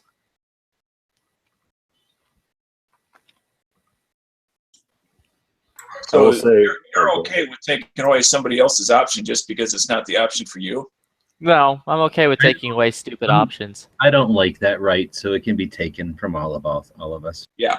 Yeah, I agree with that. I don't choose at the moment to exercise that right, so you can have it. Take it away. Yeah. Take his away too. I don't even want it on the table. Because if somebody's hiding something, I don't want anything for it. You can just have it. There's no compromise to be had here. There's no give and take. You just take. Yeah, just take we it don't away. know that if somebody's hiding something, like concealing something, they are of a nefarious character and should not be trusted. So no concealed carry either then. We don't want Unless those they have a people permit around. that says they can be trusted.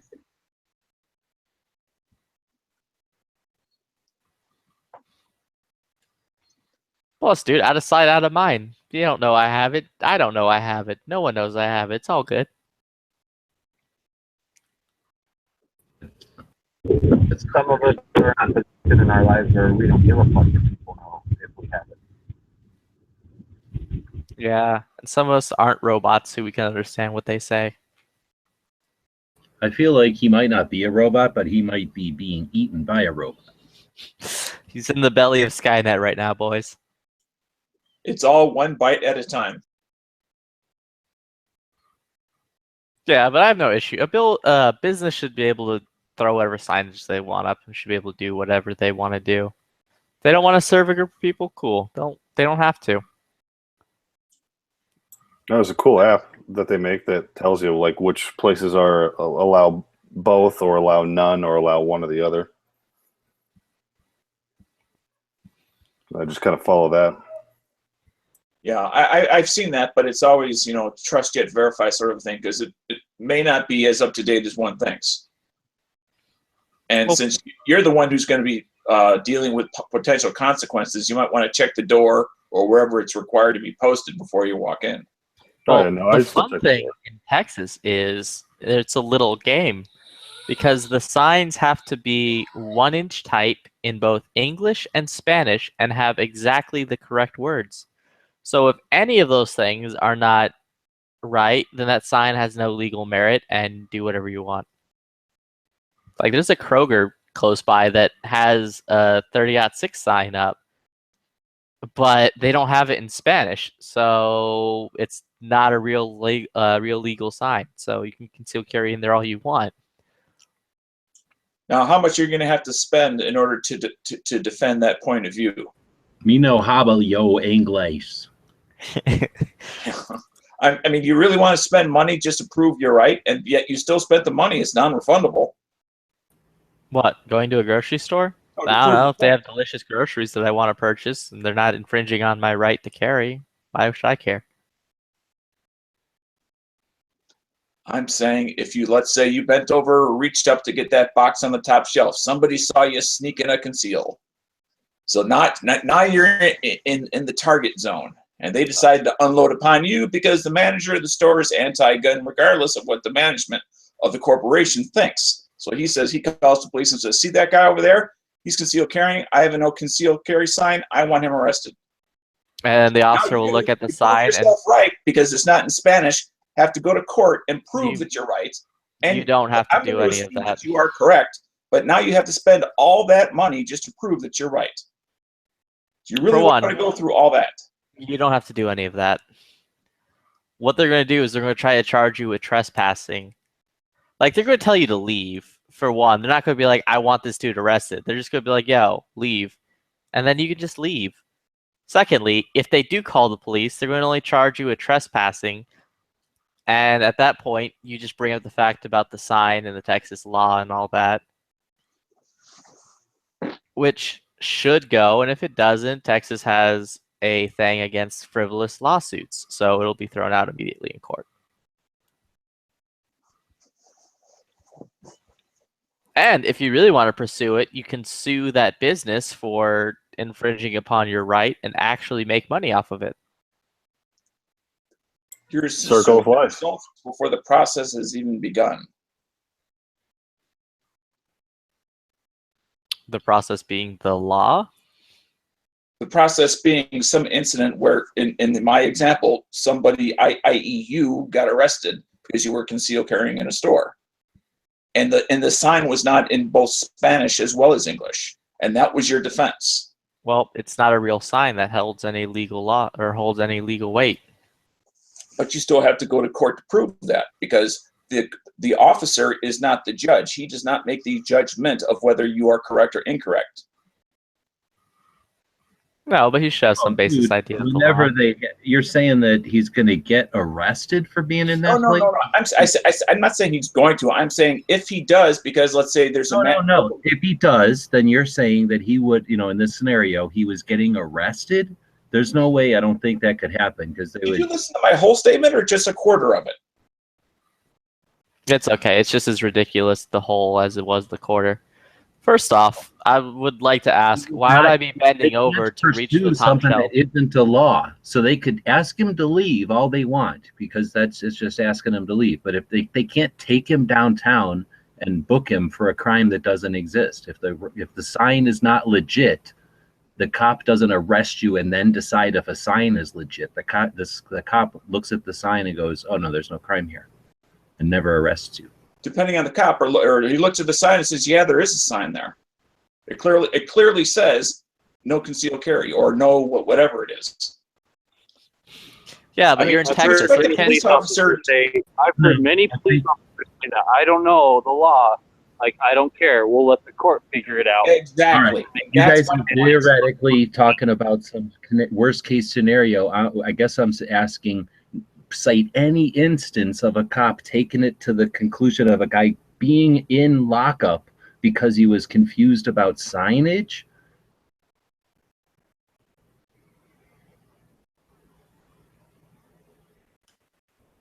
Wait, he's not.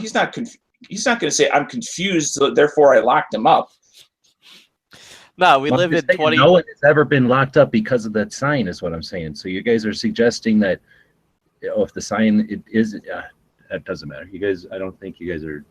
Well, Webs, you just don't understand. It's 2017 now. They don't arrest people anymore. The cop's going to look, see the sign, and he's going to instantly gun you down in the middle of the Kroger.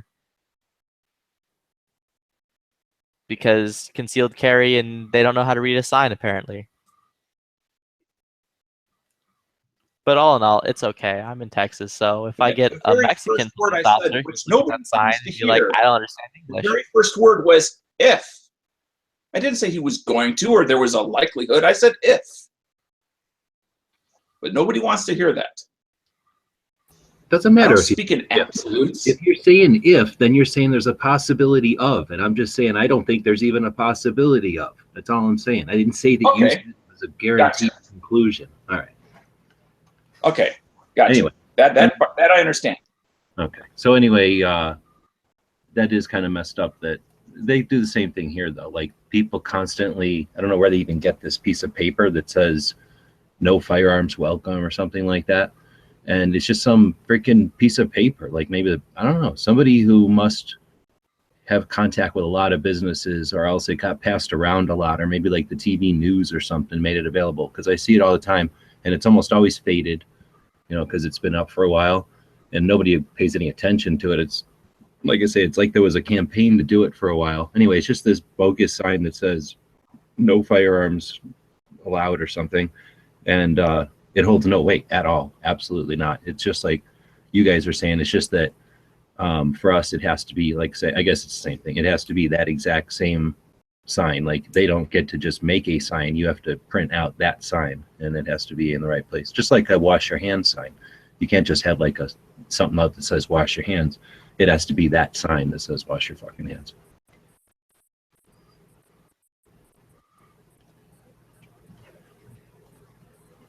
Yeah, what was really funny was one of the dudes I do a lot of work with for sign stuff. Basically, there's like a handful of people that if we get too many jobs, we'll kind of just like bring other people in. Either way, I was over at his shop picking up some stuff, and I saw that because he was talking about he had a job for one of the school districts. In the state of Texas, it is illegal to carry a gun on school premises. You're not allowed to go inside the school or within a certain distance of the school with a firearm. However, for some reason, this school felt that it was very important that they also had 30-06 and 30-7 signs placed everywhere, even though the law already prohibits a firearm from entering the school unless you're a police officer. So it was just kind of a funny thing to watch. That's probably more for the parents. That's federal, and that's the Safe School Act. Yeah. I mean, it's like walking into a post office. I don't expect the post office to have a sign. Yeah, well, that's the thing that was funny, was the school specifically asked for these signs. Well, that's ridiculous. Then I think that that's the kind of thing that deserves a campaign to take them down. Because the only reason you'd put up a sign where it's completely redundant is to project an agenda or to create concern. And that, in my opinion, is somebody who's trying to manipulate. Because that's not a necessary step. It's not a concern or a safety issue. That sounds like somebody trying to create a situation. They're trying to manipulate. Somebody on the board probably thought, well, we need to put a reminder out there to parents who might be carrying that it's not allowed. No, that's somebody who's overly or like unjustifiably paranoid and about firearms specifically, and they shouldn't be able to just recklessly impose stupid requirements like that. That basically give a bad. Do we have signs up that say like "Don't start a fire"? I mean, it's redundant. Why do we need? Actually, we do have signs that say "Don't start a fire." There is a reason, as ridiculous as it may be. You're absolutely right, but the reason may be boiled down to, well, we just want to give parents a reminder not to bring a gun. As ridiculous as that is. No, that's a justification, is what I'm saying. I say let's challenge their actual reason. That's just a justification for it, or for their. I'm saying I have no issue with it because it's a stupid redundant sign that equals more money for me and the people I work with. I do have a problem with it because it's like saying, just a reminder, guns are violent, guns are bad, guns are the dangerous thing. We don't have a sign up in the parking lot. It's like, be careful not to let off your brakes and kill a child. Be careful not to not pay attention and kill a child. You know, that's don't start a fire. Like, don't throw a cigarette in here and start a fire and burn the place down. It's just, we don't need these signs. And the fact that they're there is, like I say, I'm pretty sure that's somebody with an agenda and unregulated power. Nobody challenges their bullshit. And that's another concern, is that if they say, oh, okay, then that worked and I saved lives. Now let's put up one that says don't drunk drive, just in case anybody's drunk driving in the parking lot. Okay, now let's put up one that says, like, you know, I don't know, something in the bathroom now. And then let's put one up on the stairs. Don't trip on stairs because you're reading signs on the stairs. I would love all those things. I would love to get the contract for that school that has all these retarded signs. You should go to schools and write. Because literally, that's just free money for like nothing. With the sign that says, don't read signs on stairs, and then tell them that you got the contract to install that sign on the stairways. And then just give them invoices and start doing it and see how long you can go before they realize. I'll bet you they'll never realize, and they'll start to outdo each other. We want a bigger sign than the other district. You honestly have no idea how retarded a lot of stuff is. Dude, I'm telling you, you make a bunch of money making the do not read signs on stairs sign for stairways. Like, there have been so many signs that have been put up that were misspelled, and this was after they were sent off as proofs, and the proofs were okayed. So it's like, all right, well, that's what they want. And then I'll get like a call like 3 years later. And it's like, yo, the sign's misspelled. It's like, yo, here's the invoice of the proof you signed off on.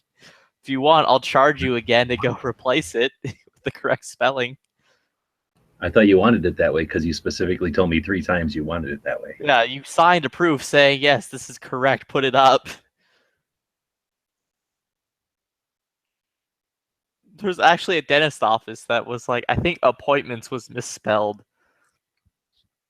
And they didn't notice it for like a year and a half, and they finally like called me up like I think it was like 2 weeks ago, and they're like, "Yeah, can you redo our front windows?" I'm like, "Sure." Like, the appointment's misspelled. And I'm like, "That's cool. I'll send you a proof this time. Catch any spelling mistakes." How do you know that's not their thing?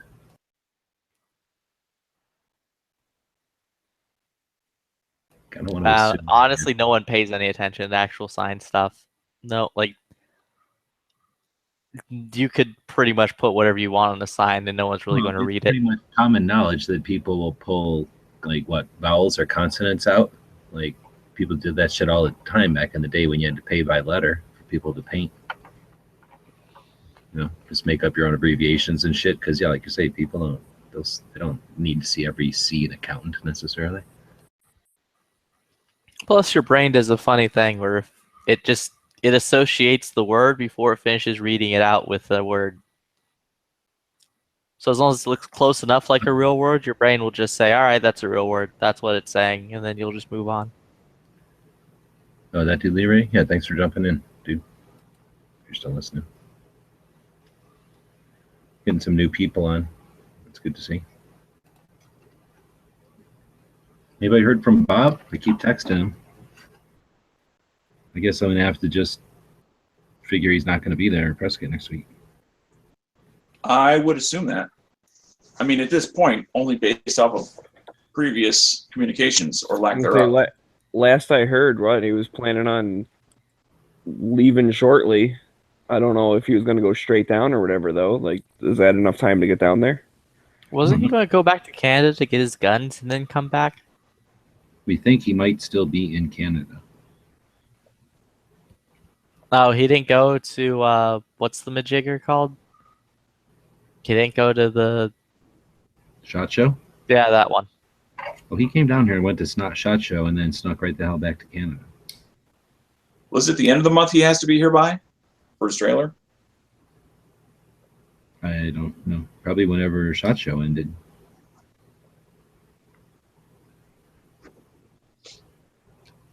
I'm thinking the girlfriend's got his claws into him.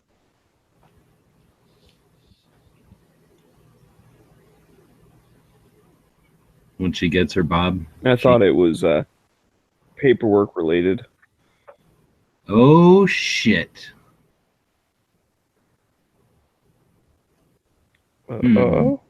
Okay, what? No. Moon Food is out there putting in the work. Oh, that reminds me. How many, what was it, supporters or whatever of the HPA? What's there now? Hearing Protection Act? Yeah, wasn't that committee and there was like people sponsoring it? I How many it has 100 sponsors is it up to now? I believe it has 100 sponsors. Yeah, I hope that goes through. That'd be cool. I'd go buy me a Surefire. The problem is in the Senate because they need to get 60. And they said, I actually just heard a thing from Todd Rathner earlier today, and he's like, his thing said like 52, like locked in, like they're pretty much a given. So he's like, basically, we got to flip 8 Democrats. Wasn't there already a Democrat in support of the bill? Well, if you have That's on the representative side, yeah. But I'm talking on the Senate side. Yeah, but if you still have to flip people, it's not a given. No, he's saying it's a given that 52 are going to vote positive for it, and you need 60. Oh, Yeah, in order to whatever, block a filibuster or some crap or whatever. I don't know. Whatever. He said they need 60, and they can count on 52, so they need to try and find 8 more. On the representative side, I think they're pretty confident they have enough, like even as it is now. It's just if you pass it right now and send it right over, then if you don't have enough and it goes up to vote and you don't get it, then that was just wasted time and effort. So that's why it's like they hold back in committee until they pretty much know for sure how the main vote's going to go, and then they push it out. Yeah. So that's why stuff like takes time. My problem is I need to find a handguard that will fit a silencer under it. Because the Giselle handguards are just too small.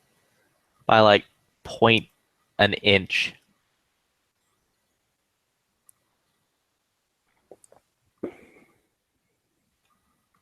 Why not just like shave off that 0.1 inch? Like, if it's really that close. Because it's just not going to work. So I just need to find a handguard that will work. So when I build that 300 blackout upper, I can just attach a silencer to it and just leave it attached all times. Yeah, that'd be fun.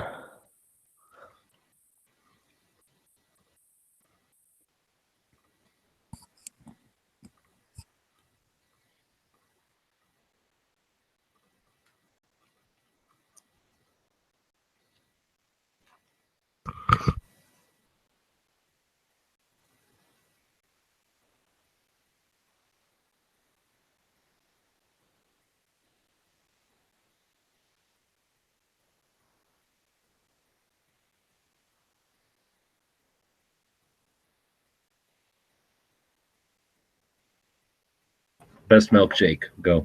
Left to right, Dano. Best milkshake, Dano. Disqualified, Dead Horse. Huh? Best milkshake. Best milkshake. Go. Vanilla malt. Dead Horse. Dead Horse. He's Then dead. Fine Ape. Hot fudge malt. Hot fudge malt. Flippy. Just regular vanilla one. Ugh. Smeggy. My milkshake, because it brings all the boys to the yard. But I would say just say a chocolate milkshake. Like, that's normal. Yeah, I think the obvious answer is chocolate milkshake. So I don't know about malted. It's been a while. You guys really like malted still? Like, you'd rather have a malted milkshake than a regular milkshake? Oh, granted, I would not turn down either. Trying to remember if I guess I liked it. It's really just some extra taste to it, right? It's like those little, like, things in there, like the little... No. That's a No, candy. it's like extra powder in it. Malt. It's got like that taste from a malt from them, whatever they're called, Yes. but it Malted just, milk it's balls. not like malted milk balls. It's not like there's candy in there. It just has that. No. Well, no, I wasn't saying candy, but like the malt, like sometimes you'll have like little chunks of that stuff. Yeah. Like real small. Oh, you mean the powder doesn't mix all the way? Maybe that's Right. It's That's just a bad milkshake. That's not. Yeah, not a good mix. Yeah.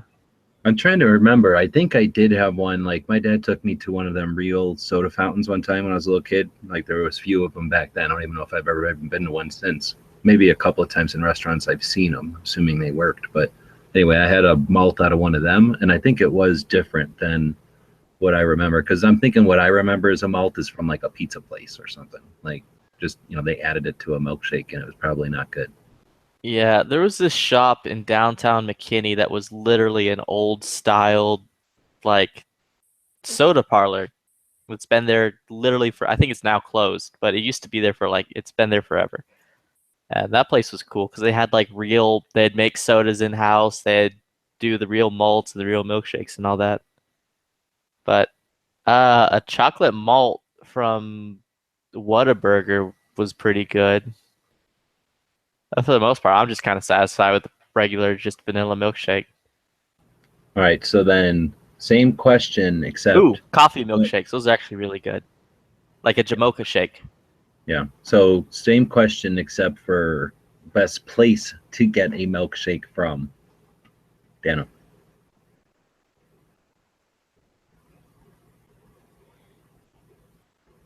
He went to go get a milkshake, I guess. What's the question? Best place to get a milkshake from. My kitchen. Oh, that's a good one. I make the best. Dead Horse? Is he back yet? No. Pine Eight? I'd have to say Culver's. Really? The yogurt things? Is that what it No, is? it's frozen custard. Oh, you Custard. people have Covers or Clovers too? We Man, do. They started in Wisconsin. I'm like one state over. Huh. Well, they were in Wisconsin and then the Michiganders took over a good chunk of Wisconsin and just claimed a bunch of shit. How they conquered culture. Hey, we stole that shit from Ohio. We didn't steal it from Wisconsin. Yeah, you guys got in a fight over Toledo. Congratulations. We win. So Really? Does anyone win? Yeah, 'cause we got to dump Toledo and we got the UP. That sounds like a win to me. together. So I don't know, Whataburger with the chocolate malt or Arby's with the Jamaica shake. What the hell, a Jamaica shake? What is this all about? It's like a chocolate mocha like milkshake. It was really good. They call it Jamocha shakes. Arby's. I haven't been to Arby's since like the 80s, so I didn't even know that. I drive past it all the time. All right, so then, Smeggy, best place to get a milkshake? I'm gonna have to say Bates, but that's like a very local thing. So maybe Steak and Shake, like what other people might know of. I thought you were gonna say the Yard. But Bates is definitely yeah, that'd be funny. That would have been good. That would have been clever. I'm not that smart. One that you might know is Fuddruckers. You ever get one there? They use real ice cream and put it together, kind of like real one. We have a Fuddruckers. I've never gotten a milkshake from there though. I've eaten there, but it's been probably 15 years ago. I only go there because they got the buffalo burgers and elk burgers sometimes and other types of exotics. And then when we go to Vegas, it's like one place that everybody else can get something that I don't mind getting a buffalo or whatever, or an elk. Anyway, so yeah, they have pretty good ones usually. But I agree with Dano. I like making them myself. I don't like all the goop and crap and what people like go, oh, this is going to make it all great and fancy. I'm like, nope. All you did is add shit to it that didn't make it any better. Just Oh, Chick-fil-A. They also have really good milkshakes. They have like this lemonade milkshake that's pretty good. What? Yeah, it's called, Lemonade? yeah, it's like a frozen lemonade thing. It's really good. He's not from Texas. He's from New York City. Are you talking about ice or it's milk cream? It's like milk and it's straight up a milkshake but with lemonade. All right, I would try that. It's really good. But either way, that's that Chick-fil-A. I will say though, G, you are kind of right. Like I started eating. Wow, I'm retarded. I started eating healthy, and then like I can't eat regular food anymore. It tastes terrible. No, like after a month of eating the other healthy, day, it's just like this ain't even good. I haven't had a pizza probably in like 2 years, and I ate that pizza. I mean, I didn't. Granted, it wasn't a good pizza anyway. It was stupid New York style, and it was an okay place, but it ain't like the best pizza or nothing either. But I was curious, and I had no taste for it at all. It didn't even taste good. I didn't like it. I didn't enjoy it. Let's put that way. I mean, it was edible, but I didn't. Yeah. Like I had Taco Bell the other day, and it was like the worst thing I had ever eaten. And I used to get like Taco Bell like all the time. I can remember eating Taco Bell quite a lot, but I never liked it. It was like, okay, this is fast and it's available and it's consistent, but it was never like, yay, Taco Bell. It was like, yay, not whatever the hell else was my option. Yay, not starving because it's cheap and like fast. Yeah, like I dumped a ton of like hot sauce on it too, and it was not worth it.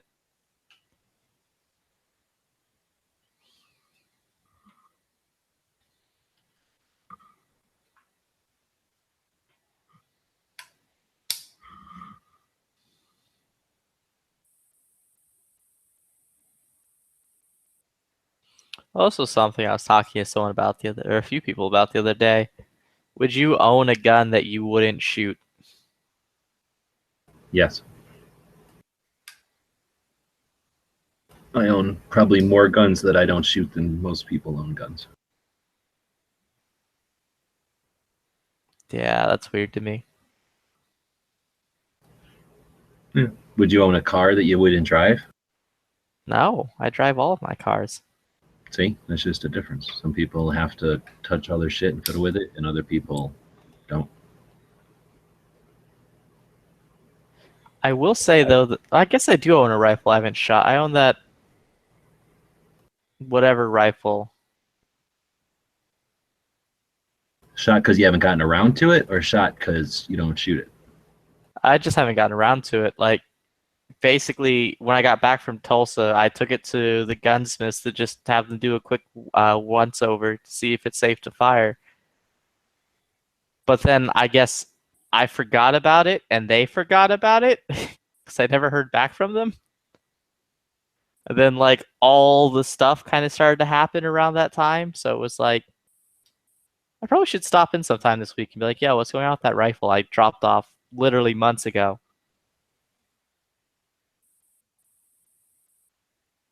And they'd be like, "Oh, we thought you wanted to sell it." We thought you wanted to sell it to us for free. I think it's called giving. You got to watch out because you leave us something at a place long enough, they're going to have something in there that says, like, after a certain amount of time, we start charging you $10 a month storage, because it is a burden for them to have to be responsible for something like a firearm that ain't theirs, but they have to keep on their books and all that. And then at some point, that $10 a month, if it goes unpaid, buys the item, and then, you know what I mean? Like, sometimes it's in there, like, Yeah. on a point. I mean, like, specifically, it's not just like the fact that I forgot it. I never got a call on it being ready, so I'm assuming they forgot it too. Yeah. But either way, like, it wouldn't, if it was gone, it wouldn't be the worst thing in the world.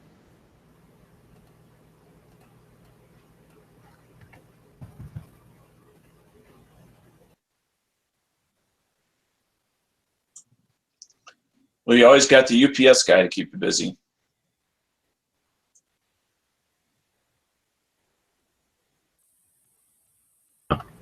Dano, you still in here? Yeah. I'm thinking about taking the tactical quiz on Wednesdays and putting it in its own show. What do you think of that?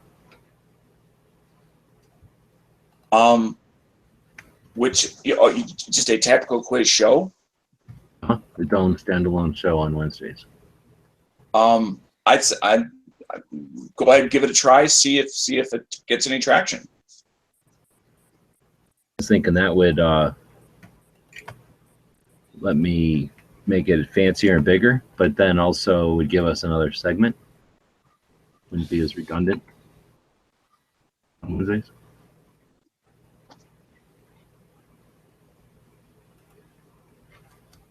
I don't know if we need another segment, but it would give us one.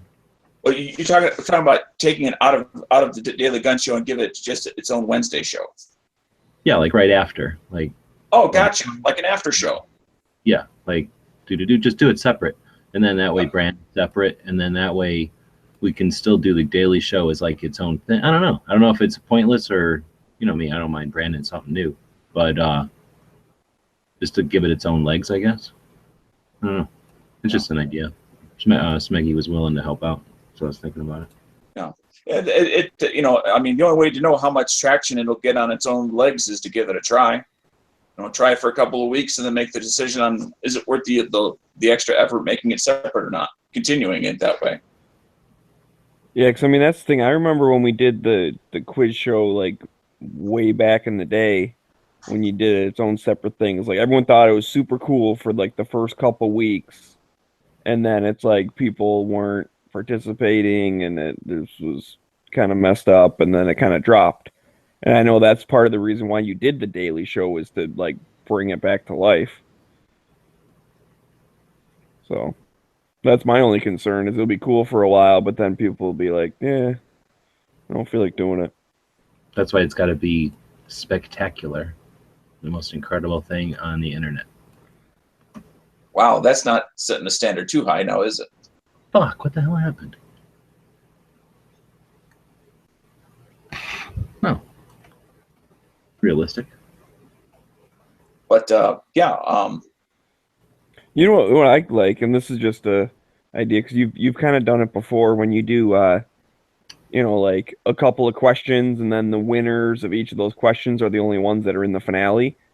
What if you did on the quiz show like different segments, like you did an audio version, a visual version, and something else, but each of the winners of those segments face off on the last one, Like that one with the wheel and shit. The guy with the was like for animal test. No, he was against animal testing. Well, he was for chopping off nuts, but yeah. You know what I'm talking about? That guy would have like a right. bunch of Yeah. different games, and then like sometimes they'd be this game, sometimes they'd be that one, and then And then the winners faced off at the end. yeah, I don't know. That might be super complicated on a thing, but it might not be either. I don't know. I'm just trying to make it where if Sean wins the first segment, he can't win the second segment. I think Other it people also a depends chance. on how much time and effort you really want to put into it versus the time and effort you put into it now. I mean, because obviously you need to, well, maybe it's not obvious, but structure it differently than it is now.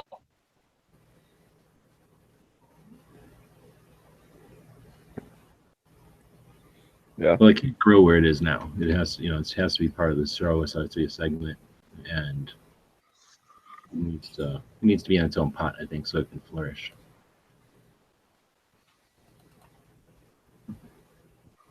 It's root bound. You're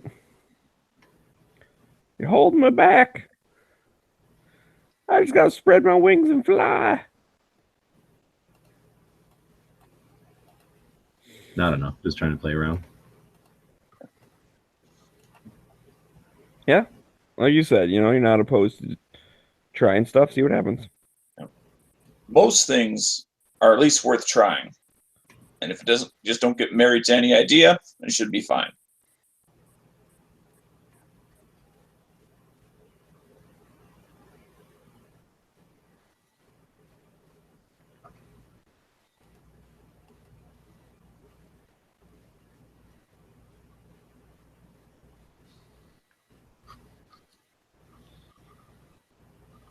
All right, I'm going to take off. We'll see you guys later. Take it easy. Yep. See you, Daniel.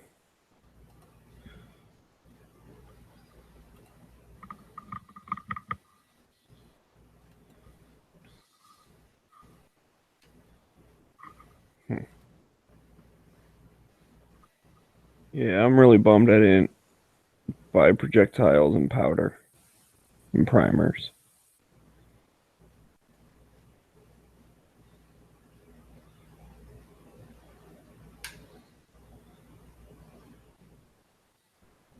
Oh well, maybe I can go to the store and find some of that stuff. Even if I spend a little bit more for it, at least I'll have it. And then I'll work on finding it other places.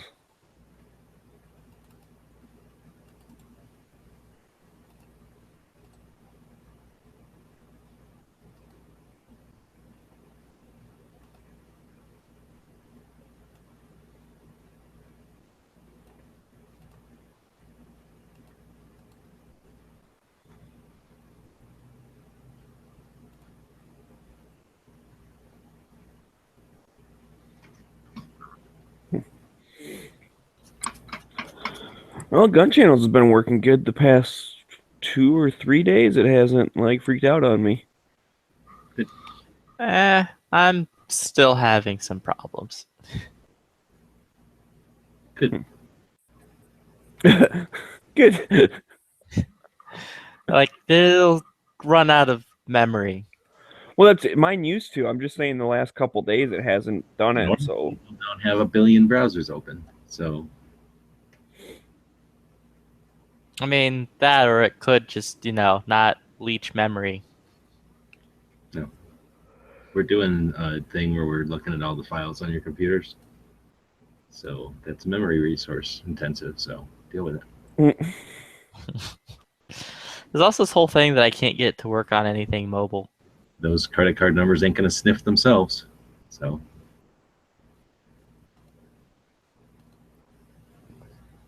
yeah, mine works on mobile, no problem. It's just Like- actually I take that back. The chat room list doesn't pop up. Like I can get private messages, but if you click join a chat room or whatever, where normally you'd be able to pick from all of them, it just sits there blank. Yeah. Also, I can't withdraw the chat menu onto its own tab or its own little mini thing like I used to be able to. Yeah, where you pop it out. Yeah. I mean, it that one kind of works. If you pop it out, then along the bottom will have your options of like which chat rooms to go to. But again, with that, you can't like if you hit the chat room list, it's not they're not in there. So it's just like if you happen to have the other tabs open and then like that little mini one has all the rooms you want to be in, then when you pop it out, they're still out there. But you can't like add a new one. So I don't know. It's something kind of goofy, but like I said, the last few days I haven't had that memory problem. Now it could just be I'm not in the like wherever the hang up is, it's like not hitting that part of the cycle or whatever. Thanks. It's probably still broken. Just that I happen to not. Well, I'm just it's a statement. It's a possibility. Mm-hmm. It could be fixed. I'm hoping it is. It's not, because it's still leaching memory like crazy. Like my just crashed like 2 minutes ago. Oh, well, so then you're getting all the problems and I'm not. So that's fine. I'm happy with that outcome. See, everyone always confuses me for you. Like, they always interchange us. So the problems I was having just went to you. So I'm good. I'm happy. Man, I want to ride my four-wheeler. These guys are all like mud bogging and shit with four-wheelers. It looks fun. Now they're just trying to get to like their hunting camp or whatever, but I would do that just for fun.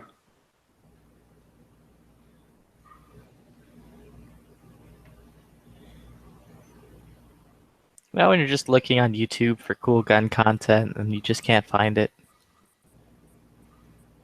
No, because I just click on gun websites and I'm done. Cool gun content at your fingertips.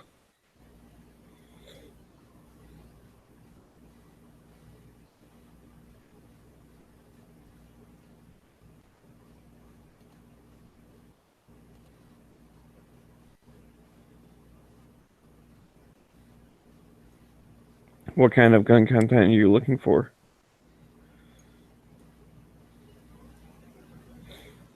I don't really know. Just kind of hopping around to see if I see anything that I want.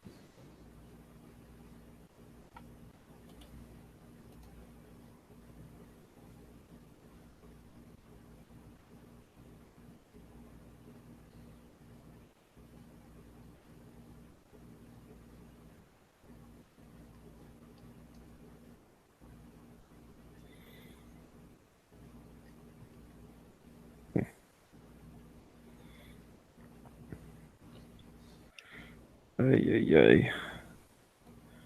I'm at that point in the night where it's like I'm kind of tired enough that I don't really want to go out, but I'm not really sleepy enough to go to bed, so I kind of want to go run to the store real quick.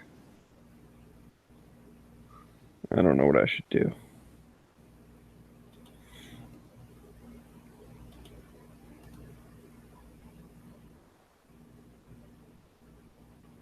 Where you say you're gonna go?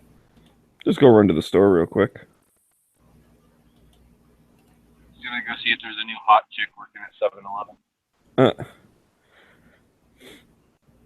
Well, I am wearing my gun website's van shirt. I figured it'd be easy for Squib to find me. Is that the one that says free candy in the back? No, it's the one with the dog driving the van. Just head out the window. That's the one that got me the 7-Eleven chick to begin with. She got fired because she sucks at her job.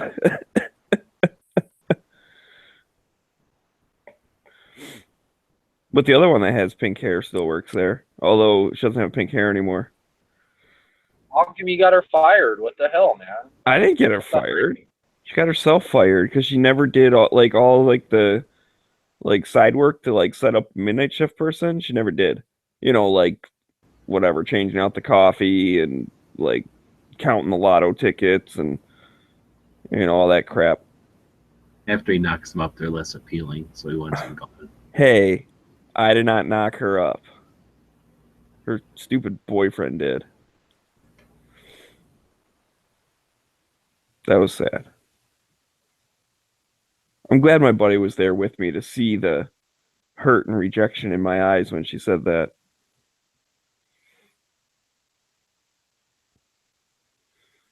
My boyfriend gets mad at me that I'm smoking.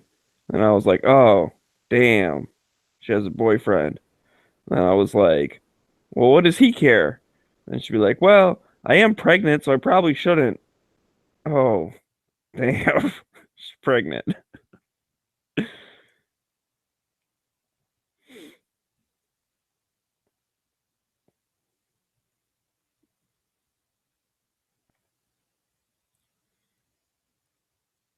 What? There's going to be a new Beauty and the Beast? Looks like a live action kind of thingy.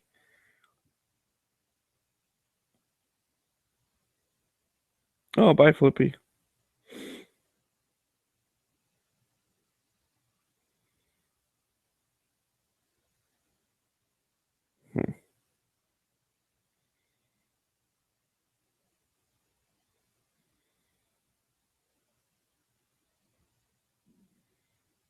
Yeah, I think I'll run to the store. I'll be right back. Our stores are closed here. What? Stores close? Yep. Why? Because it's like nighttime? Yeah, it's like 10 o'clock. Everything closes here. Yeah, but I mean, I'm talking about going to 7-Eleven. Like, it's not. It's still open. Walmart something.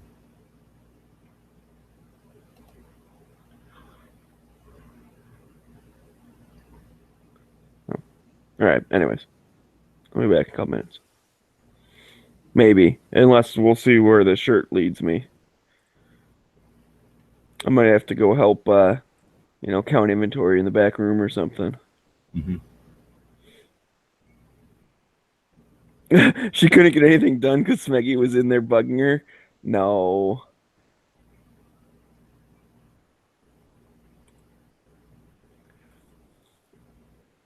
And also, no, the Beauty and the Beast is not ruining my childhood because by the time even the first one came out, like I was a little old for it. So it's not like it's one of my favorites or anything.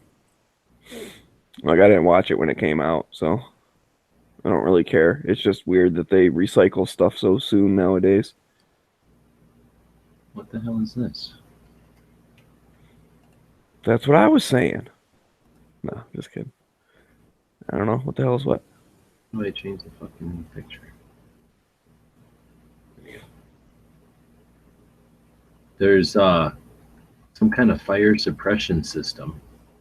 A cop car? How does that work? Where does that go? It looks like just a piece of metal with some plugs on it. I'm intrigued. It says scrap if dropped. So is it some sort of like thing that explodes fire suppression shit all over? Oh man, Dead Horse left too. It says lot of 3 Crown Vic, Ford Crown Vic fire suppressors. And they look like these like big metal units with a bunch of plugs on them that plug into your car. For $5. I get 3 of them. I can catch my car on fire 3 times for $5. Yeah, I guess it probably just drops out some type of powder or foam or something, Yeah. Like an airbag except with fire suppressant stuff. Damn. This is kind of neat. You can get a couple of Native American axes, like hammers, and then a bunch of like stones that they ground corn on, and then a shit ton of chert, I think it's called, and then a bunch of obsidian. How much is this one? What are you looking on Craigslist or something? No, this is Navajo County lost and found, I guess. Or maybe confiscated shit from crimes or something, maybe. Navajo County, though. I don't know where the fuck Navajo County is. So someone was illegally using fire suppression units and No, that was off of rocks. cop car. Someone came off of some cop car somewhere. It was way the hell up by Navajo reservation. But obsidian's not cheap. Obsidian's pretty cool. It's what you make arrowheads and shit out of. Volcanic glass. Yeah, because you can get it to like flake real thin. Uh-huh.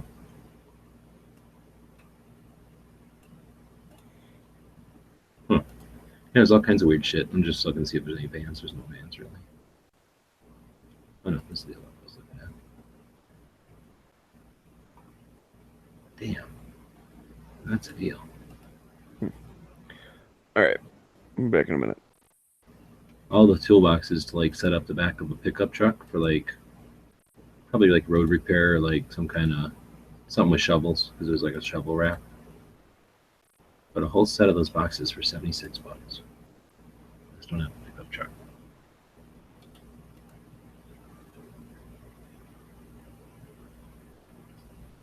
It's in Scottsdale. Scottsdale.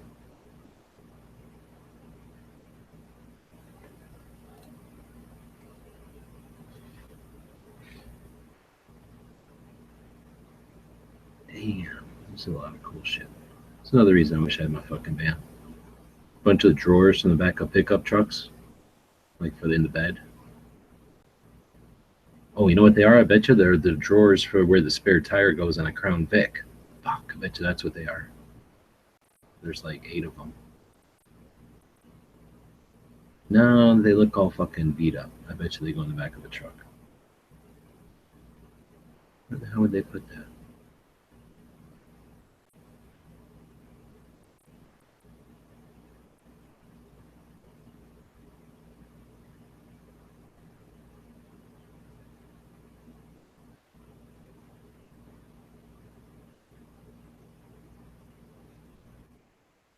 Light bar? Damn.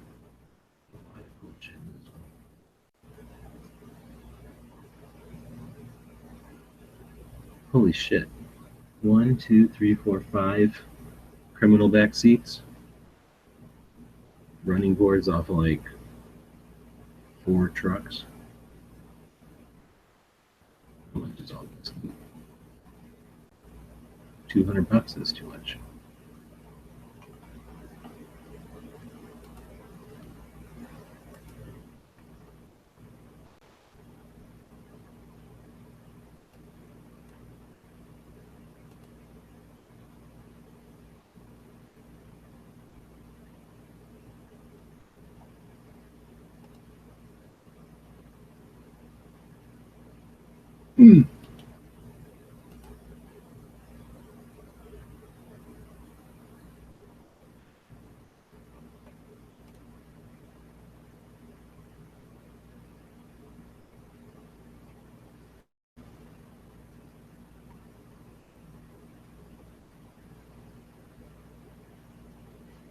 Hey, Dead Horse, you in here?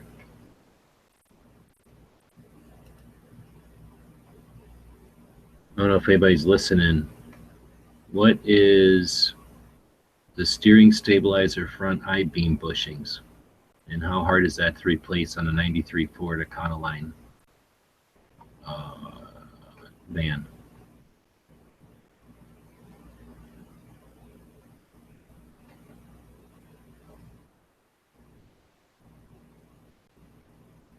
.3 diesel, 8-cylinder.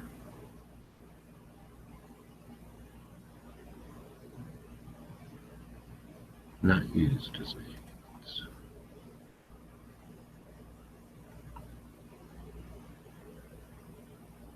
Damn, it looks good.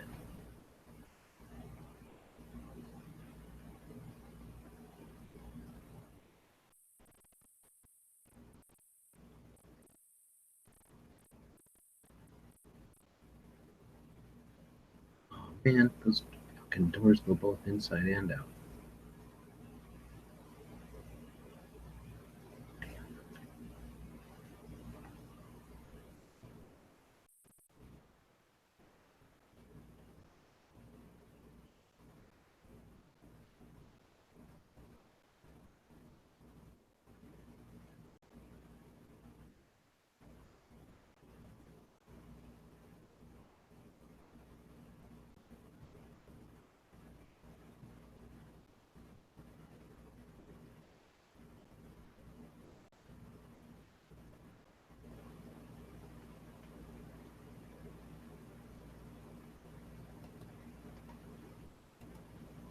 Nobody's in here, I guess.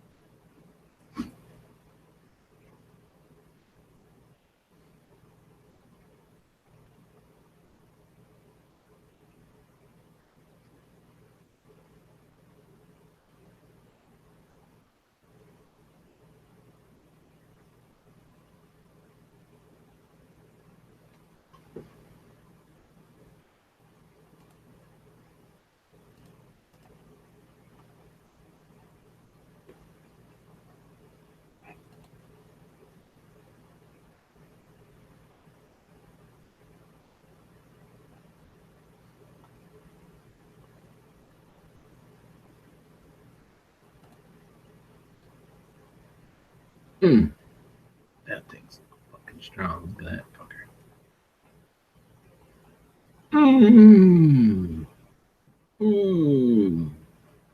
Look at the inside of that. Damn.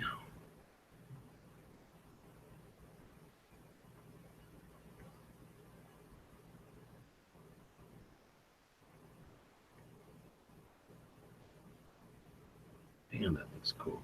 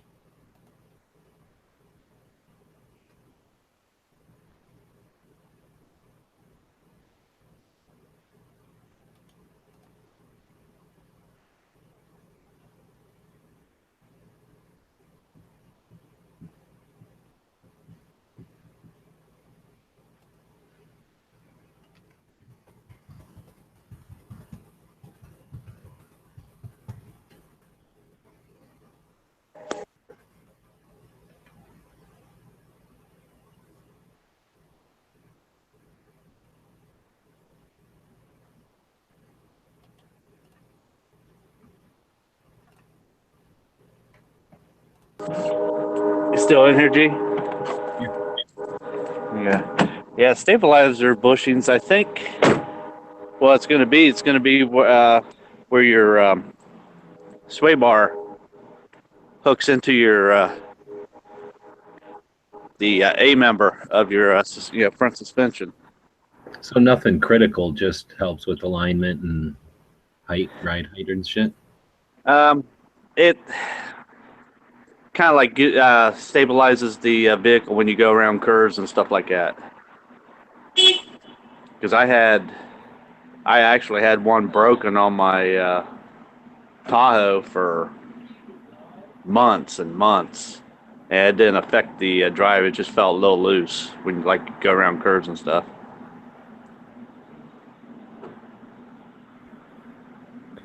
Okay, it's okay. I'm back.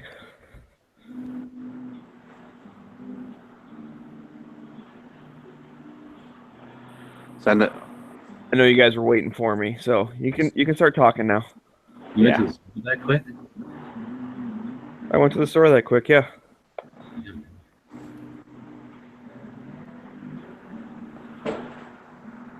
Yeah, because I know when I went and got new ones, they either called it the stabilizer bushing or the sway bar link. But yeah, it's part of that front sway bar.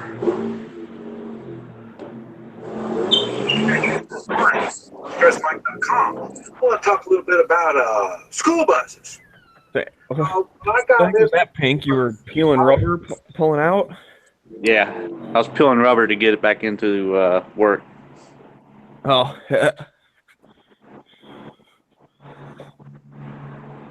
You just on lunch break or something? Just a break. We don't take lunches anymore. We'd rather get out of here after 8 hours than stick around. Oh, yeah.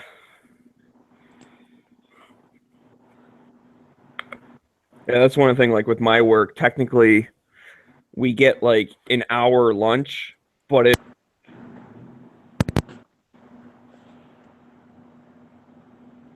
Oh, we lost you, Smegs.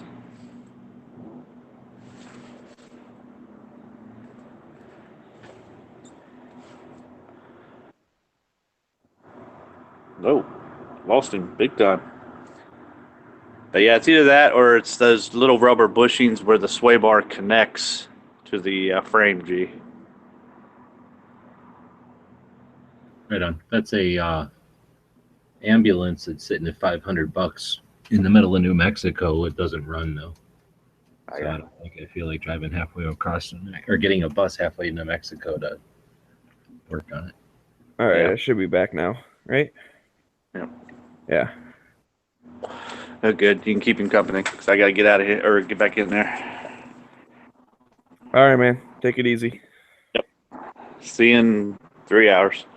Watch a video on how to buy a school bus because I'm just thinking, fuck it, I'll just buy a school bus now. You won't see me in 3 hours. At least I better not be awake in 3 hours. Yeah, school bus would be kind of cool. Although, I don't know, man. I think the van's cooler. The van is definitely cooler, but school buses are everywhere all the time, so I figured I'd look into them a little bit.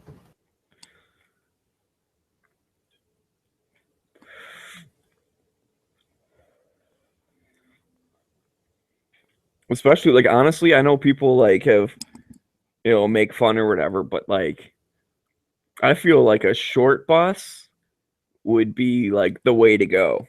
Because that's basically just, like, a big van. That's an apartment, dude. That's huge, yeah. And that's at least more controllable than, like a big, long bus. Or whatever, like, the medium-sized one is, like, the one that still kind of has, like, the hood and all that crap. And then the even bigger ones are, like, the flat-faced ones. Which I mean, come on, man. That would be a pain in the ass to drive around. Although you could have a couple families living in there. Sublease out the back. Be like, you guys get the back half, I get the front half. And pay for itself.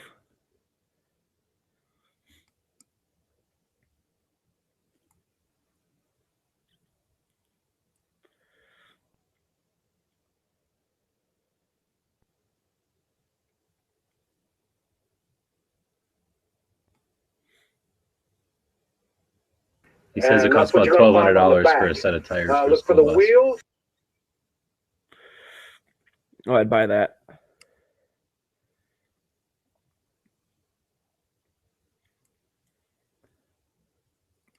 That's the problem when you go too big. Like everything's more expensive. This one's pretty good. He's Same going thing through on the like, front. or he's going around his school Look bus for and the, telling now you this, about all you're kinds always of going to stuff. have good new tires Stuff he didn't know about when he bought his kind of thing. on the front.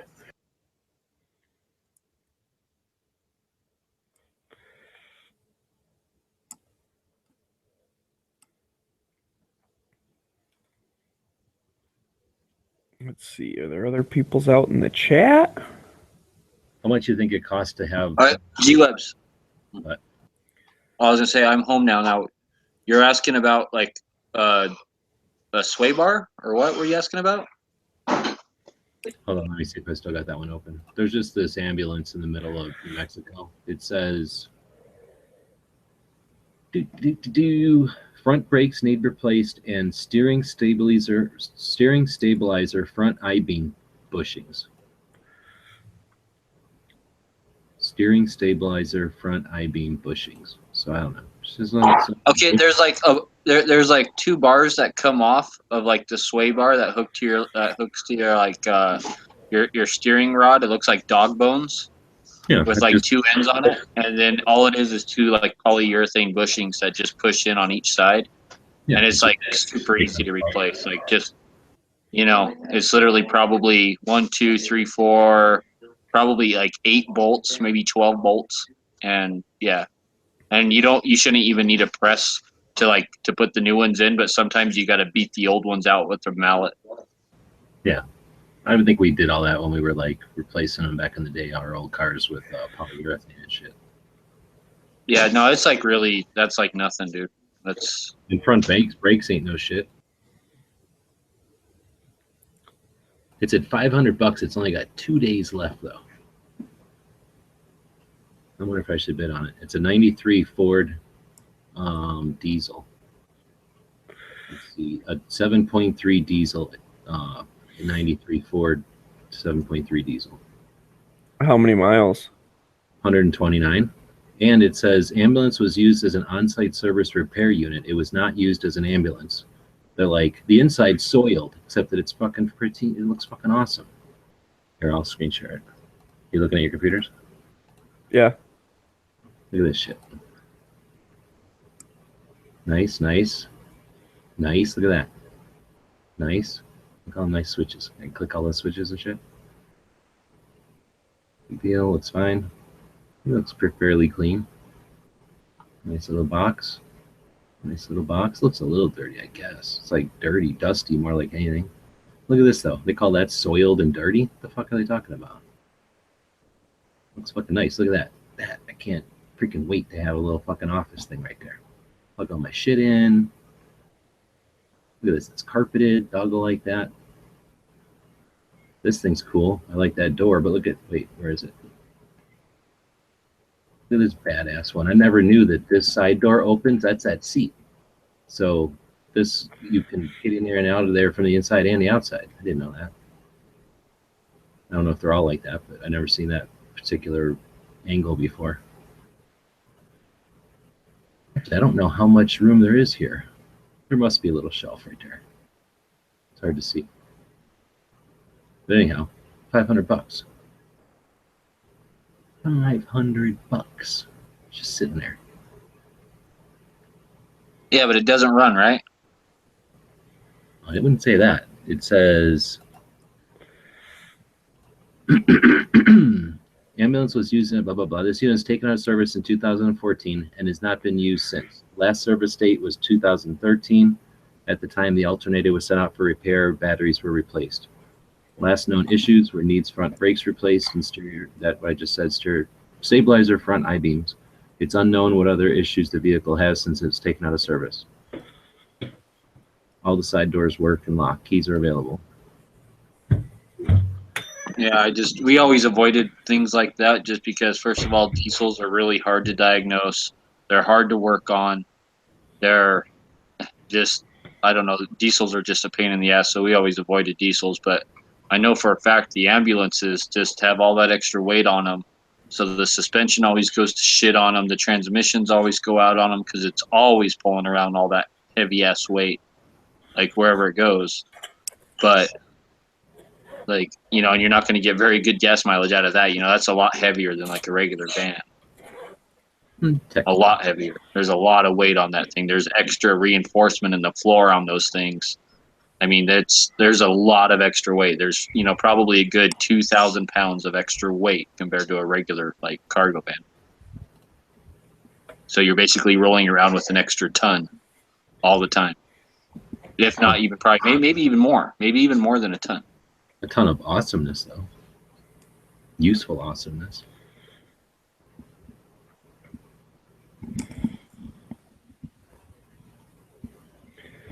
And so I would just be worried with the don't know what else is wrong with it. Like, How hard do you think it is to change the stators on a quad? It says blowing stators and no spark. I don't know what that means. there's no spark on the diesel? Uh-oh, you need new spark plugs? No. All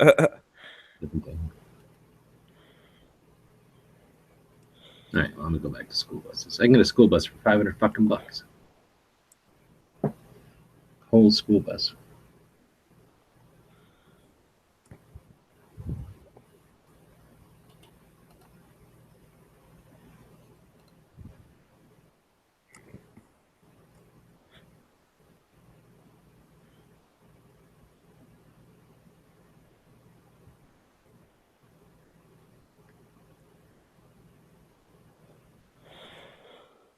Oh, man.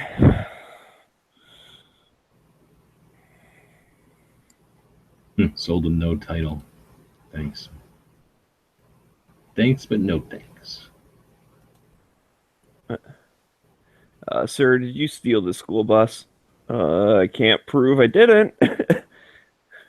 Nobody's looking for it. Well, with no title, what you do is before you even buy it, you call the sheriffs, right? Or the local police. They come down and do a VIN check on it for free to make sure it's not stolen or anything. Then you just get a bill of sale, and then you go to the DMV. What they'll do is they'll issue you temporary plates and registration right then and there.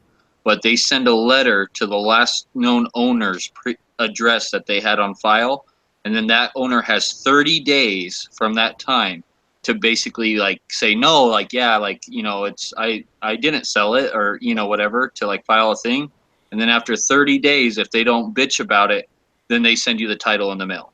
At least that's how it works here. And I've bought plenty of cars and shit without titles, you know, doing it that way. But I always make sure the sheriffs or the local police come down and do a VIN check right off the bat. And then I always make sure to get a bill of sale along with the person who's selling it to me, a picture of their driver's license, and you know, and stuff like that. Because then that way, if a previous owner did like come back on it, then I have someone to go back after. How about a 2011 Ford V10 6.8? The V10s were junk, or in for the Fords. Yeah. Yeah, no, the V10s were junk motors. The reserve's not met anyway.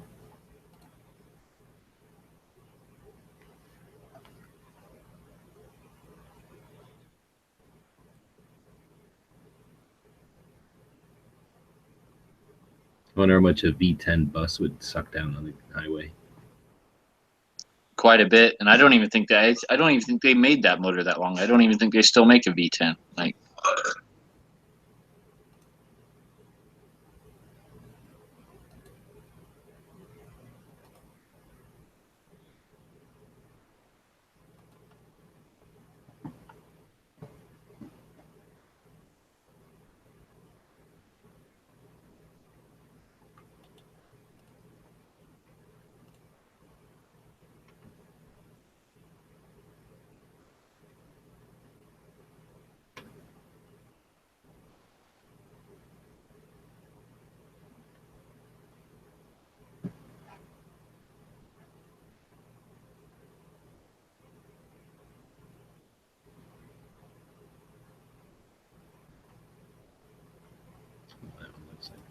cats live in it.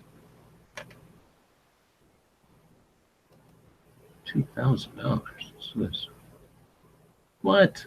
You are fucking nuts.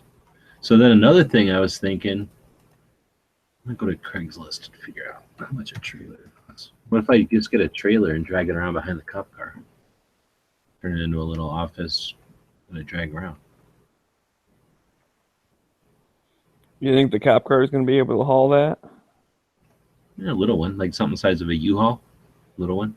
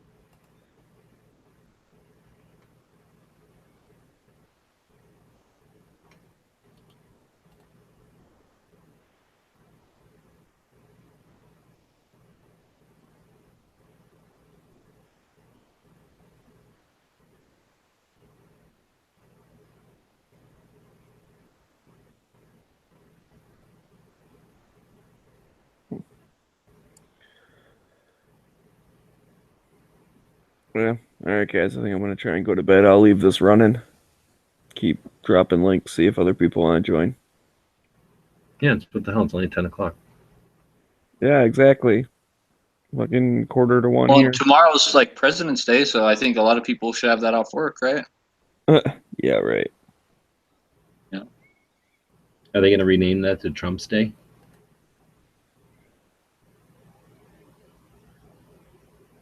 Yeah, it should be Trump's Day. Okay. I'll see you guys. See ya.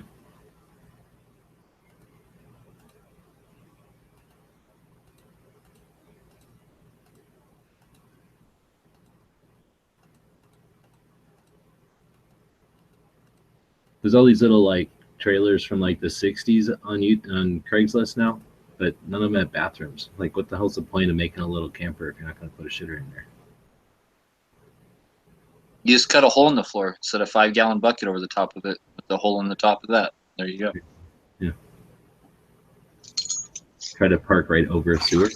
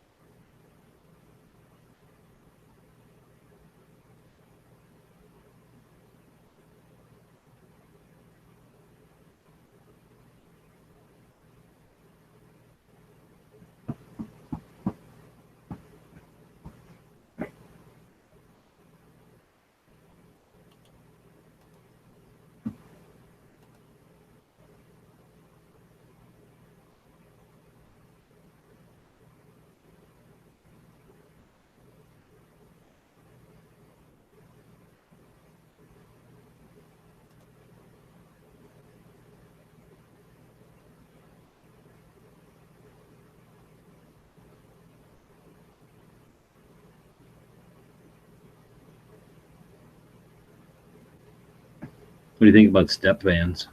Think they'd work for over the highway? I don't really see them driving around.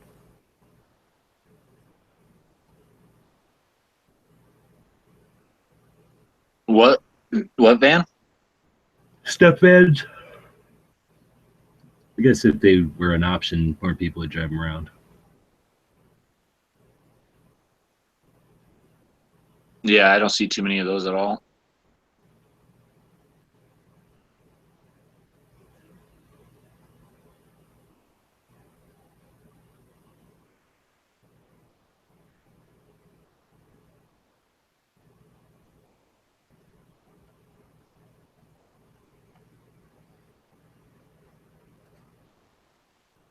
Like pretty much the only time I ever see those driving around is like the bread trucks or something, right? Like Yeah, that's like about it.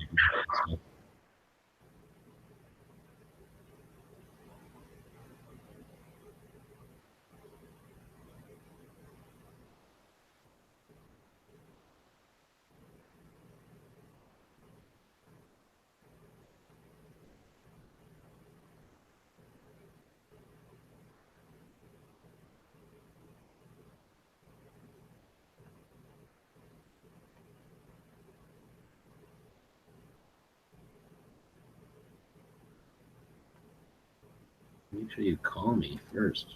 How do you? Oh, I see.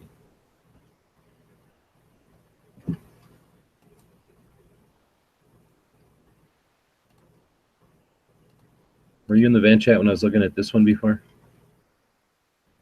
95 with 100,000 miles on it. It's a shitty conversion van though. Yep. I think they want too much money for that. Honestly, 2,500. I think they want too much money. Going over there with $2,000 in cash. I honestly think $2,000's too much for that. What would Like you I had like a 94 Ford just like that, like with air conditioning in the rear and the rear seat that folded down, the whole works. Mhm. And I think and it only had like 88,000 miles, and I sold it for like $1,200. Like they can't sell those vans. That's why it's probably been on there for a long time, and it'll continue to be on there for a long, long time. Yeah. Like those are not something that most people want, and they will just sit and sit and sit, and to even get rid of them, like they're gonna have to take like $1,200 for that van just to even get rid of it. Maybe 1,500. That's the most I'd pay for a van like that one. $1,500. Well, the thing is, I don't really want it, so I was thinking I could go down there with $1,500 in cash if it's worth it. You know, if it's worth buying. But my problem is, I don't think I could just look at it and know if it's worth buying or not. I guess if I got it for 15, I could probably sell it for 15. I don't know. Like, man, mine had less miles and was probably in better condition than that one from the looks of it. Like, mine didn't have dents in it and all that shit. Yeah. Like, I got $1,200 for mine, you know, and like I think I did the same thing. I think I put mine out for like 2,000, and it waited a couple months, and I dropped it to like 18 and 15, and then someone finally came along and offered me 12, and I just took it because it took me like 6 months to sell the damn thing. So. Like they just don't sell. Like for that kind of price, like they'll be sitting on that van for a long, long time. And usually they're not willing to wheel and deal on that kind of money until they have it for sale for like so long, right? So I don't know how old that ad is. 30 days. And they updated it 17 days ago. So I'm guessing they already dropped the price once. Yeah. There's just not a big market for those vans because they're not good on gas. They're just, you know. A 5-liter Chevy 95. Yeah, it's got a 305 in it.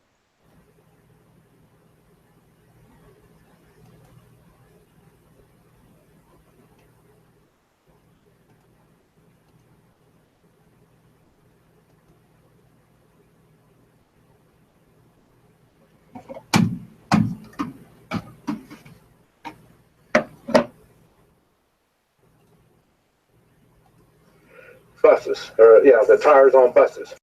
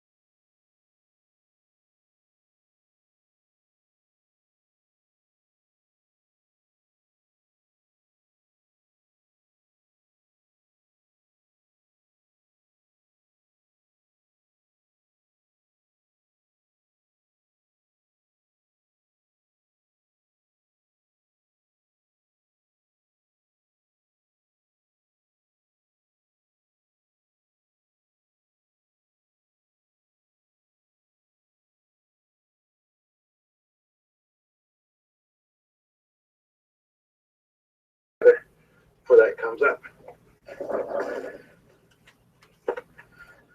Now what I have here is a 97 Thomas bus, school bus. It's the last of the mechanical.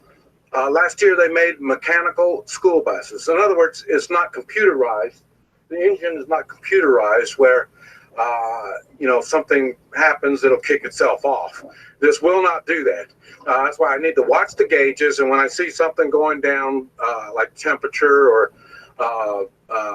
oil pressure and this type of stuff, I know there's something wrong with the bus because it's not going to automatically do anything.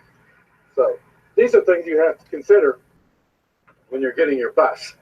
And I'm getting 7 miles. You can pretty much count on 7 miles to a gallon. Oh, good. DB's here. We're talking about school buses. You got 7 miles to a gallon?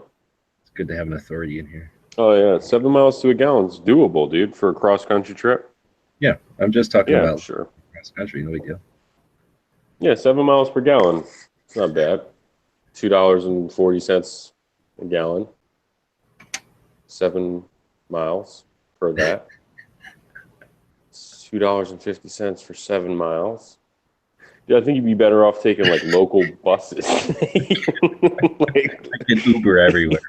Yeah, fucking way cheaper, dude. No, Uber is not that. I think that people cheap. buy these things and then just make them into like houses or storage sheds and park them. That's what I think they're, because they all go for like. Dude, my friend had a 2001 Pathfinder V6. It was like a 3.5 liter. And at the end, when it finally was over, like last year, he was probably getting like 12 miles, 15 miles per gallon, and it it's a shit show, dude. Anything less than like 20, man, for trips and stuff, it's killer. But you're lucky now because gas is cheap. But do you remember 2 or 3 years ago? Yeah, Gas was like $3.60. Oh, no, it was $4 or $5 for a while there. Oh yeah, when I got elected, it was fucking crazy. At the end of Bush, right, and then in the middle of Obama was like 2010, dude. It was ugly, man. 11 was it? Yeah. So can you imagine then? People with those kind of cars? Yeah. Well, that's when everybody got rid of them, I guess. Not even like people were stuck with them. Like my friend was stuck with his shit until last year. Well, yeah, for that kind of car, but I mean like a camper or like a van that you don't, that's like your vacation thing. Yeah, it's rough, dude. So what are you My thinking goal. about that primary, secondary? What's up with that? Shit, that's a shit show, dude. People fuck up, dude. I don't know what happened, really. Did he shoot his wife, or I think he shot his wife's brother or something? But him and his wife say it was an accident. He pled not guilty. But I mean, I was saying to somebody, like, dude, it's like if that happened to you or me, doesn't mean gun channels sucks. Doesn't mean anything other than I fucked up. Someone fucked up from the community, Mm-hmm. Wouldn't cut him no slack, but I didn't like how those snitch ass fucking bitches were like, let's get his name out. I mean, because that guy never had a channel, right? He never used his real name. And he was like still active duty until January. Never put his face out, never said his real name. So as soon as it happened, somebody who like knew him or took a class from him or something, they put it out there, and then people just went ape shit with it, dude. So you can't make the comparison like it was nothing fancy or some shit, or like Jeff Cooper, or even I was telling somebody this shit. The guy he didn't even teach classes to civilians. He used to get shit-faced on that show, and he would wear a mask and shit and just talk shit. And the kind of advice he was giving wasn't like, Masada Ayub or something, dude. It wasn't quite a Mag 20 class, my friend. You know what I mean? The last thing I heard him say was like, in his situation with his life and the shit he's done and said online and in forums on Light Fighter for like 10 years, that if he ever got into a self-defense situation, like he knew he was going to jail. Like there's no, you know, like whatever. Like he was so whacked out, and I just feel bad for him. And whoever he got shot, you know. Well, so But then not a big deal. they haven't talked about details of the incident on the. No, they're out there. I mean, they're out. The little bit is out there, like that he was drunk, and someone got shot, and that it was an accident, according to him and his wife. That's what I'm saying. It's like there's a difference between like someone's drunk and they have their gun in their pocket and they're going to bed and the gun falls out and shoots and then it hurts somebody. And then there's a difference between that and like I'm drunk and I'm going to pull my gun out because we're having a conversation and I think I can take my gun out and illustrate some point and then shoot somebody. Yeah, he literally might have been like, check out my new sights. So this guy was a ranger for like 20 fucking years, dude. Like had like all kinds of medals. Then he was asymmetric warfare group, and from what I understand, it's basically it was like the Army's like it was like not Delta, but it was right there. You know what I mean? Like right up there with that. And he was that for like 8 years or some shit, you know, like 7 years. And his last deployment overseas, whatever. So my point was that this guy should know better, no doubt about it. And I've heard him say, like, if any one of those people, I've heard other type of guys like that, if they ever had an ND at all, that they were getting shit canned, like fired. Right? Is that true? Have you ever heard something like that? What are you talking about? Like at tip of the spear? Like if you were if you were a tier 1 guy in like SEAL, you know, not SEAL, in Navy SEAL Team 6 guy, and you had a fucking ND, you're fired. Well, that's what they were saying. Okay. That'd be between them, and I would assume it's just like anything. Like if it happens when you're in your garage, you know, because you were doing something, it's different than if it happens in a helicopter duty, right? during a mission. Right. Yeah. Right. Yeah, But so I he don't know. definitely should have known better. Who knows what the fuck? He might have shot him. Like, he might have pulled his gun out and be like, what did you say, motherfucker? And legged him. So we don't know anything near the details of what actually Nah, just that he pled not guilty. But the first memes were like, memes were like, haha, this guy didn't kill the guy. That was the fucking meme in the beginning. Well, hold on. Like, so Well, the first memes were like, he shot somebody and didn't kill him. What a fucking fraud. Oh. and then this after that, the memes were like, you know, I don't know. But I didn't give a fuck, but it was really just the primary secondary show. I think it was Dead Horse was saying that they pulled all the guys like affiliation with the primary secondary channel on Facebook and stuff. Have they talked about it on the show? Yo, back in the day, if one bad Marine shot his fucking brother-in-law, like, wouldn't he pull all his videos? Like, I don't know. Like, it depends. It was total. I'm sure it's totally. There's shit he was saying on there. That's why he wore a mask. That's why no one knew his name. He What do you was mean? saying shit out there that was outlandish, dude. He was saying stuff that was like reckless or like just weird. Or It was not reckless, but probably would have got him in trouble. Like with his job. Like secrets, like stuff that we're not supposed to know. So I'm telling you with some enemy, or like I'm just talking shit and I don't want to be responsible for the shit I'm talking. Like political stuff. Let's So, say like, like bashing the last administration. I don't think that's allowed. Okay, Getting so you're not shit faced drunk and just talking shit about killing people that like is weird. Don't you think? No, not at all. Not if your job is to kill people and you're hanging out with people that kill people, then you talk about killing people. The same way, if your job is fighting fires, you talk about fighting fires in a way that might be obscene to some people, or if you're a cop, you talk obscene. You know, so I could see somebody being drunk and not understanding the idea that people who are watching are not part of that group. But on the other hand, if you're talking about somebody who's like psychopathic, or No, nothing that bad, but stuff like they pulled his videos because I'm sure if you go through, let's say, 40 hours of somebody talking, you're gonna find something that you can cut out of context, or Right. something that he was joking, because that's what he was. He was really like a comedian on there. Okay. So it's like, he's literally like, So do you half of the think shit they he took said it was to down? make people laugh. You know what I mean? You think they took it down just so that there was less fodder for the trolls to dissect? No, the garbage, or because they didn't want they want to cut ties with the guy and know that in the future going forward he will no longer be a part of their thing? 100%. I think they're trying to look out for him. There's enough stuff. If you looked at all the chats that everyone was in on gun channels, and one person got in trouble, as a favor to him, exactamundo. Okay. Yeah, as a favor to someone who never showed his face and never said his real name and never really even, kind of, he was saying shit towards the end of his, he just got out of the military in January. He was saying enough stuff that you could figure out where he was working, but it basically, enough is out there on the internet on that guy. So I think that's why they did it for now. And if he goes to jail, whatever, it is what it is. That's what I just feel like being in chats, which is what they were. They're just chats. And some guy's not using his real name and not showing his face as a favor to him now that his name's out there, because his name wasn't out there until that happened. They just pulled the videos. Because I'm sure anybody could go through them and cut and edit them and be like, wow, use it against you. Right?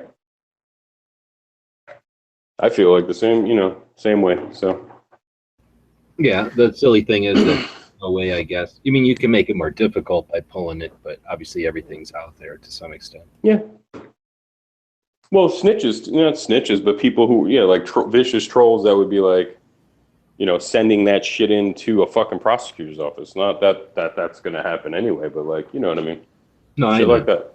No, you don't need to make their lives easier by leaving it there, Yeah, shit, people just fuck up, dude. I just was shocked how fast everyone was So I was telling the guys cool whenever we were talking about this the other day about Sonny. You know about Sonny? Bazooka? Yeah. When he shot that guy. So this is when he shot that guy? The reaction is different than that, right?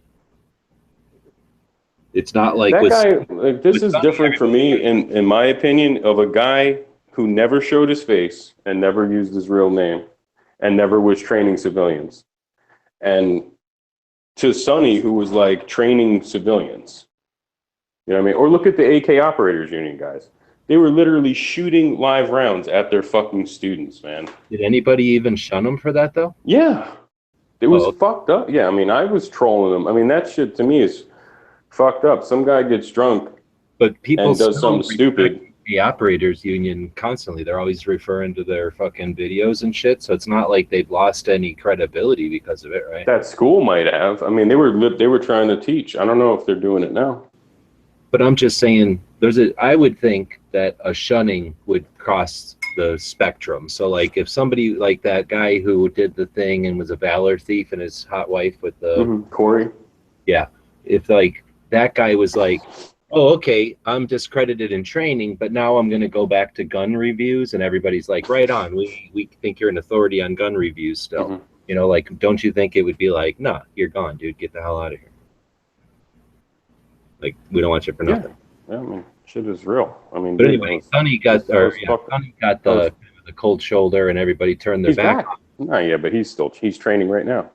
Well, I know he is, but I'm saying that the initial reaction was, let's turn our back. And I'm trying to still gauge what this deal is. So with this reaction, it's not so much let's turn our back on this guy as much as let's close ranks and try to do what we can to make it so that this guy can go through this as calmly as possible. Mm-hmm. Yeah, obviously, if you listen, I don't listen to anything. That's why I'm asking. Oh yeah, if you ever listen to them, you'd know this guy had demons and was fucked up. He would say shit I can't sleep. He had issues and he drank a shit ton. You know what I mean? So, and he was fun to listen to. It was cool and everything, but it wasn't like he was out there being a saint. Or like I said, just teaching. So some of the ridicule, it's just okay, he's got a gun that they call the Roland Special. And I think a lot of people were oh my God, how egotistical or whatever, And that he's got a gun named after him.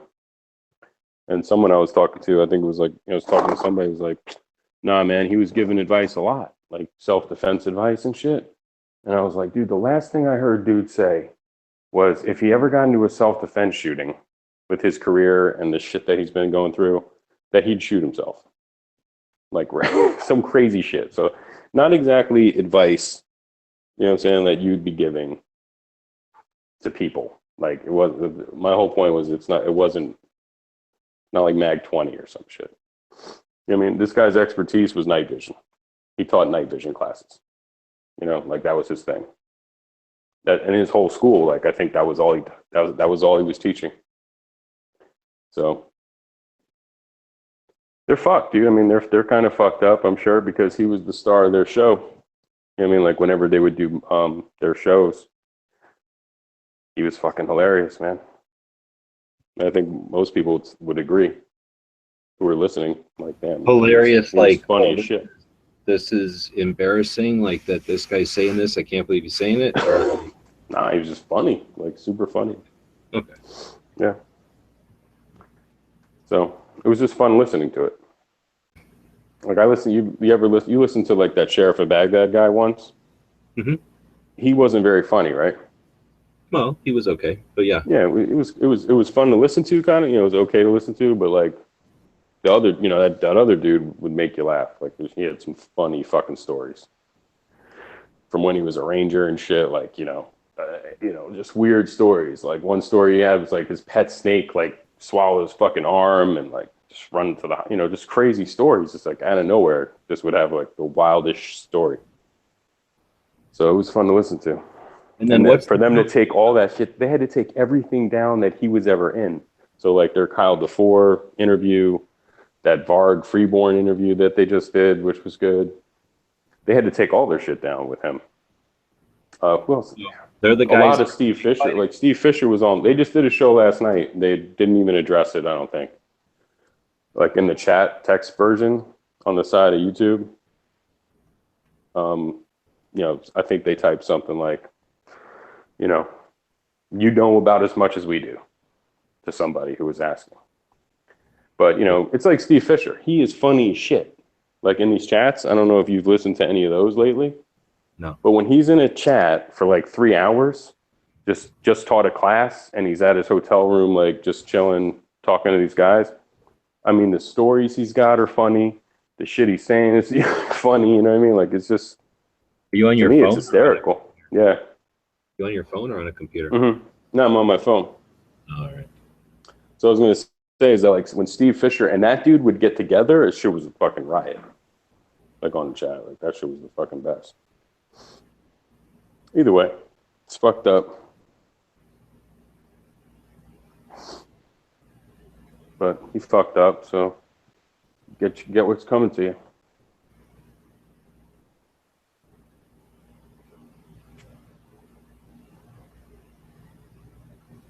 And don't carry 9mm. That's the real lesson.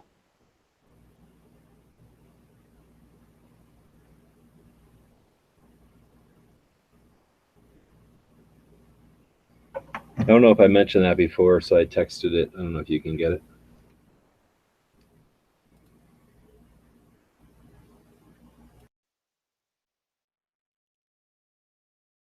Looks like they want to know what you think of Flippy. Flippy's back. What was I gonna say? I just asked him on fucking Instagram Live, like, what do you do? And he's like, hell yeah, anytime, dude. Like, you know, I don't know. I was like, yo, would you do a podcast with me or like with Gun Channel? I said, like, yeah, dude, anytime. You know what I just listened to? Tom Givens on this guy Mike Sealander. You ever heard of this guy? I've heard Mike the name. Sealander. He's like a competitive guy. He was like in the army or some shit, but he's got a show that I just found out about. So he's got like a shit ton of episodes. And I listened to he had Mike Pannone on, and he had Tom Givens on. Tom Givens is a wild guy, man. An instructor, range master. I'm pretty sure I know people that have taken classes with him. Dude, he had 60 of his students have gotten into gunfights. So I remember like tactical response said like 20 or 4. No, I thought it was like, yeah, maybe. I thought it was way less. I mean, 60 is a shit ton. Anyway, so that's I what he think was. it's 4 in tactical response. It was like 4 have gotten And into 1, right? situations. No, have gotten into situations and didn't have their gun. Everybody, there was like 20 altogether. Mm-hmm. Isn't that what the See, number? they- I thought that was the numbers. I think when I took that shit, the mindset thing was at the end was one forfeit. So I think it was like 4 and 1. There was 1 forfeit, yeah, but it was Right. like 4 people didn't have their gun. Like, that Oh, I got- thought it was the one. They had 0 losses and 1 forfeit, and the one guy didn't have his gun. Where this No, I guy thought had 60, and Maybe then he had. I'm thinking maybe it was Masad Ayub because I think I was like, wow, that was kind of, it seems like a lot. Like, that's pretty good. Yeah, no, it was just interesting because he like he kind of debriefed the students afterwards or something. Like he's got all the data or whatever from those fucking fights. He was teaching in Memphis, and at the time it's still probably a really violent place. But I think what was he saying? Like the 2 students who died didn't have their gun, didn't have weren't armed, fucking, and then they both died the exact same way in parking lots with just armed robbery. But then, and I think both of them gave up their shit and just got shot and killed afterwards. Crazy. Yeah, Tom Gibbons, man, he's an old school guy,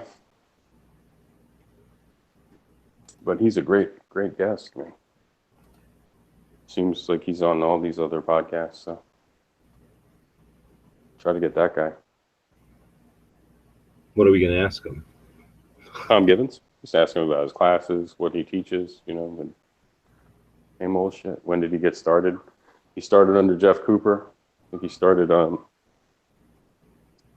don't know. I have afteraction.net, right? And it's basically a bunch of my stuff. And when I first started going to classes, I think it was like 2004 or 5, we went to a tactical response class, and then I was hooked. And then I went to Front Sight, and I was like, what do they say, hook, line, and sinker or whatever. Like I was on board at that point. So then I was ravenous about it, and I started basically, anytime somebody came to Arizona, I would contact them and find out if I could audit the class.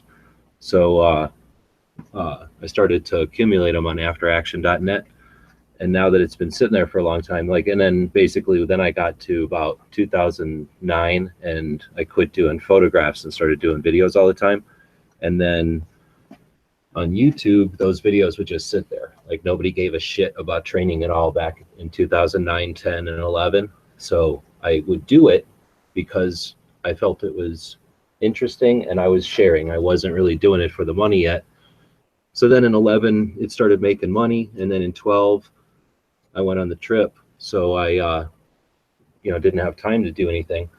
And I was taking classes all through that time and doing videos. That's pretty much when I did the stuff with Magpul and Steve and all those things, right? And I think that, again, I had 1 or 2 interesting or 1 or 2 successful videos, but it was about the guns or about the frog lube and not about the training. Now, I'll also suggest I didn't ever give any amount of effort to my shit. So it's not like I did the perfect training videos or something that inspired people to watch them. But as far as my shit went in my audience, they didn't give a shit about training. So I never really pursued it too hard. So now what I'd like to do on that place, because it's basically what I'm saying is a bunch of old blogs, basically, or whatever you'd call a blog post nowadays. And those were like verbose. Like I had nothing else to do. So I took pictures and I wrote about them because I was basically writing stuff to attract search engines. So I wanted a lot of verbose info there, and there was no video. So I had to, I just wasn't going to post pictures. So it was writing about the class. Plus I was trying to do a service to the instructors to make it the class, to describe the class. It's not like I have to sell the class. The classes are fucking awesome. I wanted to describe as accurately as possible what the experience was like to get people to go to the classes.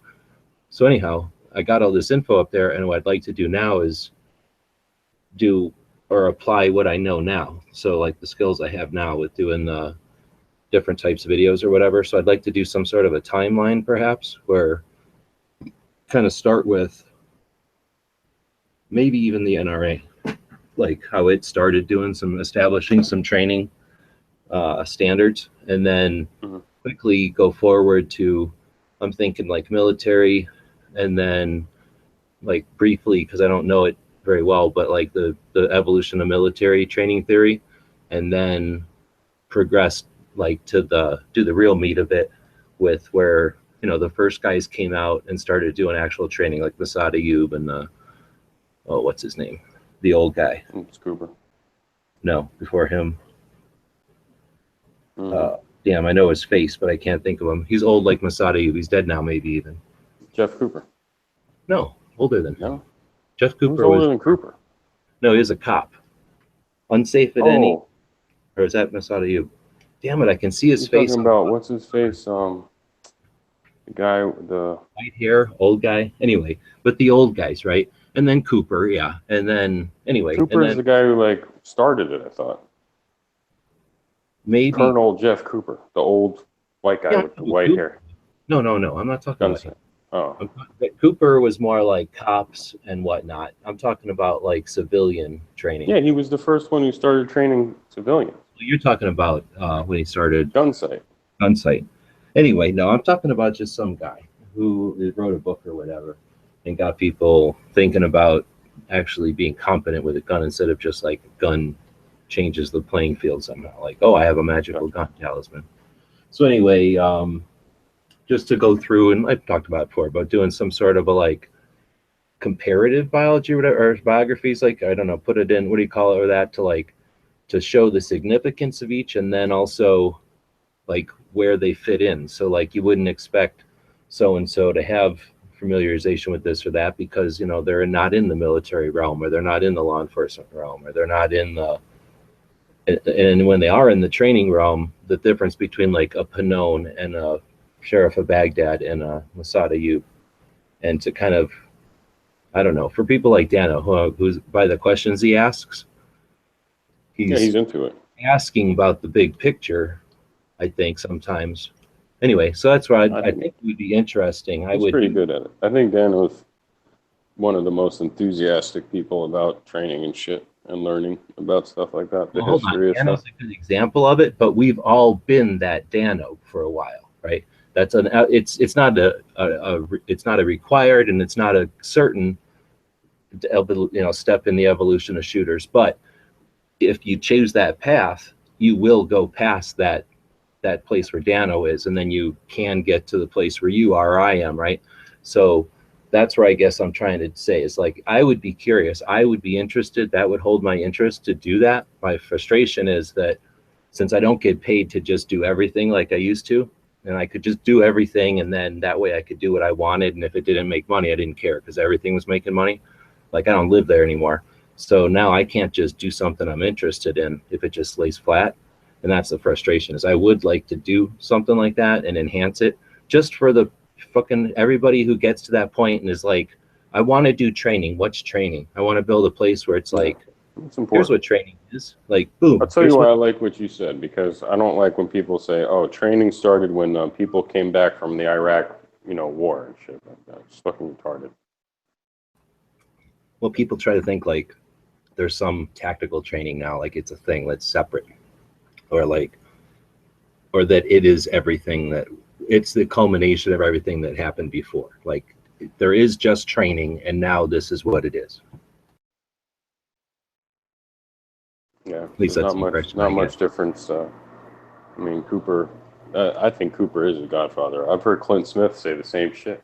Oh, I'm gonna You know go what I find his name. No, If you find, like Clint Smith said, it all starts with Cooper pretty much, because he was the first guy who started fucking teaching civilians, and then everyone who got their start there was like Pat Rogers got to start. Clint Smith got to start there, and Pat Rogers, and a whole bunch of other. Louis Auerbach, his name was, the guy with the South of African, accent.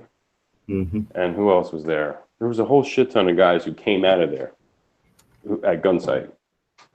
Not And suggesting then started their own thing. But either way, they were all training, like basically doing a pistol 2 class, a rifle class, a rifle one, and some sort of like marksmanship long distance rifle class. You know what I mean? They credit what's his face, Clint Smith, for teaching the very first like rifle class, but at like pistol ranges, pistol different, distances. So like, and he said he, got to start there. And then Pat Rogers gave a lot of people their start now that we don't even know about. I mean, like a lot of the newer guys came from Pat. Steve Fisher came from Pat. And who else came from Pat? Like Chappie, this guy. There's a whole shit ton of these newer dudes that are training that all came from Pat Rogers. And Pat Rogers went to Gunsight and was training there under Cooper, Anyway, so I always thought Cooper was the genesis of this shit. Modern civilian. He's the guy who came up with the safety rules, the firearm safety rules. He was the guy who was teaching everybody you should carry your 1911 cocked and locked.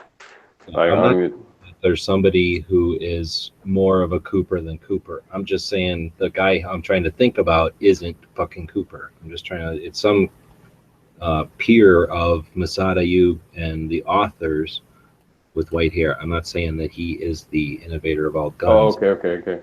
He was Well, I'm earlier. just saying, in general, though. It would be cool because people would see that shit goes back to like a long time ago.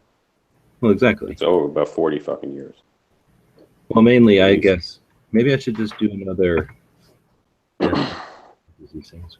But anyway, I just think it'd be neat to build something that allows people to add to that, because that's the main thing, is that there are more than anybody can really keep track of. And if you go down the realm of like, I don't know, 3-gun or something, like there's people who are instructors for that shit who are, we're probably not even aware of. I know that every once in a while we see one in like the self-defense type of training environment. But then think about like gunsmithing. Like there's got to be crazy people who are like inspirational and like, pivotal gunsmith type of instructors. There's some pretty big gunsmith schools. And I don't even Fuller with his AK shit and what's his face and Vickers through the night. These guys. What's the other dude? The super guy, the 1911 master guy. Teaches classes. You bring your own. You bring your Caspian slide and frame and build your gun like at his class. Those. I mean, there's tons of shit out there. It's just fucking. That's why guns are cool. The hobby's cool. It's endless. You said it. Competition shit. I didn't even think of that. Then hunting. Like competition classes, like guys that just specifically try to get you better at like shooting fucking IPSC and shit. I'm sure there's a ton of that shit.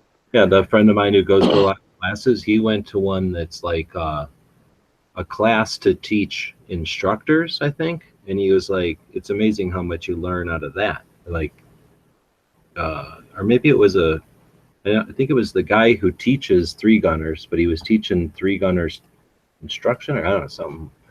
I was like, oh, that's interesting. He's like, he mainly took it because he wanted to see what the guy's style was like.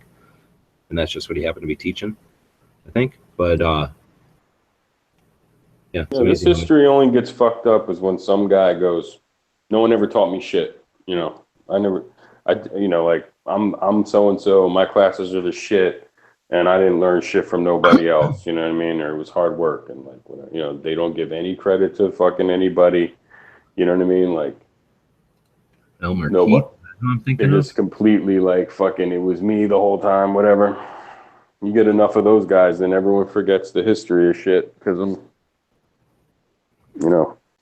even in that one class I took, there's several classes out there. They all come from like Rob Latham is like one of the master shooters of all time, right? And then the other guys like Chad Jarrett, Jerry Miculek. These guys were like Elmer Keith. Oh, Elmer Keith, right? That guy was the shit. Isn't he? He's 357 Magnum guy, right? Didn't he invent it?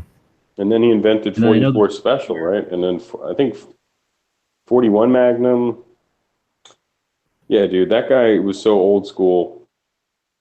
In the 30s, he invented 357 Magnum, Elmer Keith. Oh shit, we just missed. He died on February 14th.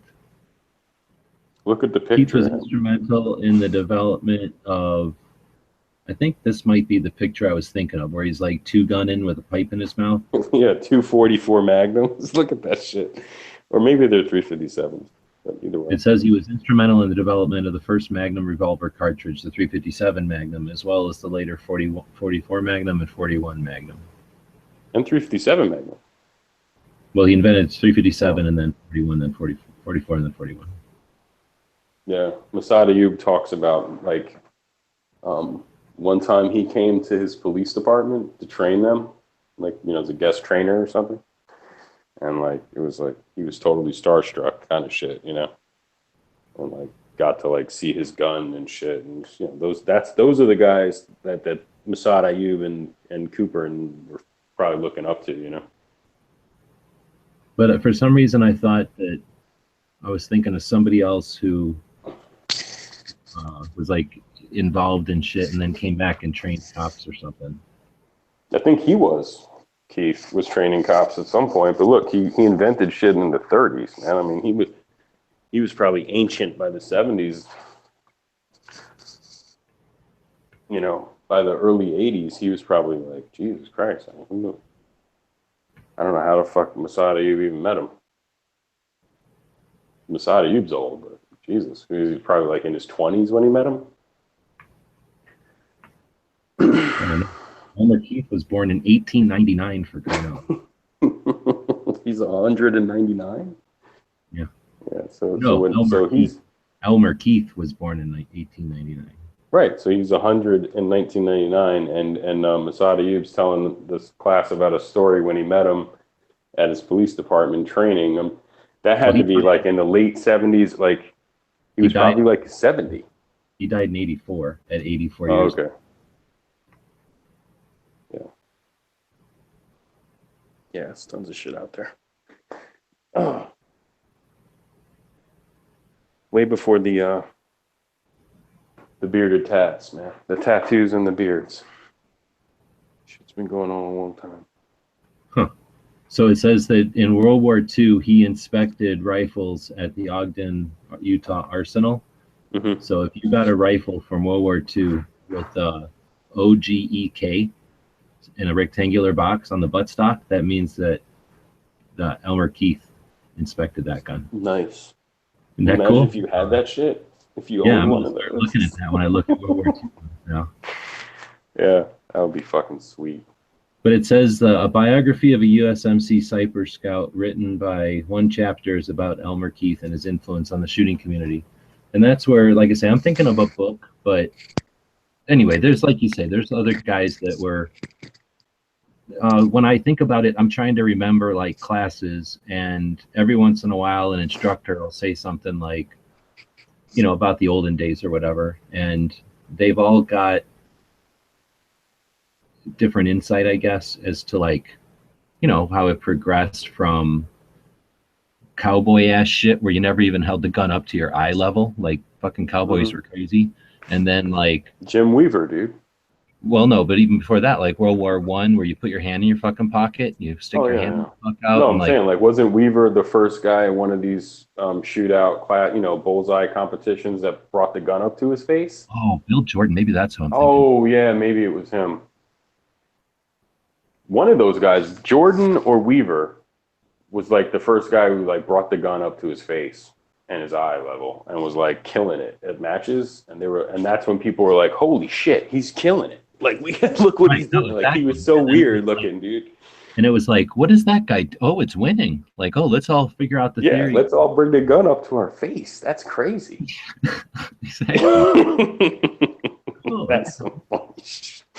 You know, that's what I'm talking about. The history of this shit is not even that old. Like, you know, people should talk about all these people, but like, you know, Wilson Combat, like, he's one of the, like, he's like the founder of IDPA, right? It wasn't like him and just a very few guys like started that shit. That wasn't even that long ago.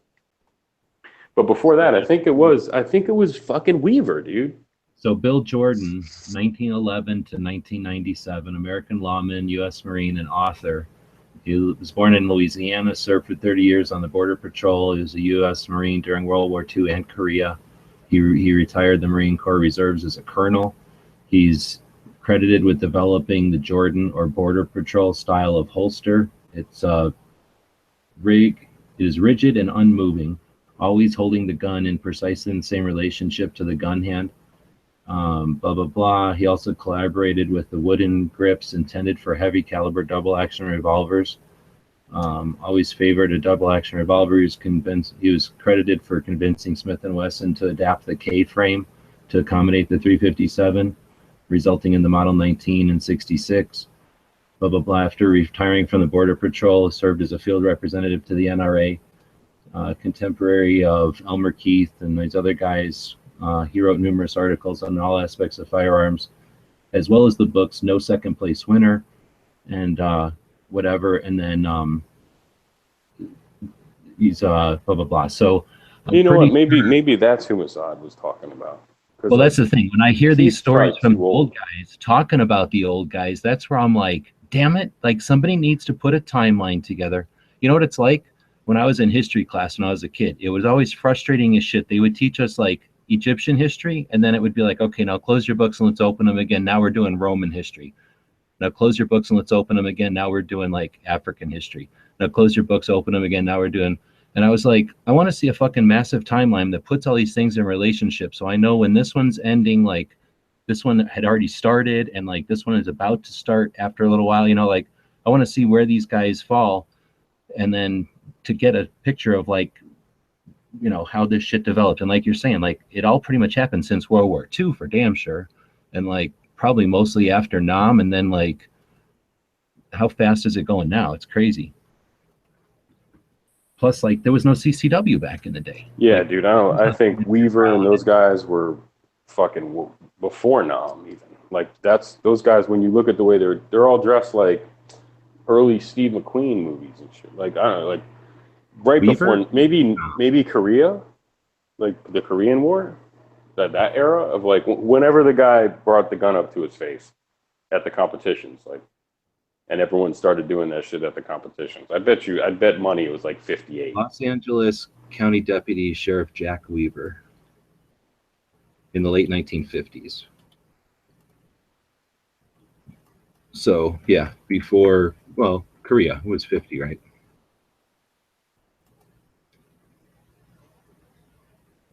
And I guess that's not to say people in World War I and II weren't using their fucking 1911s, bringing the gun up to their face and indexing off their fucking dominant eye and shit. But in the competition world, I guess people were still doing, I don't know. I don't even know. That's why it's important to figure it out. You know, it's fun stuff. In 1955, the team and individuals won the national championships in Ohio combat range using both one- and two-handed stances. Yeah, so it was like in 1955 that he was like, look, you can hold it up with two hands. And people are like, holy shit, that's fast.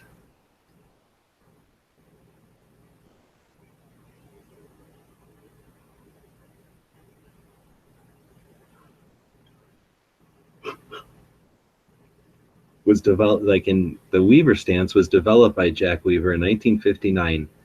Blah, blah, blah. The stance, which incorporates a two-handed grip, isometric tension, and aimed fire using the weapon's sights. Uh-oh.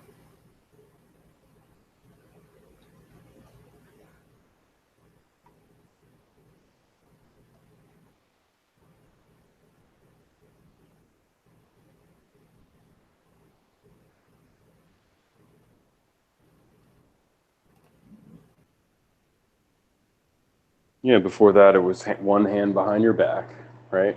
You'd still use the sights. Some of those No, guys it were was doing that teacup shit. It was teacup shit, and that Charlie's Angels, like, hold your arm up and put your other hand on it like you're some kind of waiter or something doing a magic trick. It was like, hold it with one hand and then brace it. And it was all about holding it with one hand and, like, muscling the recoil down and point and shoot and shit like that. And trying to go fast with, like, that rock and shit like that. So, yeah, I mean, when you're killing freaking fucking, swarms of the bad guy coming across a trench or a beach or around a corner in a fucking city or whatever. That's a different technique than anything else we're doing. So we can't just like fucking rock and shoot people and fucking, you're not trying to just like stop the guy from running after you because you're about to unload the rest of your magazine into him later. Like, we have to be effective when we hit. So anyhow, yeah, people were, I don't know.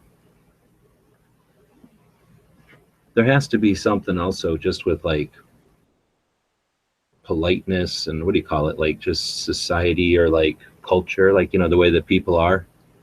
Like that changes. People are different in the 30s than they are now. Like, I would think that would affect how you would use your tools and shit. Yeah. I don't know. Maybe not. I'm sure people got I mean, killed back then. People had a fucking, whenever they opened up a gun site, you either had a fucking Smith & Wesson revolver or a 1911. There was like a rare guy with a high power or like a weirdo gun, No, that's for damn sure.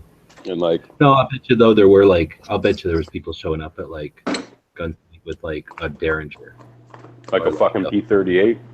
Or like a I'm here roll. for my class. I got my Walther P38. I wouldn't be surprised if people came with World War II bringbacks. Like, well, this is my pistol. I also have a revolver at home and a shotgun. It's my pistol though. Yeah. Well, all that shit led to this, like watching Taron Butler run around shooting his fucking, Glock 35. Did you watch Wick 2 yet? No, I didn't go. I heard Logan is going to be like the best movie of the year, though. I watched about half of Wick. Logan? No, I watched half of Wick 2. Oh, yeah. That I heard wasn't as good as the first one. So, no. It's a little weird. It's not good or bad. It's the same thing. It's more of it.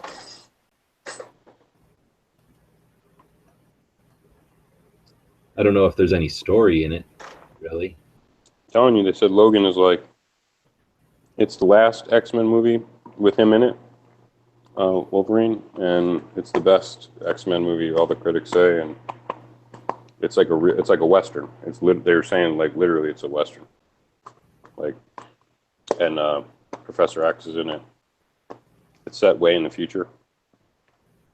And it's just like supposed to be like one of the best movies of the year. So I'm looking forward to that. Hopefully I get to see that next weekend. Otherwise, John Wick, I didn't go. I don't know. I'll probably just wait till it's on TV or Blu-ray.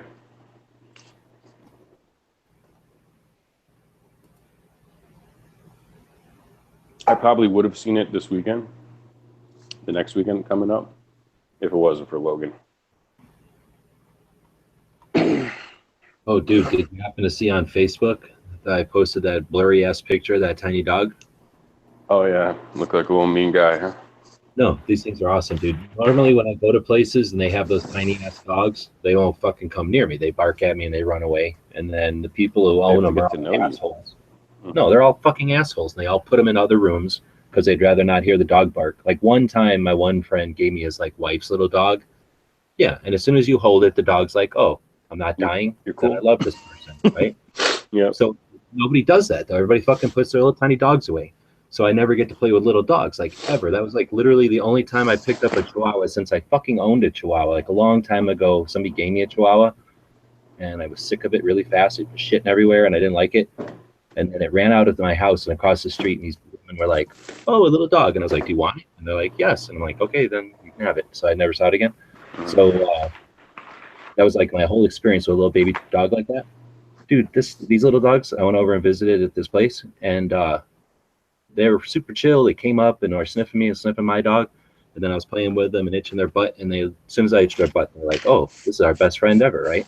And then, dude, I was picking them up and shit. They are super fun. Yeah, I mean, it's like having a puppy, but it's a full size dog. Well, So it's I not liken it to like the one dog I got. it's like a puppy forever until like right now it's having heart failure. It's still a puppy though. You know what I mean? Like it's weird. Like they're puppies forever. Especially if Yeah, they like don't cut their balls. Well, a puppy's a puppy though, and it can only be like a dumb puppy. It's like a baby, you know, it doesn't do much. These dogs That's like true, could do shit. They had like personality, except they were tiny. Awesome. It almost makes me want one. But every other one If I've you ever get one, don't get a small one. Get a like 12 pounds is a good limit. 10 pounds, you know. well, hell no. These couldn't 4 have, pounds. I can't tell. I don't really know. They didn't seem like they weighed They look nothing. like 5-pounders. Yeah, they seem very small. The one was a little smaller than the other one, but that was what was so neat about them. I could pick them up and they were like basically just in my hand, except that they didn't like curl up. You know, they tried to wiggle all around. Yeah, they're neat. Yeah, they're cool. When this one's, you know, I wish I passes- knew people that had them that weren't dicks, because I would like to hang out with a little tiny dog like that. But I think I would kill it. I don't think I could handle a little dog. I'm pretty sure I would I've step had on vets say like, "Oh, this dog's never had a leg broken." I'm like, no, just be like real careful. But Yeah, but how can you be careful all the fucking time? I step on my dog and he's huge. no, they know that, so they don't like. Usually, they don't like lay under your feet. You know what I mean? Like, Oh, well, yeah, okay. They know But they I'm know how small they are, dude. Like, I know that. Okay. They kind Plus, of know. they can go hide underneath of a table or something, I suppose, like a cat. They keep eyes on you too. Like if you're coming towards them, like they're not gonna just like wander around by your feet. For the most part. I don't know if this dog's getting way aggressive because of the heart medicine he's on or some shit. I don't know. Like now he'll like if you go in the kitchen, he'll practically come step on your foot. But he never used to be like that. He's very conscious of like where he was and where you were, and like didn't want to get stepped on.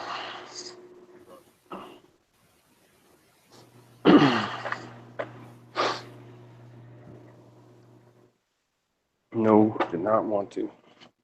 Okay.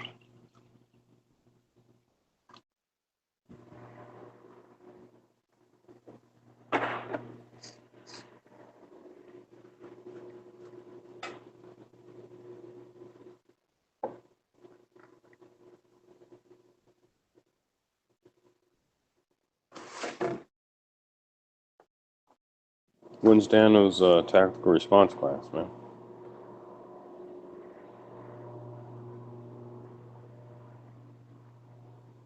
Hopefully it's soon.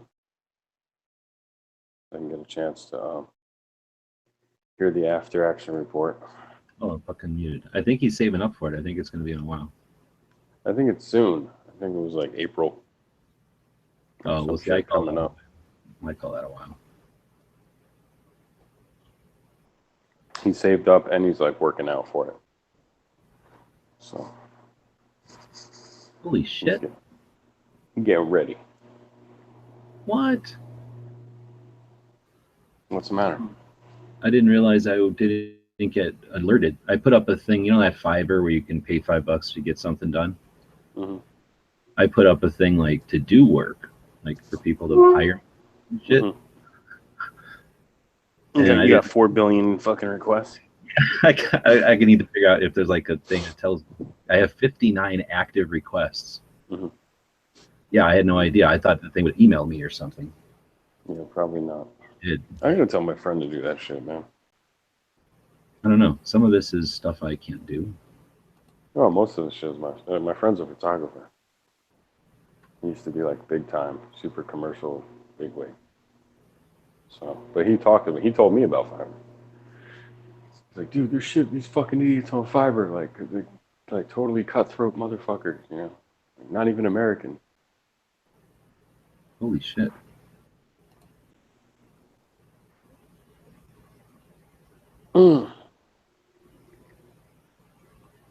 Design a business app for food truck vendors. The app would scatter all the active food trucks across the city. The user would be able to create an approach to seek the food one desires according to location and whatever appetite desires. The user would be given the option to order the food ahead of time.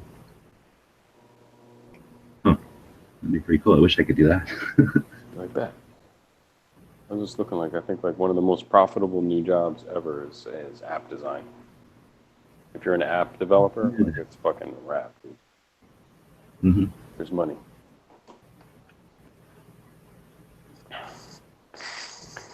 App developing seems like the way to go. Holy crap, dude! I have no idea. I have always fucking $5 to install this plugin. Well, maybe I will, for depending on what it is, I guess.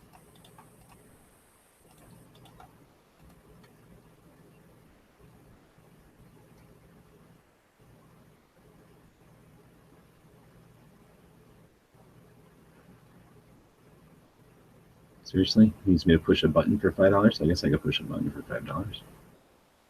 He probably wants me to configure it, though. I ain't doing none of that shit for $5.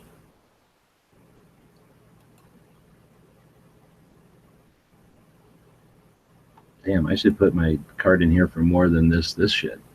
I basically set up my cart on that new Gear websites or whatever, and I was like, wow, this cart is fucking super cool and like super easy to deal with. So I put up a thing like, I can install this store. And all these people are like, oh, you can install that store? So here, I need like all this complicated ass app work done. Like, well, not exactly what I offered, but all right.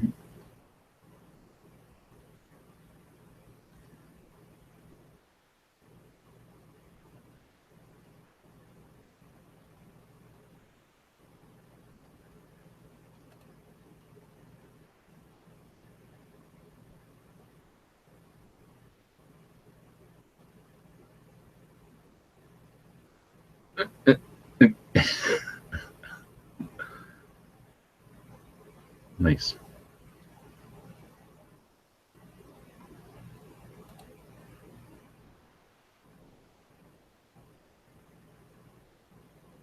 Yikes.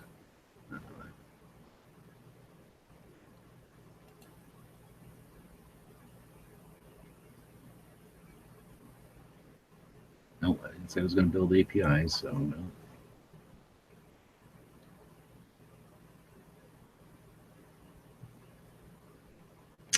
What the fuck? Nothing I said I'm going to fucking build APIs.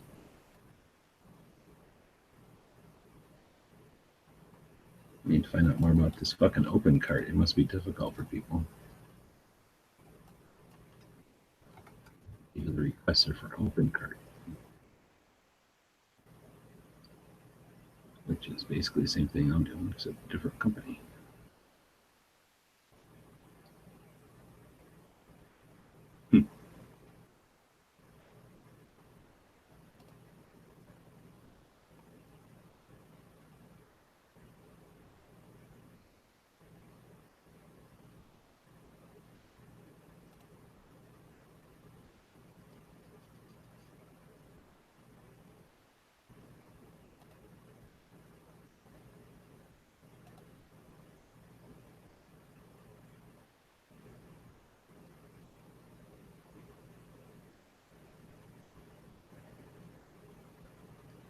Ugh, can't believe people do this shit for a living.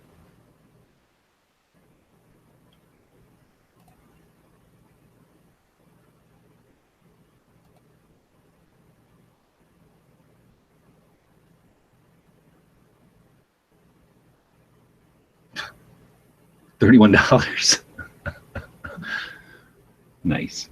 I'm looking for someone who can integrate my API. So like, I would need someone who can code like an interface with an existing, YouTube or fucking Instagram or something. Like I need somebody who can program the interfaces with that. It's not a simple one. So if you don't have strong API, don't contact me. And he's like, here's $31. Like, yeah. I guess maybe somebody who's fucking in India might be able to get like a fucking knowledgeable person in India for $31. It's like an hour for somebody in the United States, I'm sure.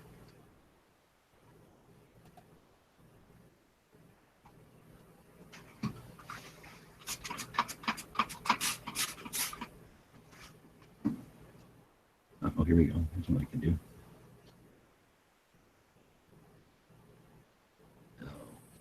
Set up a fucking store in Turkey. No thanks. Oh, I'd like to be able to do that too.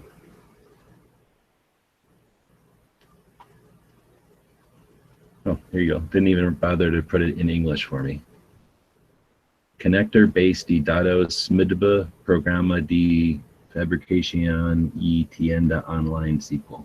Yeah. Do your fucking Mexican, Spanish, whatever SQL fucking language. No thanks.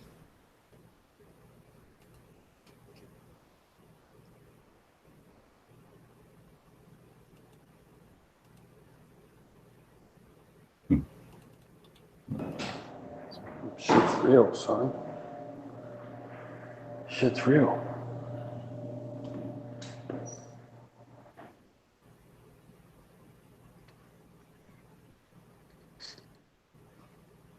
The other night I went downstairs to check my mail in my apartment building. And we got like a security guard. He sits in the front. And that night it was like a really short lady, young lady, like maybe in her mid-20s. And I was just like checking my mailbox. And like I saw her on the phone and she was acting kind of like she was panicking, or like I thought maybe she was fighting with her boyfriend. She looked like super upset. And I was like, yeah, getting loud. And I was like, checking my mail, and there's a package. You got to ask them permission to get your package. You know, can you get me my package? And I'm waiting there. And I'd been home for a couple hours too. It's like 8 o'clock at night. So she gets off the phone and I'm like, hey, what's up? Is everything okay? She looked crazy panicked. And she's like, yeah, a homeless guy just came in here and like punched me in the head and took the keys to the whole building. And I was like, what? Wow. I was like, and I was just coming downstairs to check my mail.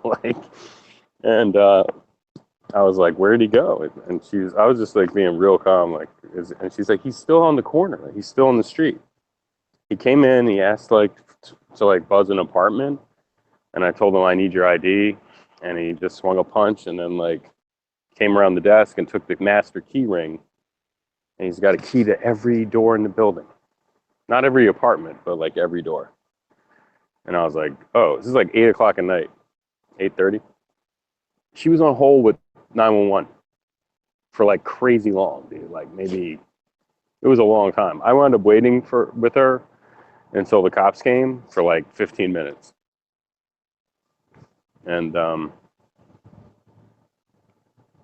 was just thinking to myself, like, gee, all I had was my I had just put on my my Glock 43s. And it's funny because like people laugh at that.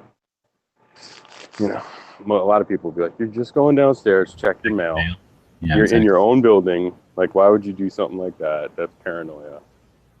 And I didn't tell her, but I was like, I wish I could give you some mace or something. Because they have nothing. The security guards, they don't even have a flashlight. I was like, it's actually like, I gave her like my girlfriend's old mace. I don't even know where it is. Like, I just really can have that shit. Later. But yeah, man, I was just thinking, like, geez, it's fucking crazy. 8 o'clock at night.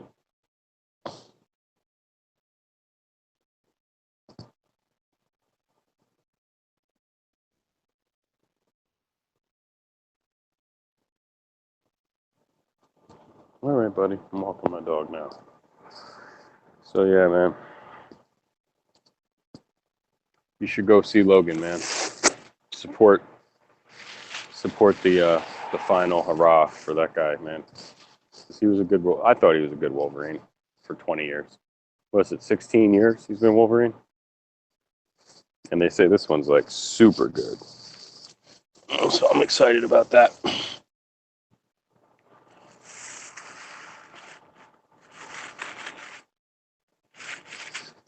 And then that and shit. Been in real estate school. Yeah, how's I that got my going? real estate license. Oh, dude, it's kicking my ass. The math shit is so whack. I just can't even fucking. That's what it is. I passed my test already. A lot of math, like algebra. It's basic shit, but it's just Like I hate math so much. classes type of shit? Like you got to take like a certain amount of classes, like at a school, or like applicable? You got to take 80 hours for the class, and then I already did that. And then you got two chances to pass your test with the final for the school. And then you have to take your state exam. And I already failed my school exam once. I have one more chance to take it and pass. And once I pass that, I can take the state exam, I think, as many times as I want. You know? But, and they say the school exam's harder than the state exam. So just fucking is what it So is. is it like having to know codes and memorize shit, or like knowing? Yeah, like formulas, like loan amount times interest, you know, whatever the fuck the formulas are. But the math, it sucks. Knowing that shit. Proration sucks too. Like if they're closing on this and they paid their insurance on May and the closing is in February, like how much is owed to the seller? Like figure it out. You got to literally count like how many find the amount, dividing how many days they had, you know, you divide it by the year and then count how many days and all this. It's like, and I'll fuck up by like $1. It's all multiple choice. It is what it is, man. But that's what I've been doing lately. So haven't been around. Haven't been listening to much. When do you do it again? I take the test on Friday. I'm just gonna study this week. Oh shit. Yeah, that'll be it. If not, I did it online too, so that was a mistake.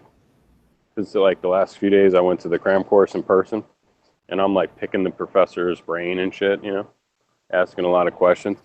And the online thing. Hold on, I gotta refresh. I'll be right back. Sucks, dude. Come here.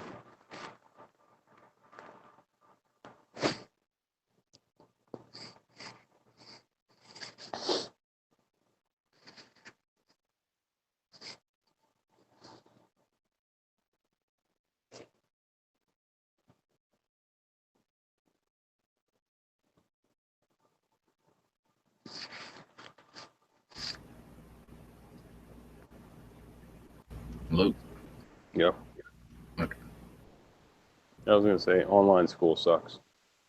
Anyway, the one I picked sucked. So if I would have done the 80 hours in 8 days in front of a real professor, I'd have passed already. But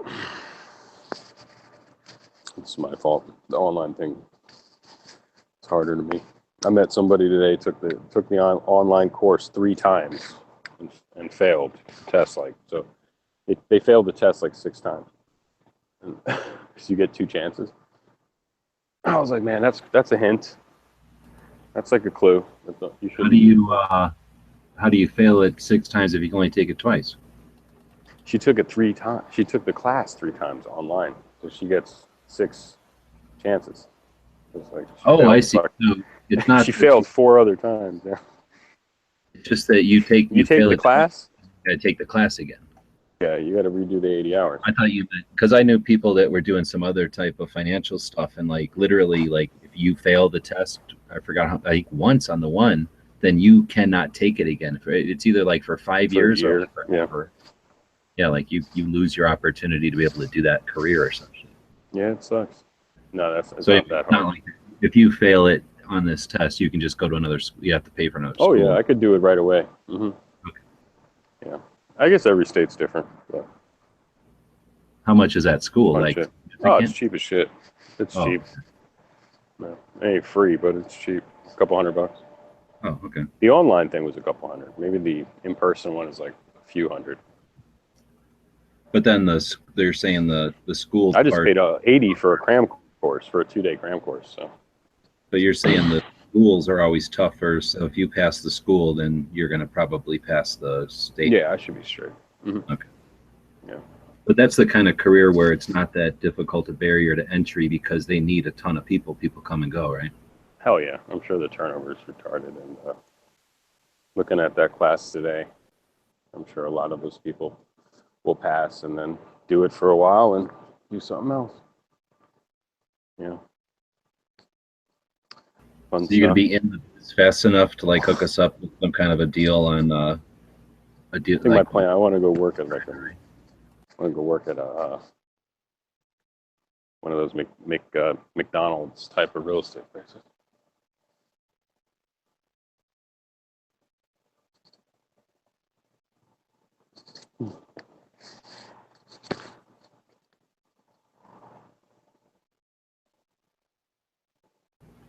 what the fuck is this?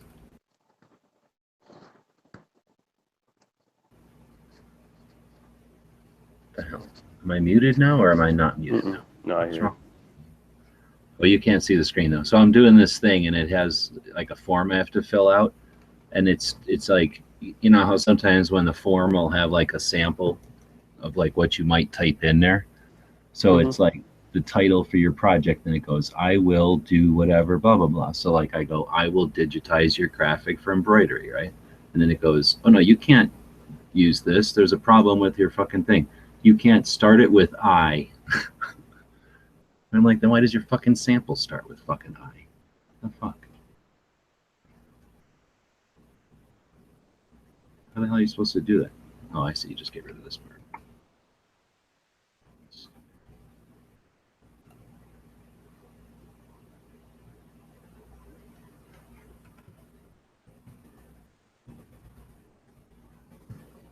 When you say McDonald's, what are you talking about? Like place that's just cut and dry, like system already set up, like H&R Block. Oh wait, what is that place called? The anyway, a big multi-state place. Yeah, like Remax or Century 21 or Yeah, exactly. Coldwell Banker. Just pick one. You look for a place like that where you. They're all franchises. I'm sure they're owned by individual brokers and shit. But there's some here in the city that are really busy. Plus, where I live, everything's for sale now. The market is it's such a seller's market. So everything's for sale. You drive around, like entire neighborhoods have their fucking for sale. So they've been waiting to sell their house for like 5 years. So like, finally the time. It's at an all-time high though, but that's good too. I'll give that a shot. Other than that, maybe I'll just try. I'm trying to, if there was a gun shop that would hire me, I could sit there and tell them dirt shit. Like get that urban carry. It's a good holster. Stuff like that. 40's good. 9mm don't kill nobody. Everyone knows that. Little ladies. Telling little old ladies to get a 12 gauge.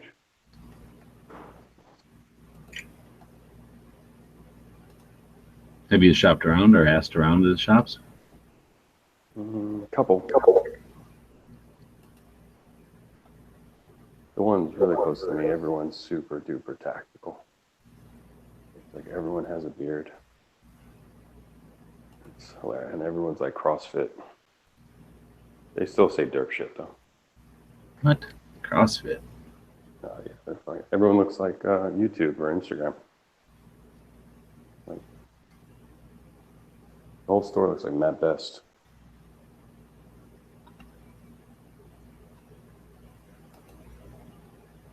Yeah, I know what you mean. We have, well, really, no. There's like a couple of stores that want to be like that, but there's probably only one store that's really like that in Tucson, at least.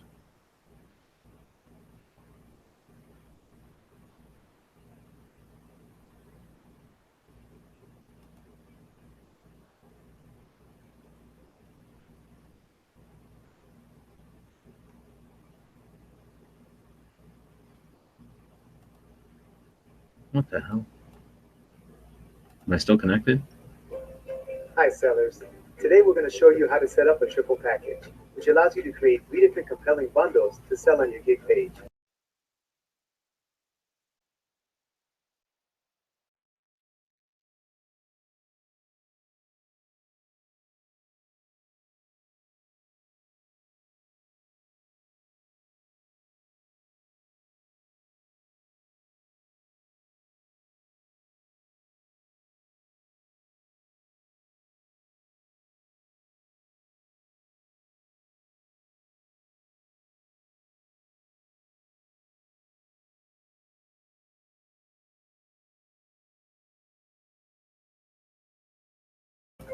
Am I still connected?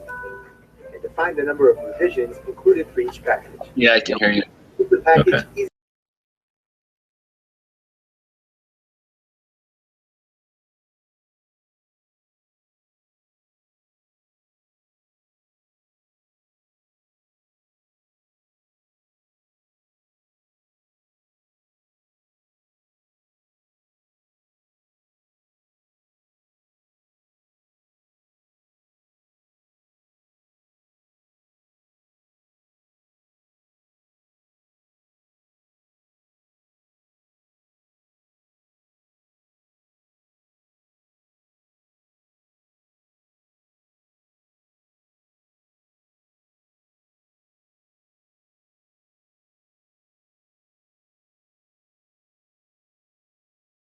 Two revisions, all for $10. She charges $50 for the middle package, which includes 2 different logos, a source file, a high-res Who's Cassius? and a 3D mock-up. Are they gone? And she gave it a catchy title, Designer's Choice. The top-tier package also includes stationery designs. Notice how she adds some extra detail in the package description, so it's very clear what kind of stationery is included. Since this package requires more work, she charges more for an extra fast upgrade. Once the package is selected, buyers will arrive at the checkout page. They still have the opportunity to purchase any a la carte extras, either from the predefined package attributes or from the customized extras that our seller created herself. And that's it. Enjoy the new package's feature and happy selling.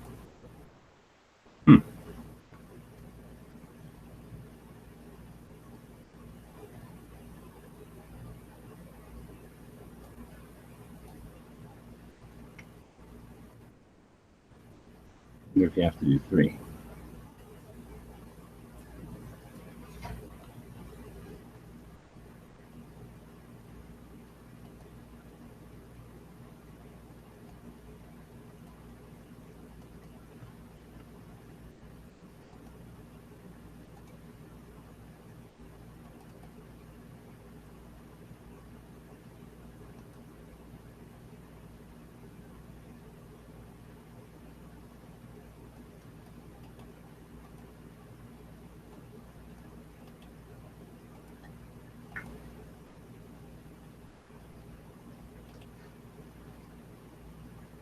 Hey, Clef.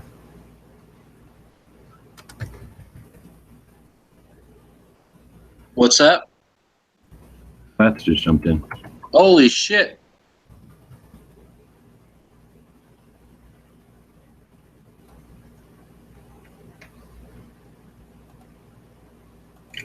But can't hear him.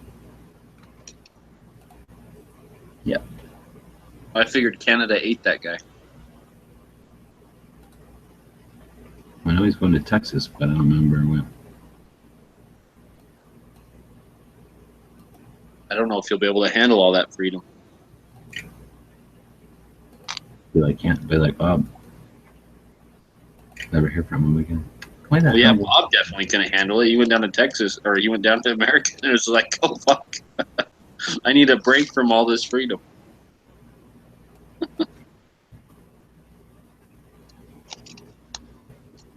60, 75, 79. And like 100. So I know that you were like in a chat a while ago, and you said you didn't like the XDs. Me? Yeah.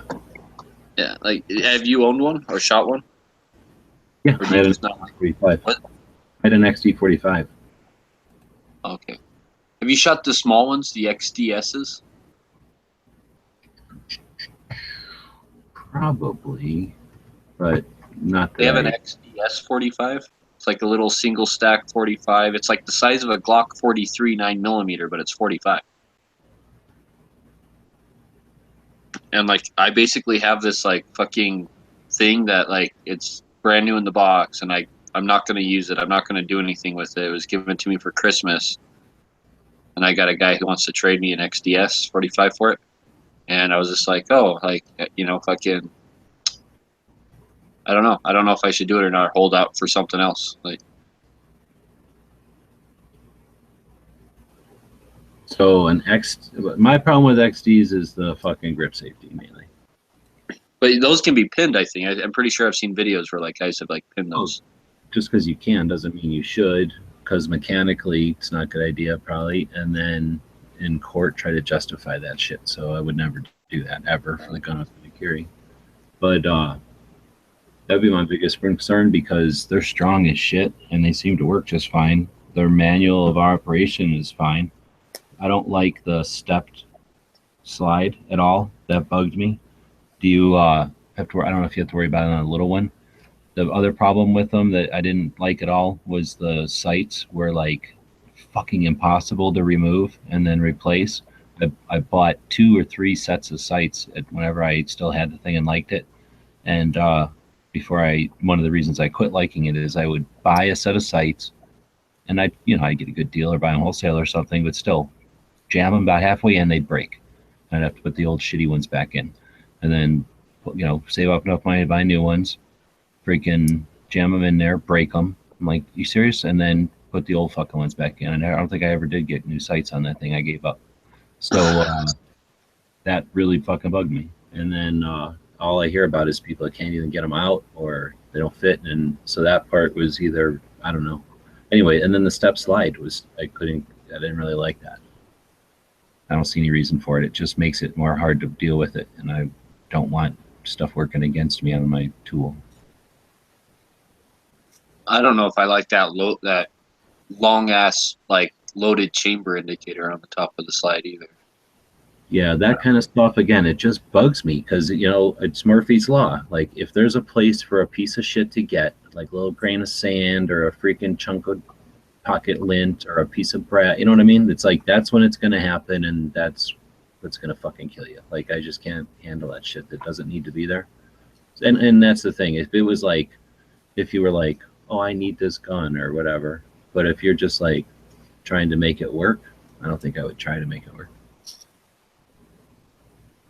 Like, I was thinking of it, like maybe getting it to try it out as like a new backup or like my secondary gun. Because like right now my secondary gun's just like a little tiny 380. I kind of like the idea of like basically having the same capacity but in a 45 and like the same size gun. Like that sounds like a good idea in theory. Like, oh shit, like same amount of rounds but 45 instead of 380. Like same size gun. Okay, like that sounds like it's a, in theory it sounds good. But I've never shot one. I've never even fucking shot an XD, so I have no idea. Like, my experience with XDs is real limited. I had a coworker like 12 years ago, 13 years ago, something like that. He went out and got a 45 XD, and we went out to the range, and he ran out of ammo and asked me for some, and I handed it to him. Turns out none of the rounds would fit in his magazine. He had bought a 45 LE, which I don't think I've ever seen before and ever seen since. But he was a little upset. So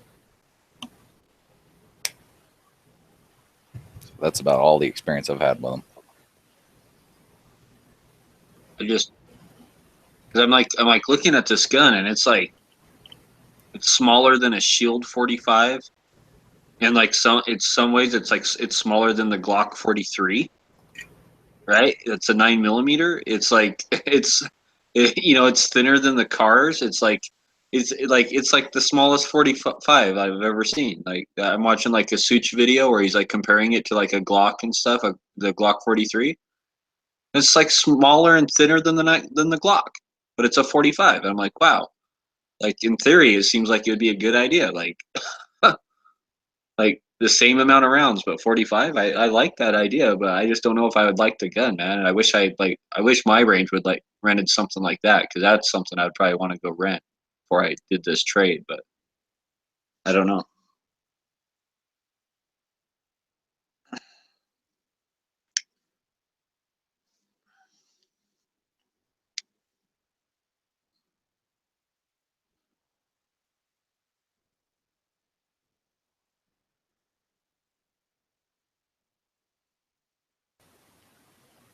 Yeah, I'd be wanting to shoot something like that before it'd have to be one of those try before I buy type deals, just because 45 out of something that small and light, I'd want to try that out first. All the guys I've watched, like, probably 10 reviews on it today because I'm like that, right? Like, especially a gun I don't have any experience with. I'll go watch, like, and again, you can only take that for what it's worth, like, you can't take it as gold. But all these guys like Such and just like all these different guys I'm watching the reviews, they're saying it actually handles like recoil like really good. And for 445 for a small gun, because it has like that dual recoil system, and it has like a interchangeable back straps, which none of the other small guns do. And so they say you can get it to fit your hand better, and like and I guess like it has like a way high like undercut trigger guard. Like guys do, like how they stipple their Glocks and they cut the trigger guard up way high. Well, this like comes with that undercut like already, so I guess you can get like your hand way high up on it for a low bore access. And they're all saying like, they thought it would be like really snappy, and they're saying like these reviews are basically saying like it's really not any more snappy than like a Glock 43 and 9. It's like, even though it's a 45, it's like they all thought it would like shoot like recoil and be a lot more snappy, but it's not. So, but I don't know. I almost kind of want to do it just so I can like see for myself. And if I don't like it, I'll get rid of it. But if I like it, like, fuck it. And it's like, it would just be a backup gun anyway. Like that's. Then I can get rid of the 380 I'm carrying as a backup gun. I mean, if it's not your primary, there's not a whole lot of risk involved. I mean, my primary is a 40, so with a 40 with 11 rounds and 15 rounds backup, and then I have like a little bodyguard that's 7 rounds, but that's a 380. So I would basically be swapping out the 380 for a 45 as a backup. I kind of like that idea for like the same size gun. It's like the same size as a fucking bodyguard, but a 45. I mean, I would think that the grip would have to be a little bit longer and fatter, at least, to accommodate the 45. It's under an inch. It's less than an inch thick. Like the Such does a good comparison where he's like holding it up to a bunch of different like small compacts like the Shield and the Glock and stuff. And some of the other guys have done it too, and it's smaller than all those. And so it might be a little bit bigger than my 380 bodyguard, but like it not by much at all. Like it's it's like I think it's the smallest. I heard one guy on one of the reviews. He said I think this is like the smallest, slimmest 45 like single stack there is. So I don't know if that's true, but that's what he said. So sounds like you're the one talking us into it. What do you mean? Yeah, I don't know. I want to go check it out now. I almost want to get it to see because I don't have any XDs. Like even if I didn't like it, I might even keep it just to have it in the collection, just to be like, oh, like I have an XD. At least I can, what are you trading it for? Basically for a toolbox. What kind of toolbox? Like one that sits on casters that you can like roll around that has like a workbench on top. Oh, so it's only as high as your waist? Yeah. And it's just drawers or what? Yeah, just drawers and with like a flat top, toolbox. And there's nothing in it, just that box and the rollers? Yeah, it's brand new in the box. Like it's brand new in the cardboard box. The toolbox is I got it for Christmas, and I already have a toolbox, like a Craftsman toolbox. That's a tall one. Uh-huh. And I just don't have the room for it, like anywhere in my garage, and I just don't. I already have my like gun room. I got it basically for like, oh here, like you're into working on guns. We think this would be like a good idea for you, right? To like work on guns, but it doesn't suit me because I can't put my legs under it, or is this not what I want? I hear you. So then, is that like? Do you have any idea what that's worth? Is it a good trade deal? I think it's worth about $300. Oh shit! So what's that gun worth? I think about $450 is what I could get it new. Oh, well, damn, dude. That seems like you might as well just go with your fucking instincts or guts there and just get it. That's what I'm saying. Like, if I really like hated it, I think I could definitely get the money back out of it. And I could probably sell it easier than selling the toolbox, right? And maybe even make a little money. Like, You're not even using the toolbox, so. Even Well, the if, toolbox, yeah, the toolbox has been sitting in my fucking garage since Christmas, like just taking up space in there. yeah, exactly, like in your way almost. So this is something that if you don't use an XD, who gives a shit? You know, it's just in a drawer or whatever. Yeah, and like I just like if I even kind of like it, I can just keep onto it, just keep it in the safe, just to say I own one and kind of have that experience with it. Kind of like that idea, and if I hate it, I can still totally turn around and sell it, but still be able to say, oh, I have some experience because I've owned one. And then you know, or if I really like it and then I decide to carry it as a backup, then I can, you know, then I lucked out at that point. Like, Well, I'm still not going to say where it is a fucking backup. Here's my thing about backups. And now I'm more convinced than ever. You got a backup because your fucking other gun broke, right? Or you're throwing it to somebody, or you're ran out on your other gun and you're New Yorking it, or you can't get your other gun because it's in an auxiliary draw and your other gun's pinned or something, or you're maybe in an auxiliary draw to your other weak hand, so your other hand's incapacitated or otherwise occupied.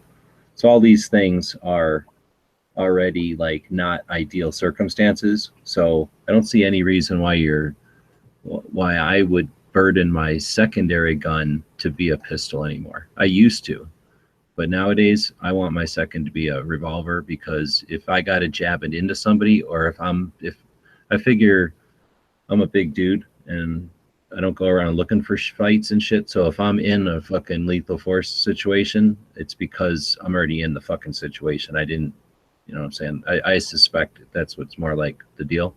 So if I'm having to react instead of strategize, then I want a revolver, and I want it to be with a punch. So that's why I think my 357 is ideal. The only thing I don't like about it is the lack of capacity. If I could get like a 6-shot or even like a 7-shot 357 in the same package, I'd be digging it. what about that 327 Magnum? Don't they make that in the same size but a 6-shot? For me, I'd rather stay 357 for availability and power. Because I think I don't have any experience with that one, but I think that's why the whole reason they made it was so you. Oh, it is. And if they wouldn't have had the 380 happen, then it probably would exist. But it's like a gap. I mean, it exists, but good luck finding it anywhere. So it's I'm not training with it. And 357 is proven. There ain't nothing. Anybody's never going to say anything bad about 357 Magnum. It is ideal. Oh fuck yeah! I don't know if you shot the LCRs, but LCRs are freaking a dream. I still think they look stupid. They look ugly, but they're a dream. They're like awesome guns. I'm almost thinking if I had to, I would just keep one in each pocket, and that would work. New York reload. It's just that I use my other pocket for like other stuff, keys and knives and plates and shit. So otherwise, if I could do some kind of alternative rig and just keep all that shit in my like a pen protector or something, or what they call that thing, then just go to like 357 in each pocket. It wouldn't be ideal because you can't draw fast enough from a pocket. But anyway, so that's why I like revolver for my backup. I don't like pistol anymore. I don't want to slide, and I don't want to have to manipulate it.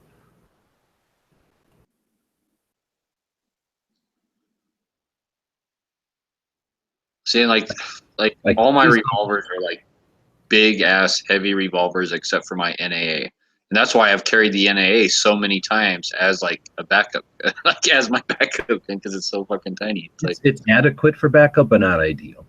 No, definitely not ideal. Like before that, I carried it. NAAs is my third gun all the fucking time, just to fucking because I can, just because American, you know. Yeah. Like my primary gun was or my primary backup gun for a long time was this a J22, and then I got that NAA, and then I moved up to the 380 Bodyguard. But now I'm thinking like, maybe I want something different than that Bodyguard, because I still don't like to shoot that fucking Bodyguard, man. Like I shot it today, and literally like every shot I'm like dropping the mag while shooting it, like fucking, and that would just like, it would get me killed. Like I'm just kind of like over it. and I can't even find a different mag release because I want to find a mag release for it, like just a regular stock mag release, and I want to have like an OEM one, so I can like shave down the one that's on it, so I don't hit the, because my hands are just too big, I guess, and I under recoil, I'm like pressing that mag release button and dropping the mag, like you know, it's like I have to like literally so focus and change my grip and make it all awkward and shit to shoot that thing to where I don't drop the mag, and I'm just kind of like I'm kind of over that 380. I'm like, just I want something else.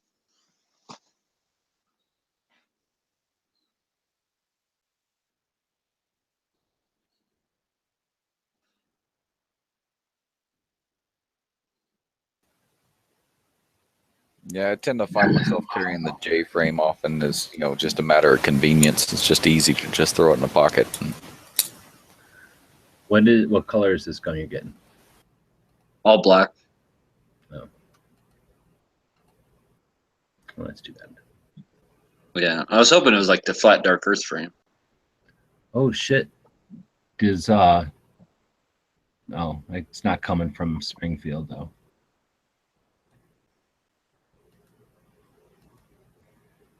You're up there where Second Amendment mommy is. I was saying if it was coming straight from Springfield, try to arrange it where she delivers it for you.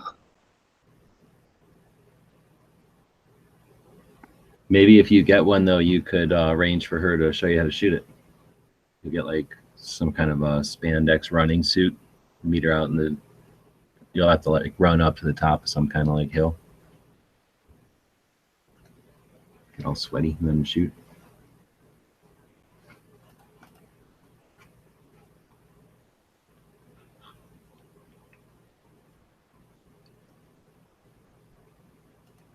I don't even know who you're. I don't even think I know who you're talking about. Oh. Like Clay I'm not was sure. like Clay linked to that thing with her. So click on that link in the chat. It goes to some page where she's shooting an M series, where it's got the optic in the back. She's a Instagram chick. She's not so. I guess she's kind of a gun bunny, but not so much. She's a mom, and she'll on Fridays she'll do like a picture of her wearing something red, and she'll encourage people to remember everybody deployed, and then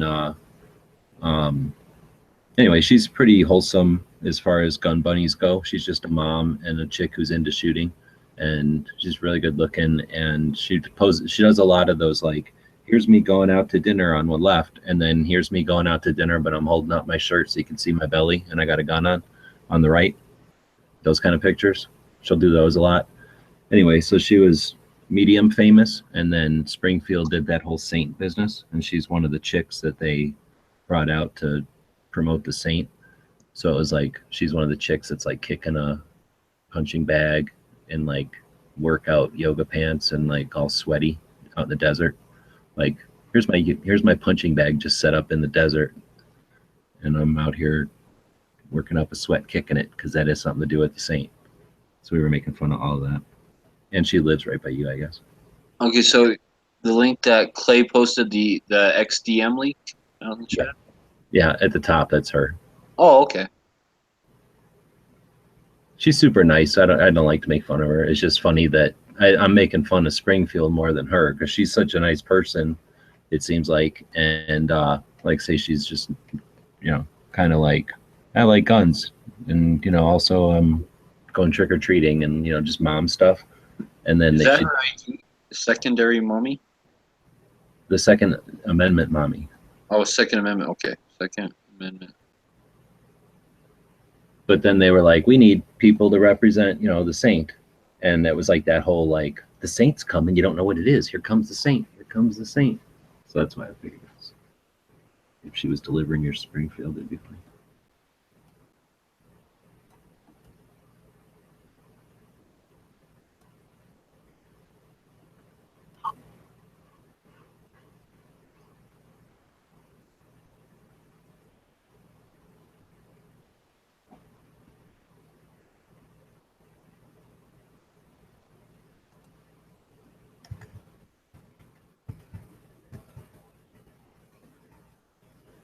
You hear us now, Flath? Or are you there? Can you hear me? There we go. You. Right on. Good. How's everyone doing? Pretty good. Now I want to smoke a cigarette, damn it.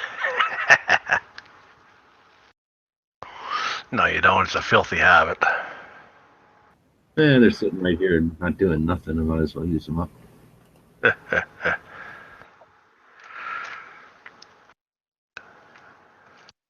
It's good to have a Canadian. Matt Bob's been absent lately, so we've been Canadian-less. Aw.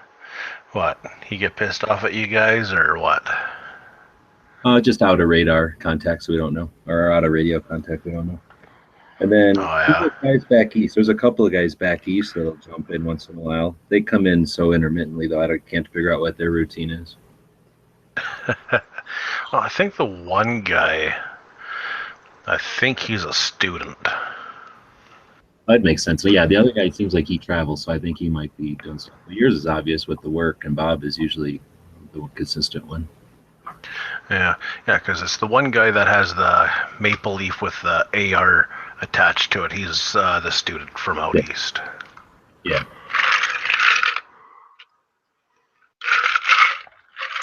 And another Canadian. Charles, your school years line up with ours, right? You got like a summer break, same how we got a summer break. I believe so. September to June.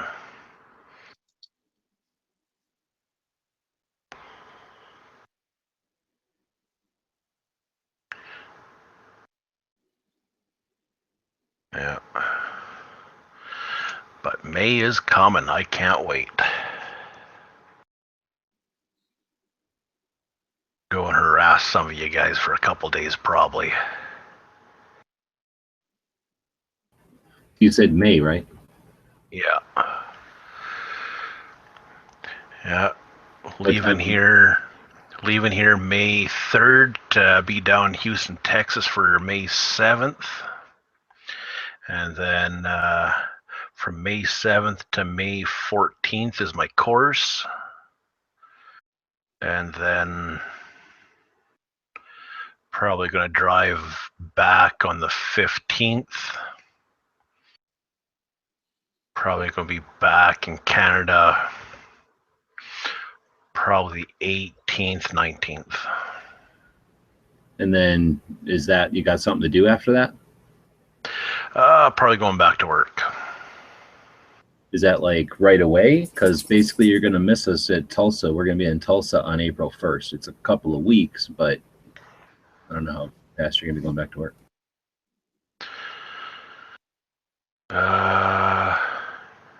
You said April? Yeah, I'll still be working in April. Oh, okay. Because that's that big ass gun show in Tulsa, and everybody will probably meet up again. Otherwise, there's nothing that I've got on my calendar in May. I don't leave, but who knows what people, we have to go through and look at the calendar. It's not full yet.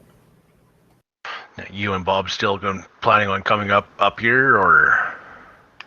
Well, that's what I'm saying. I don't know. I don't have a vehicle right now, but I'm halfway thinking about options, and I'm not sure. Bob left his camper in Vegas the last we heard, and then he went back to Canada. So we're not sure where he's at, what he's doing. If you're out there, Bob, jump in. Yeah, I think he was planning on going back. Because let's see here. Last I talked to him, he was planning on coming back up here for 2 weeks, and then heading back down for a couple months.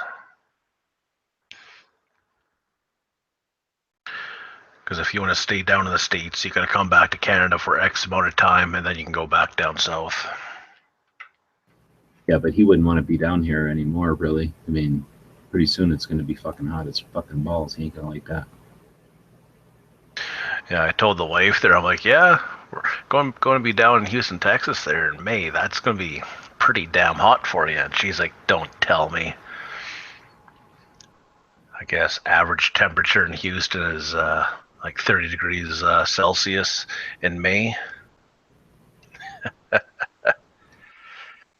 Which is, what, 80 some degrees Fahrenheit?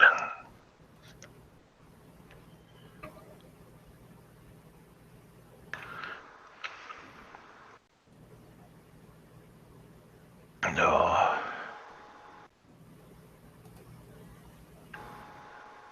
I can't wait. That's gonna be a fun little trip and training course.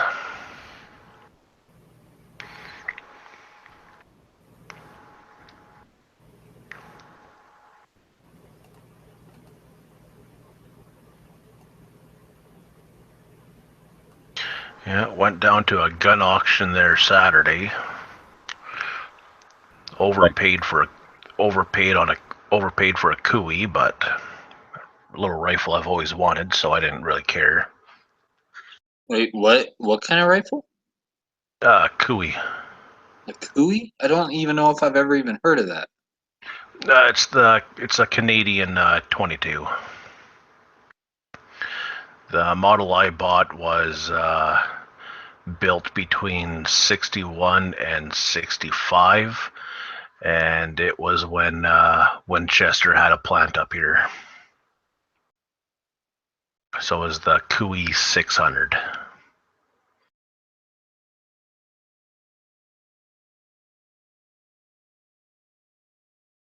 Oh, it's a fancy one. I've seen the little. I like the little tiny kids rifles. So I've seen Cooeys that were little simple shingle shots. This one's kind of fancy. Yeah, this one here's a little bolt action tube fed 22, shoots 22 long and 22 short.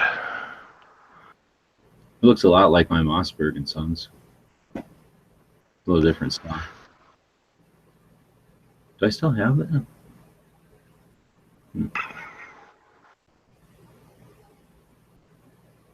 If you gotta ask yourself that, you got one hell of a firearm collection.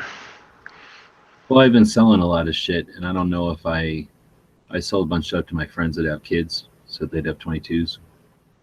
I don't know if I don't think I cared about keeping that one. I just don't know if it's worth anything, because it's kind of boring compared to a 1022 or something these days, you know. Everything's got a value. Well, yeah, I'm just saying to my friends' kids, they don't really give a shit about guns for gun's sake or anything. Yeah, there was quite a few interesting firearms that went through that gun auction there yesterday. Were you almost get anything else? Hmm? Were you like looking at anything else that you were gonna get or almost got? Well, there were a couple 32 rim fighters I was interested in, but they went way overpriced for what I thought. But that and ammunition is next to impossible to find up here. Couple nice Winchester lever actions and stuff like that, but This fucking form I'm trying to fill out, every freaking thing I've tried to fill out, it's like, oh, that can only be 20 characters long. Oh no, that can only be 20 characters long. Like, this title's too long, right? And it wouldn't even let me progress until I edited the shit down. I get to where it says, briefly describe your gig. And this is that same place that had the auto-complete with the words that it wouldn't accept, right? Briefly describe your gig. So I briefly describe my gig, and then it goes, oh, your description should be at least 120 characters long. No consistency at all. They're just fucking with me. that's funny.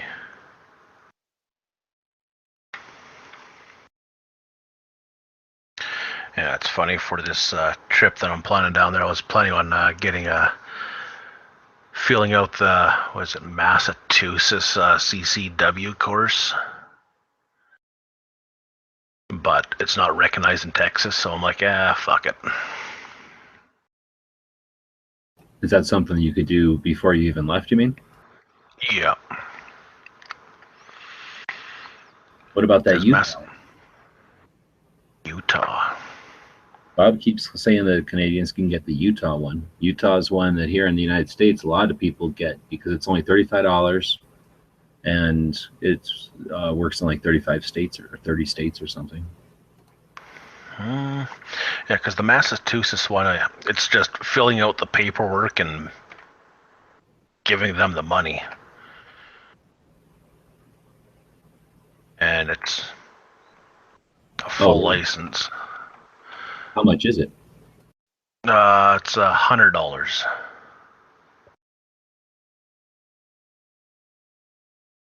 don't have to go. You don't have to do no course. You just fill out the paperwork as a non-resident, and That sounds kind of cool. I didn't even know that was available. I think it'd be neat to have a Massachusetts CCW just to say you have a Massachusetts CCW.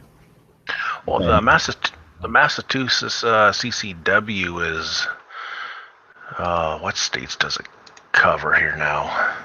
It does cover a number of states, but Utah says it covers Texas. It says it has formal reciprocity written agreement with Texas, amongst others. And then it says the following states recognize the Utah concealed carry. Oh, wait, Texas is not on that list. Sorry. yeah. Wait, the following states recognize, the following states do not recognize, but this isn't a complete list of states, so. So I guess, no, it says they have formal reciprocity. So that means that the states go both ways. That's why they're not on either of these other lists. So I'm clicking on Texas.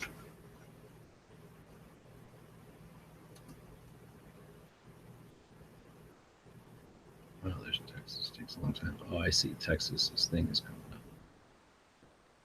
You may click it on the drop down. Texas to Utah.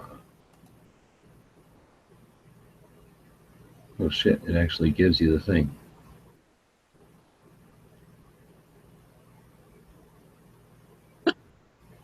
I'm looking at this. Texas is authorized to recognize the validity of a non-resident concealed handgun license if the Texas. Oh, wait, whatever. What are we looking at? I was just this funny picture.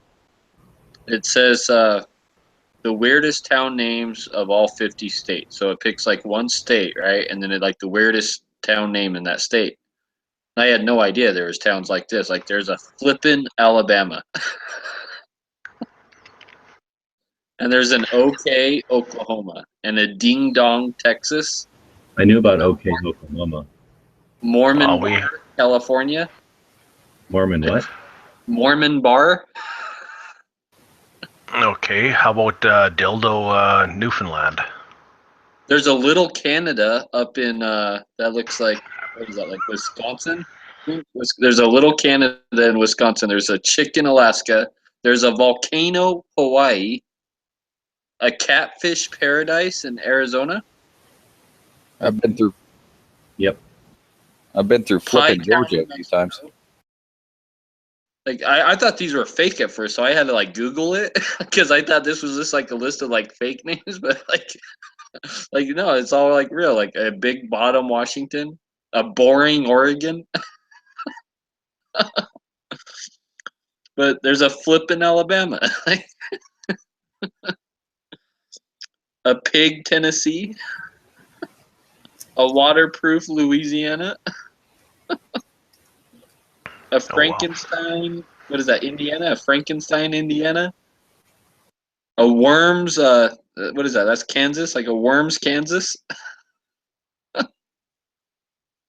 Wow, a Coupon, what is that, New York? A Coupon, New York? Or no, what's the state under New York? I don't know my eastern states that well.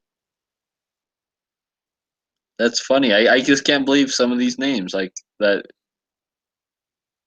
There's a Satan's Kingdom. There's a town called Satan's Kingdom. Holy shit. What the fuck? It's like New Hampshire or something, like Satan's Kingdom. Holy shit. Bald Head, Maine.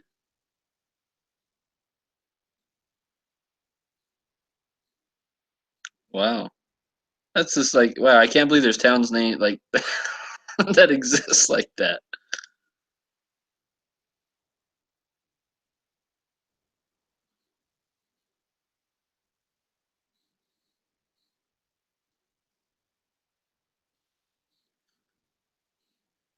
Oh, this is really good. Like there's this where was it? There's this text message, right?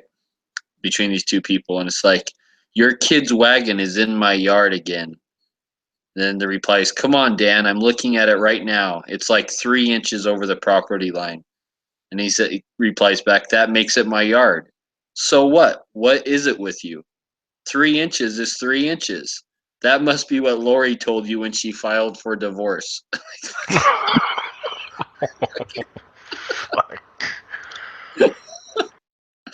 uh,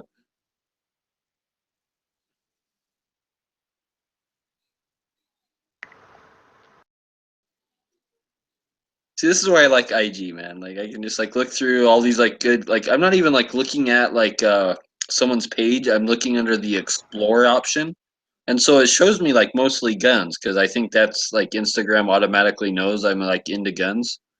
So it like lets me find new people to follow and stuff, right? But then like once in a while, it comes across with these like random funny ass pics, and it's just like, whoa.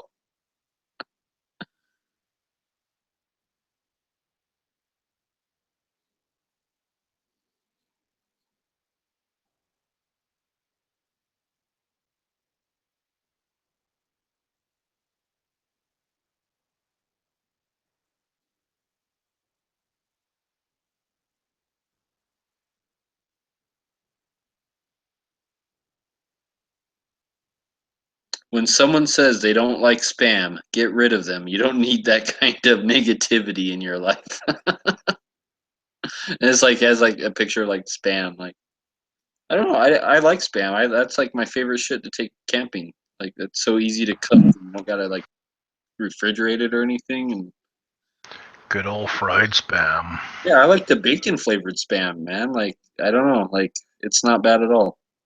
There's bacon flavored spam. Yeah, bacon flavored. That's my favorite kind, man. I've never heard of it. Because like unlike because when I go camping, I don't like to take a cooler and all that shit, right? So like usually like if I take drinks, it'll be like just to stick in like the river or the stream or whatever to like chill. But I don't like taking ice and coolers and all that shit. Like 'cause when we go camping, it's more like minimalist style, and so I just like to kind of take the bare necessities, and I don't like to take shit that needs to be refrigerated and haul around a cooler and ice and all that extra weight and shit. Because like I like to hike. I don't like to camp at like campgrounds. I like to hike like way back up into the country, and trying to like pull some big ass cooler behind you is like a pain in the ass. Yeah, I bought a trailer. Now I just bring my trailer everywhere I go. But if I want to do some true camping, I'll just load up my tent and my sleeping bag and my rifle and do some true roughing. Well, I went to the store tonight, and I went through like the automated checkout, and like it asks you like so I'm sitting there like scanning my own groceries, and then at the end I wanted some cash back for tomorrow, so I hit the $100 option because that's the most cash back you can get out, right? And it starts giving it to me all in fives, right? And then and then it stops, yeah, all in fives, and it gives me $85 in fives, even though I wanted 100. And then it's like error and things, so I had to wait for the person to come over, and like he's hitting the buttons and stuff, and he can't get it to work, so he had to like call a key holder or something person that has the keys to actually open up, and the error on the screen is like dispensing $5 bills. So like it obviously like it knew like what its error was, right? Like, but like it didn't even mention that it like shorted me like my money. I'm like, like I'm like, wow, and it knows that there's an error, like giving me $5 bills, but then it just like says, fuck you, I'm not going to give you the rest of your money. So like I had to sit there and wait for them to come back because like the error mentioned nothing about like it shorted me, and I'm trying to tell them, dude, like it still owes me $15, right? So they literally had to sit there and like count money, right? And like it took like 20 minutes, like like for them to count the money, like not to mention the 10 minutes I had to wait just for the person with the keys to finally come over. Like it took 20 minutes for them to count the money just to say, yeah, like this machine's like, got $15 too much money in it. Like we owe you $15. Like that's what I'm trying to tell you, dude. Obviously it's wrong. Come on, I hit $100 on the thing. It gave me 85 and fives. I mean, like, come on, dude. So what did they do? They opened it back up and gave me 3 more $5 bills. Could I trade you some 5s for some 20s? Dude, there was 20s in the machine. Like when they were opening it up and counting it, there was like 20s, 10s, 5s. What like there was like, and like they didn't even ask me like, oh, like hey, do you just want like 5 5s or 5 20s? Like they didn't even ask me. They were just like, oh, here's like your 3 more 5s. Man, I'd be like, listen here, I'm not going to the strip joint. I'm going elsewhere. Like,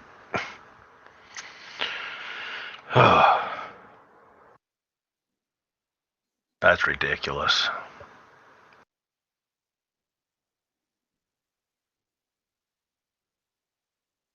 Like, it's actually kind of funny. Like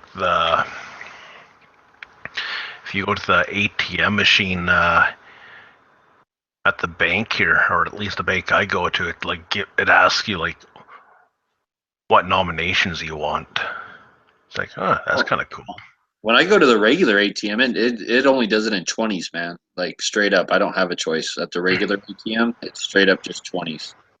Oh yeah, like if I went down to Billy Bob's gas station or something and asked for $100-$200, it's all 20s. But if I go down to the bank, it's like it's 10s, 20s, and 50s.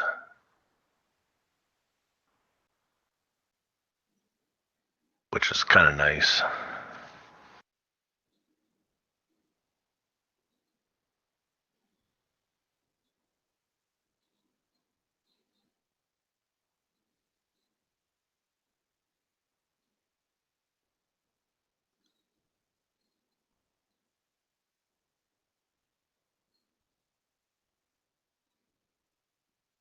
We don't got anything like that here, man. We used to have a badass ATM for my bank here in the store to where I could actually deposit checks like into the ATM and stuff. And like it was like way more sophisticated. Like I wouldn't even have to go see a teller. I could just literally like walk up to the ATM, sign the back of the check, deposit the check. I could deposit cash into the ATM. Like didn't even have to deal with bank people anymore. But then they like took it out. And that thing worked perfectly. And I asked them like, why did you take out the machine? They're like, oh, like we have an app for it now. You just take a picture of it with your phone. Like, I'm like, okay, so I can just take the picture of like the money with my phone now. They're like, they'll take checks and money. I think last time I needed to do it, they still did. To do what? I said ours still take cash and checks. That sucks. Oh no, they took out the whole entire ATM. For some reason they just took out the whole ATM. Even though it took cash, it took checks. We never even had to deal with the bank anymore. It was absolutely awesome. They just took out the whole machine, and I asked them why, and they're like, "Oh, we got an app now." I'm like, "So your app, like, I can just take pictures of like my money now, and like it'll go in?" She's like, "No, it's for checks only." I was like, "Oh, but your app, that's why you took out the machine, because the app just does it all now, right?" Like, yeah. Like, and I've used the app to deposit checks, and it works. But like, what happens when I want to deposit cash? Like, now I still got to go through the bank shit.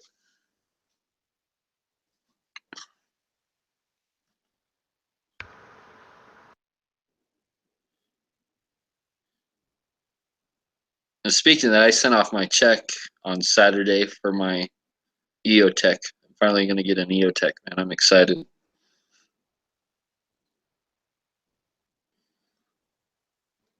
I've always wanted one of those for like a long, long time, and I might end up hating it, but The EOTech's nice.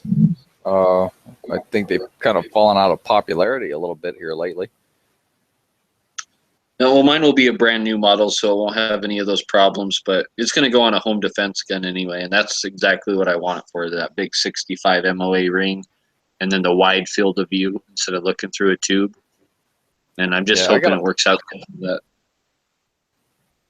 I got a 5.16, 2007, 2008 time frame. So I've had it for a while, but I don't take it into any of those extreme situations, so I don't really see that the issues that they were talking about ever being a problem.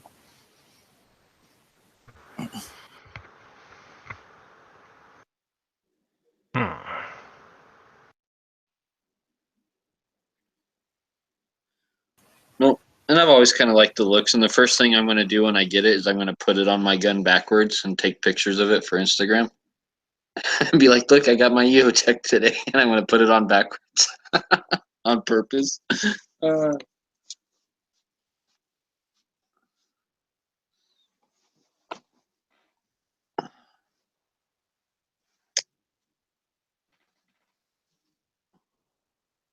It'll be awesome.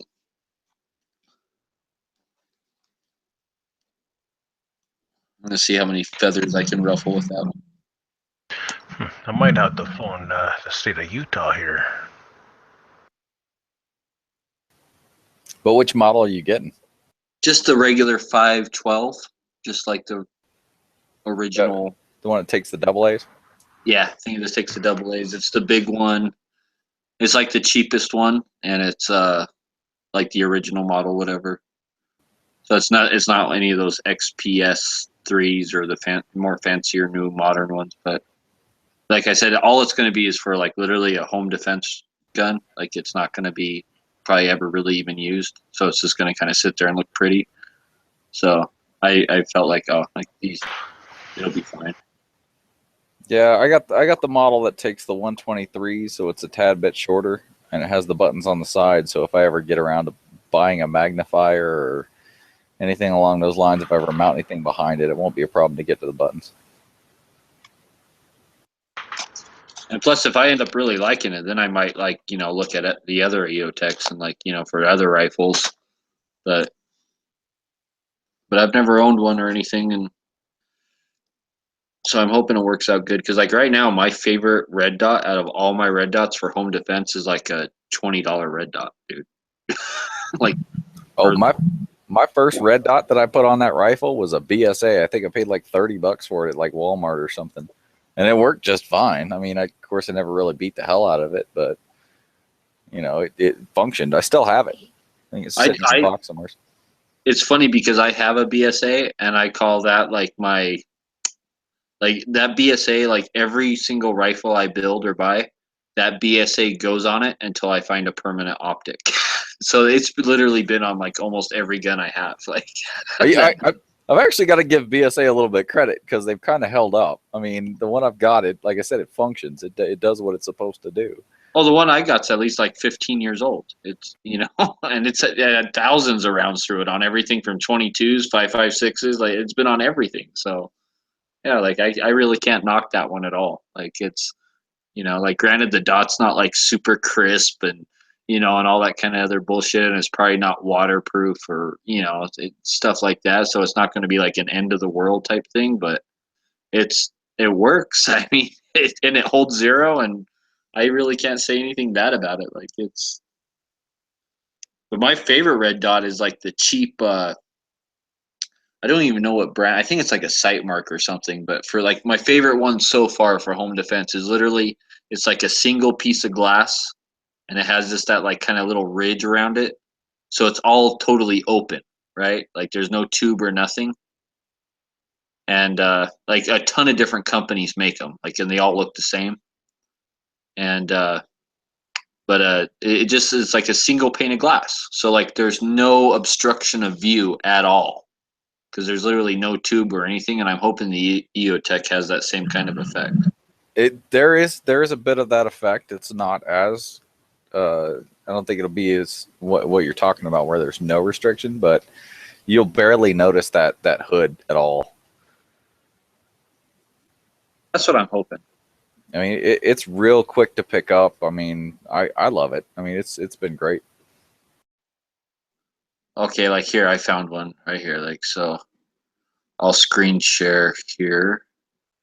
Like, this is literally like my favorite red dot for home defense. Like, or like at least like, even though it's crappy and it's fragile and all that kind of shit, but just for like the way that, and it's not even on the rifle, but just like when I practice clearing my house and stuff, it's what works best, man. Like it's. Can you see it? Looks a little foggy there, Pink. Yeah, it looks like Marco in my hotel room in Vegas.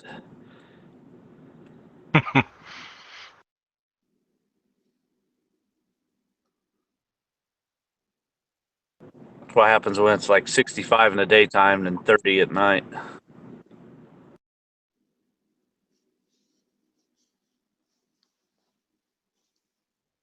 Yeah, we get some pretty good zombie fog up here too. It's pretty crazy.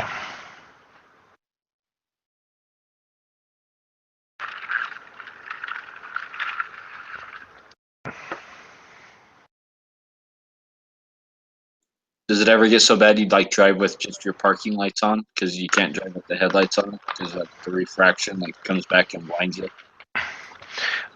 Usually I drive to the rumble strips. I was going to say, I've been taking the same path home, to and from work for over 30 years. So I just drive it and hope I don't see red lights.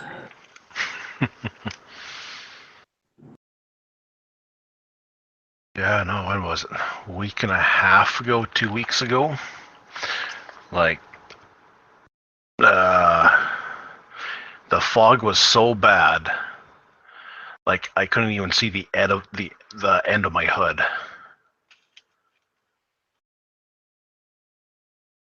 And it was like literally playing ping pong down the highway, like trying to figure out where the rumble strips were. It's like, okay, is that the oncoming side traffic rumble strip, or is that the rumble strip I'm supposed to be near?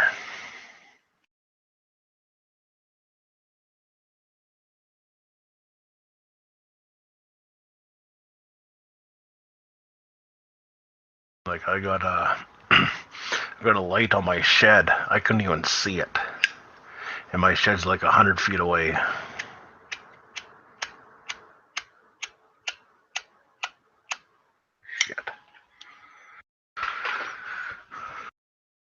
Yeah, my going home today, so it won't make any difference.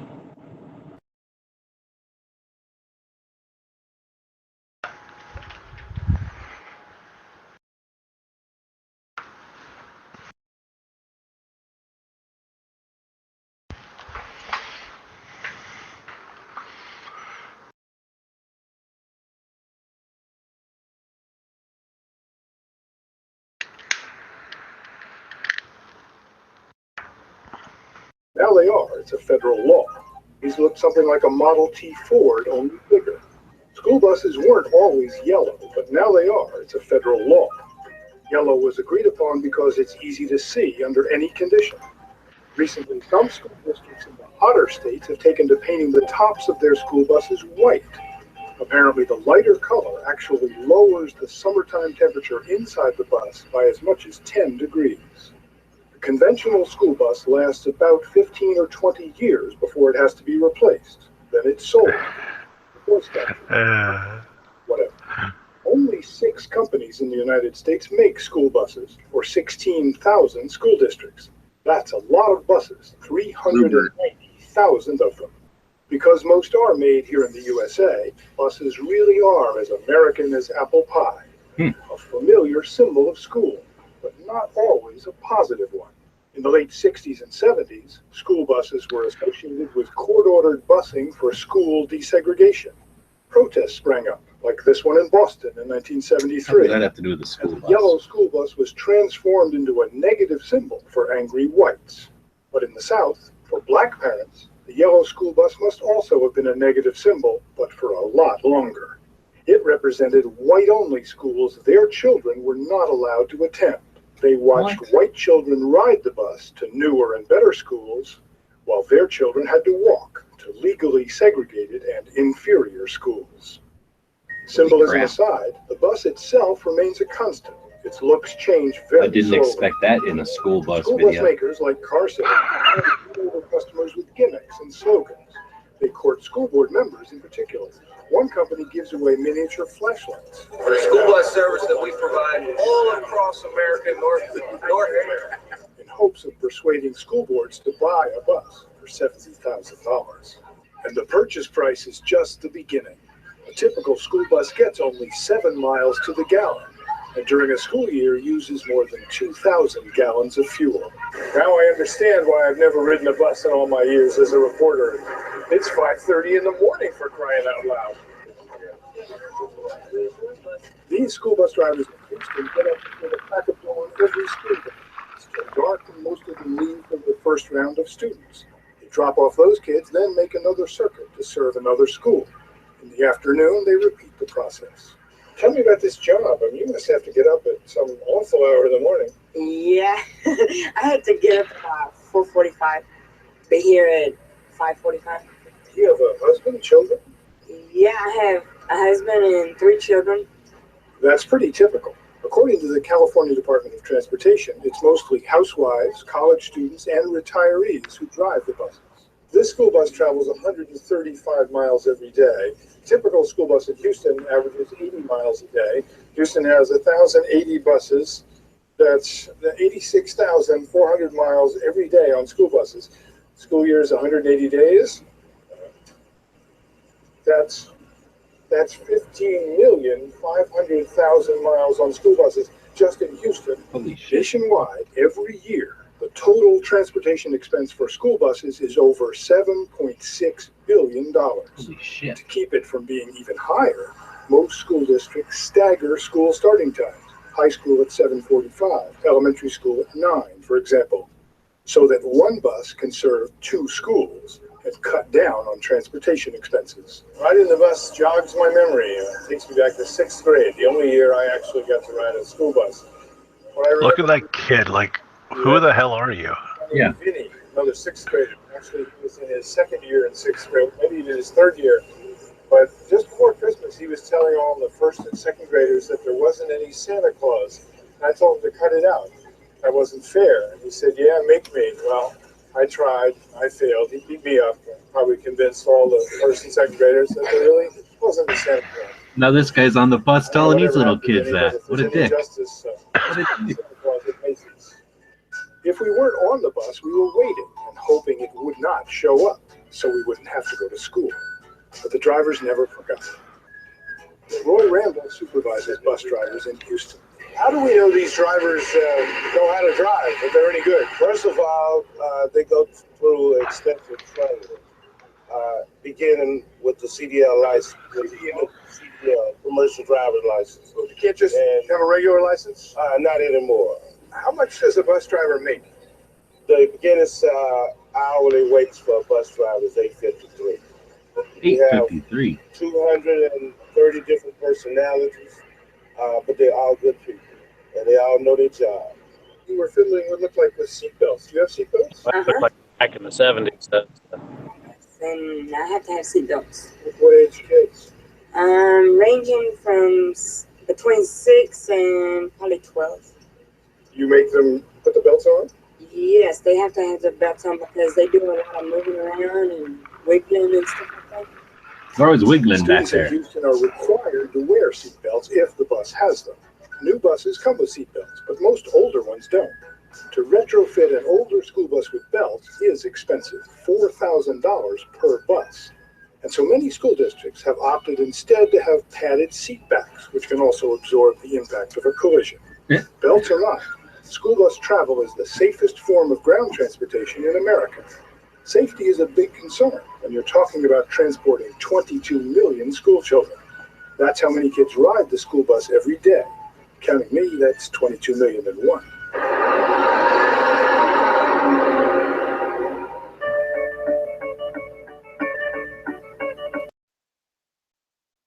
Buses do not have seatbelts.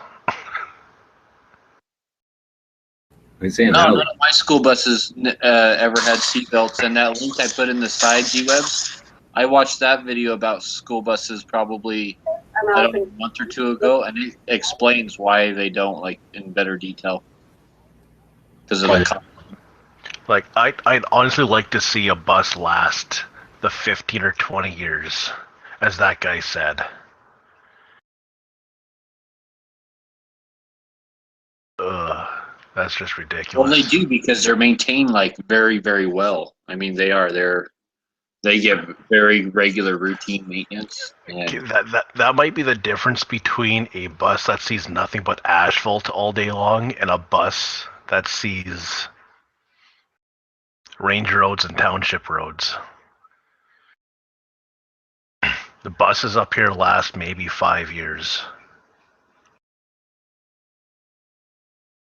Like if you're ever in a market for a bus to convert into an RV, you buy a school district bus from up here.